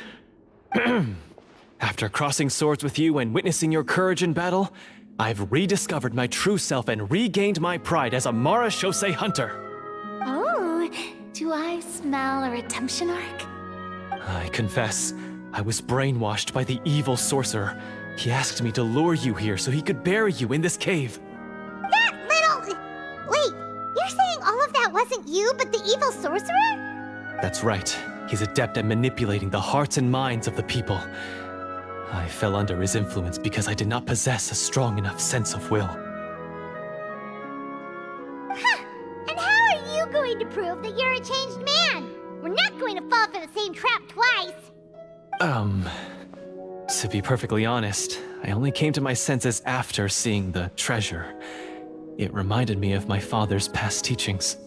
The treasure was actually... The names of all the Marashose hunters from ages past and their weapons? Wait, you already know? Of course. Don't underestimate a veteran role player's exploration skills. Oh, wait, I mean Marashose Hunter Navia's exploration skills. We just finished reading through the content of the stone tablet. That tablet recorded the lives of some fascinating people. For example, this Marashose Hunter called Est. She inherited the responsibilities of the Golden Hunter and passed judgment on many people. But in private, she had a very easygoing personality. Her favorite pastime was singing and dancing with her friends, and she was said to have a beautiful voice. So, she was just like you. Oh, you really think so? Well, when you put it that way, I suppose I also have a few things in common with this Walter. Working as an executioner, he supposedly used a countless number of tricks to confound his enemies in battle. Oh, if only I could have seen the feats of magic he pulled off back then. Their lives were all so exciting. You could write so many cool books about their accomplishments. How could they have all been forgotten? Because they chose to be. To hunt monsters that only appear in the shadows, you must also operate in the dark. To be a Marashose hunter is to willingly give up on wealth and fame. Then this stone tablet must have been left behind by their companions. That's right. Few Marashose hunters ever revealed their identity to the public. They always protected the city from the shadows. The only time they spoke of their accomplishments would be at night, when they gathered with their fellow hunters in front of the bonfire to share stories of the monsters slain by their hand. So, this tablet was created not so that the hunters would be remembered by the people, but so that they would be remembered by each other. No wonder this place was so well hidden. You regard the stone tablet in solemn silence. The names of your comrades etched onto its surface serve as a reminder that you are never truly alone. The tablet proves that, although a hunter walks a shrouded path, it is not a solitary one. There will always be those who walk beside you, a fact that remains as true today as in ages long past.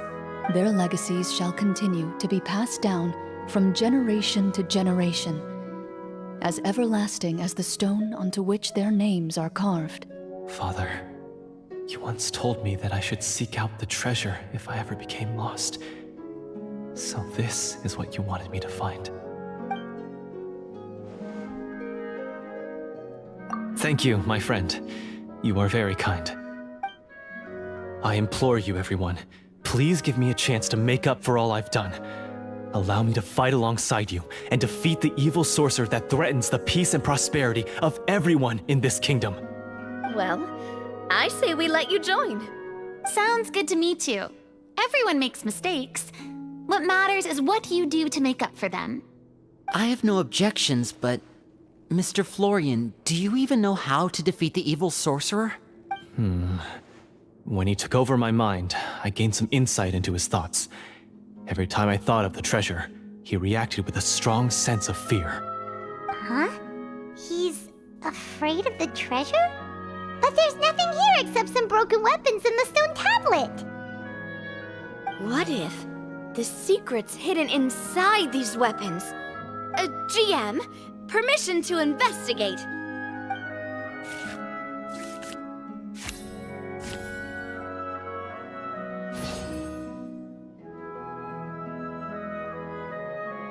At first glance, the weapons appear absolutely ordinary.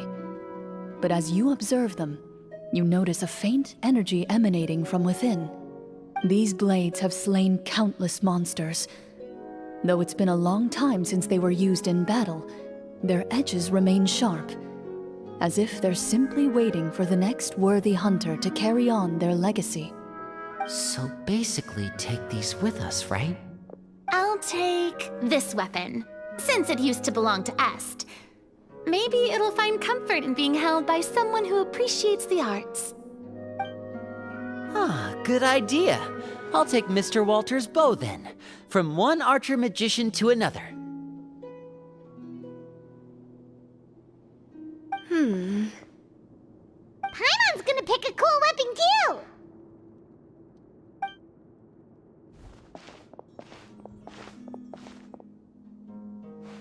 As you grip your weapons, you can almost feel the will of past hunters coursing through your being. It's a feeling of courage, determination. A silent vow passed down from generation to generation that says, eradicate the monsters, no matter the cost.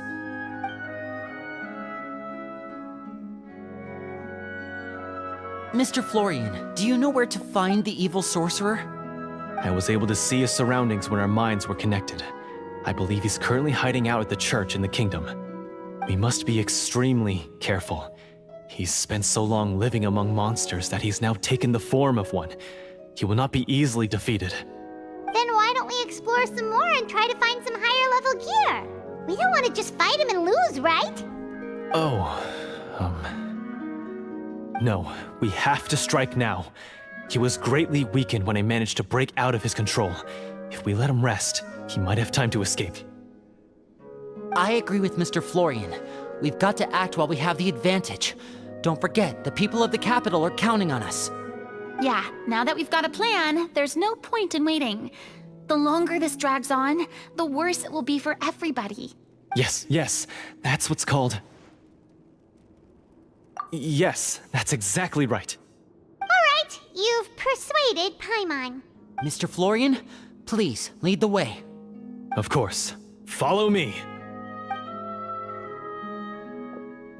He had to set up so many scenes today, and now he has to join in for this last part. I really don't envy his job. Finally, you decide to slay the evil sorcerer and bring peace back to the kingdom once and for all. As you walk away, you feel the gaze of the stone tablet at your back, as if all the hunters of the past are wishing you success in the battle ahead and awaiting your triumphant return.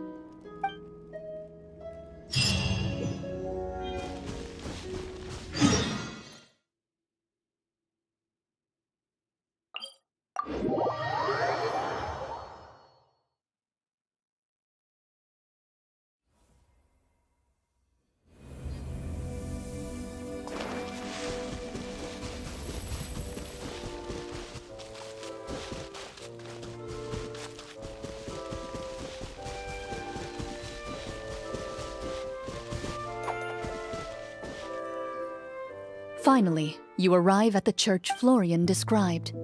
As you approach, an ominous aura surrounds you. You get the sense that your enemy is close at hand. How strange. This uneasy feeling seems so real. How did they manage that? Now, it is time for the final battle. Let's go!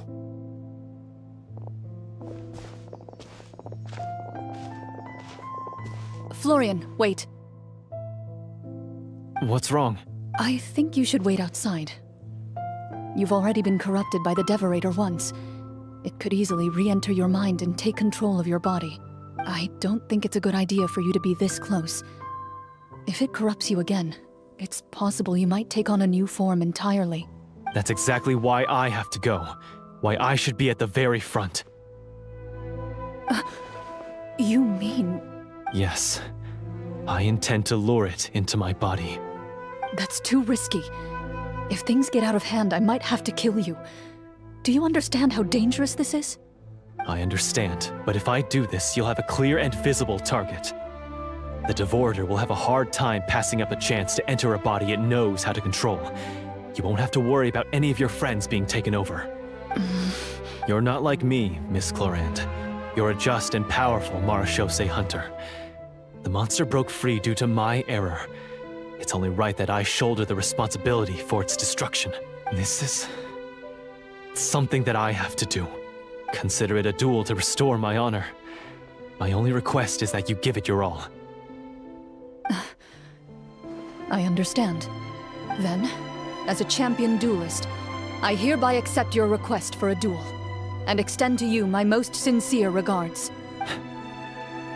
Thank you. The battle is now upon us. Let the Devorator once again tremble under the blade of the Marechaussee hunters.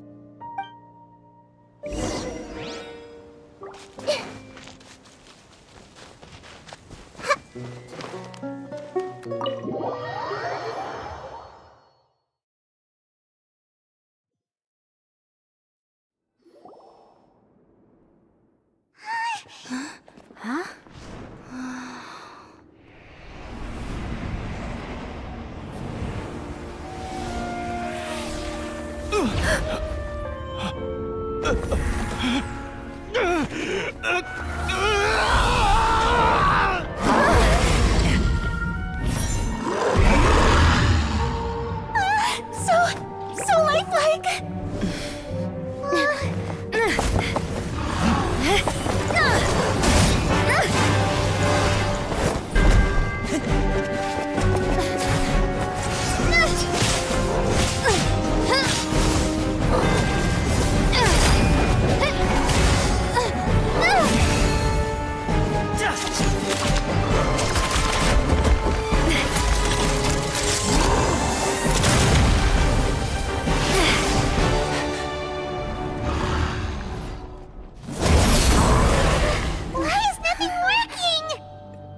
This foe is not invincible.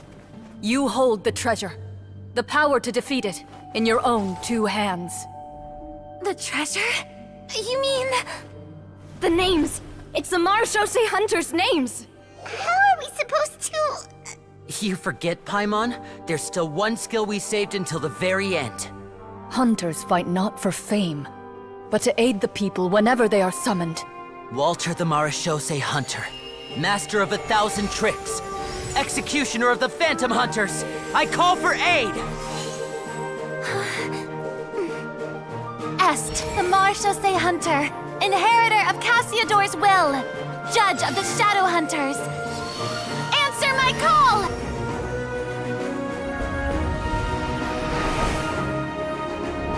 Petronia, protector of justice and order. The hunter I respect the most. Thank you for saving my friend, the best one I'll ever know. Please, lend us your strength!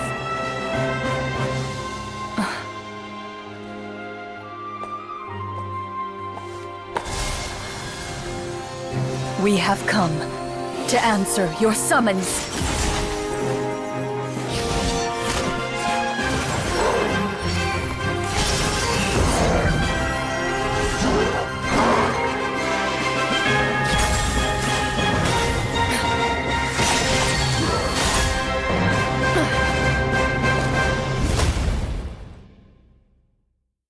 And so, the monsters were eradicated, and the sorcerer was defeated.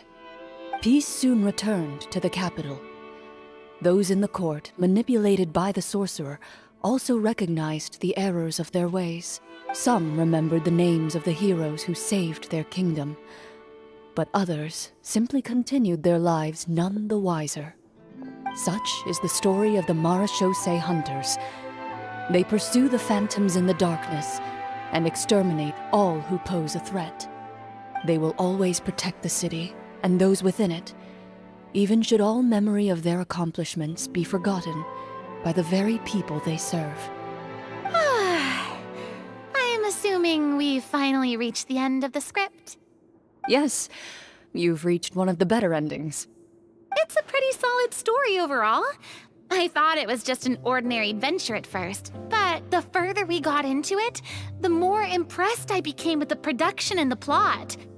That final battle especially. All the effects were super realistic. Oh, right. Yeah, totally. That's a really good point. I never expected the weapons we picked up from that vault would have that kind of effect. Yeah, mine nearly scared the daylights out of me when it started glowing. I took a good look at it after we got out, but I don't think it ever lit up again. Oh, we should probably give these props back, right? I'll just leave mine here. Did you have a good time? Of course. Let me know if another script like this comes around. Sure, no problem. Then I'll head back for now. I think I need some time to fully digest everything that just happened. Once Mr. Florian is awake, please pass on my regards to him. He must be extremely exhausted to have passed out cold like that. You're right. He's had a lot to deal with. Well, see you all some other time. Toodaloo!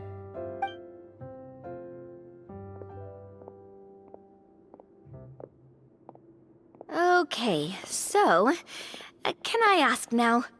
I think it should be fine, yeah. What in the world was going on back there? So you saw through all of that? That time in the cave when you told us to close our eyes, it'd be weirder if we didn't notice anything.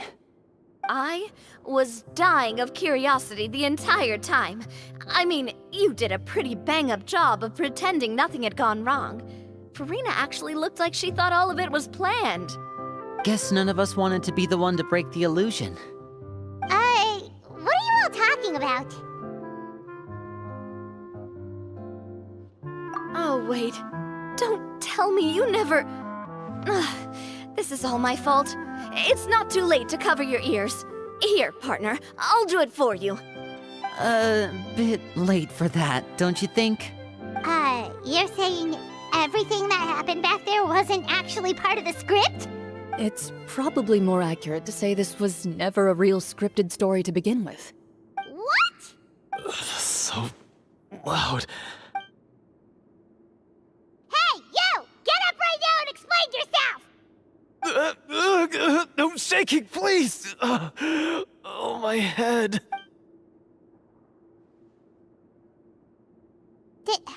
Did Paimon just hear that right? You guys made up that whole last part on the spot? It's not nice to lie to people, but Paimon's got to admit, that was a really good story, Florian. Oh, and nice improvisation, Florian! Yeah, it was like watching a magician improvise a spectacular magic trick after forgetting an important prop. If Paimon knew something was wrong with that vault, she would have floated straight in the opposite direction. Everything was under control. As if you've ever described a situation as being out of control. I'm pretty sure any situation you consider to be easy to handle would scare a reasonable person half to death. Guess I'm just used to it. You must run into a lot of unexpected situations then. That explains why you're so good at coming up with things. As for you, Florian... I know there's no excuse for what I did. I'll turn myself into the guards at once, confess my crimes, and accept any punishment that comes my way. I would say you've already suffered more than enough. What? You may have been blinded by fame and fortune in the beginning, but your actions during the final battle had proven you to be a true Marechaussee hunter. You'll be far more used to the city above ground than below. Your job as a hunter is more important. But... Of course, you'll still need to take the keys and pay a personal visit to the 2 hunters you wronged. Prepare to accept any terms they give you as well. Yes, of course. As far as I'm concerned, though, your showing in the duel was enough to prove your honor. Then I'll do exactly as you said. I'll go return those 2 keys right now. Thank you so much, everyone. I'll do my best to prove myself worthy of the second chance you've given me. I swear this on my name and honor as a Marechaussee hunter. Until we meet again, everyone.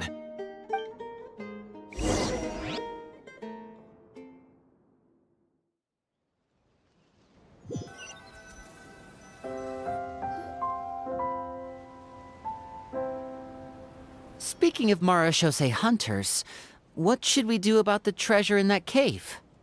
Leave it be. Are you sure? We could show it to people, make it so that the hunters are remembered. Don't you want that? No. Every name on that tablet made the same choice. All hunters know what the path entails. I am no exception. My identity as a Marechaussee hunter is not something I need people to remember.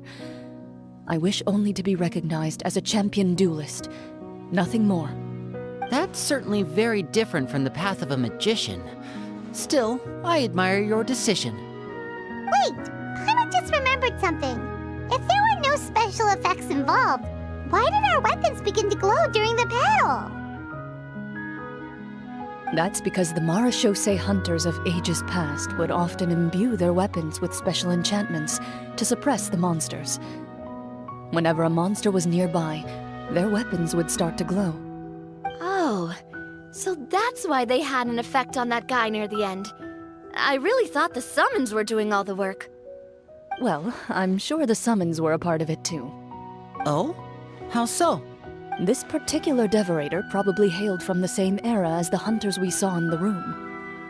The names you recited all belonged to the bravest hunters. Countless monsters fell to their blades.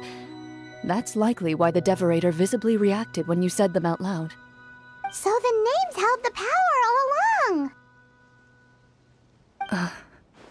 Navia, everything you said during your summon. Huh? Oh, I meant what I said. I mean, it was true to my character, so yeah, I'm glad you heard it. Just don't make me repeat myself. It's embarrassing. I really appreciated those words. All right. Don't get all sentimental on me. Anyway, let's not talk about that anymore. I'm going to go on ahead. Don't fall too far behind now. She ran off! I should probably head back as well. This story was truly incredible. I might have to spend the whole night telling my siblings all about it. Goodbye.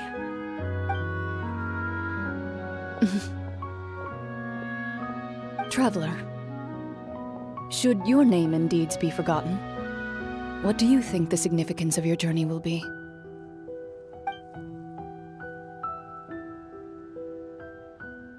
I suppose the significance would be the journey itself and the world we helped create. There's still value in the time I shared with everyone here, in the things we were able to accomplish, even if no one remembers them. A great answer. I'll remember it. Me? The Marachose hunter says nothing in response to that question. Perhaps her answer lies in her silence. An unspoken vow left to echo through the night. The path she walks needs no explanation.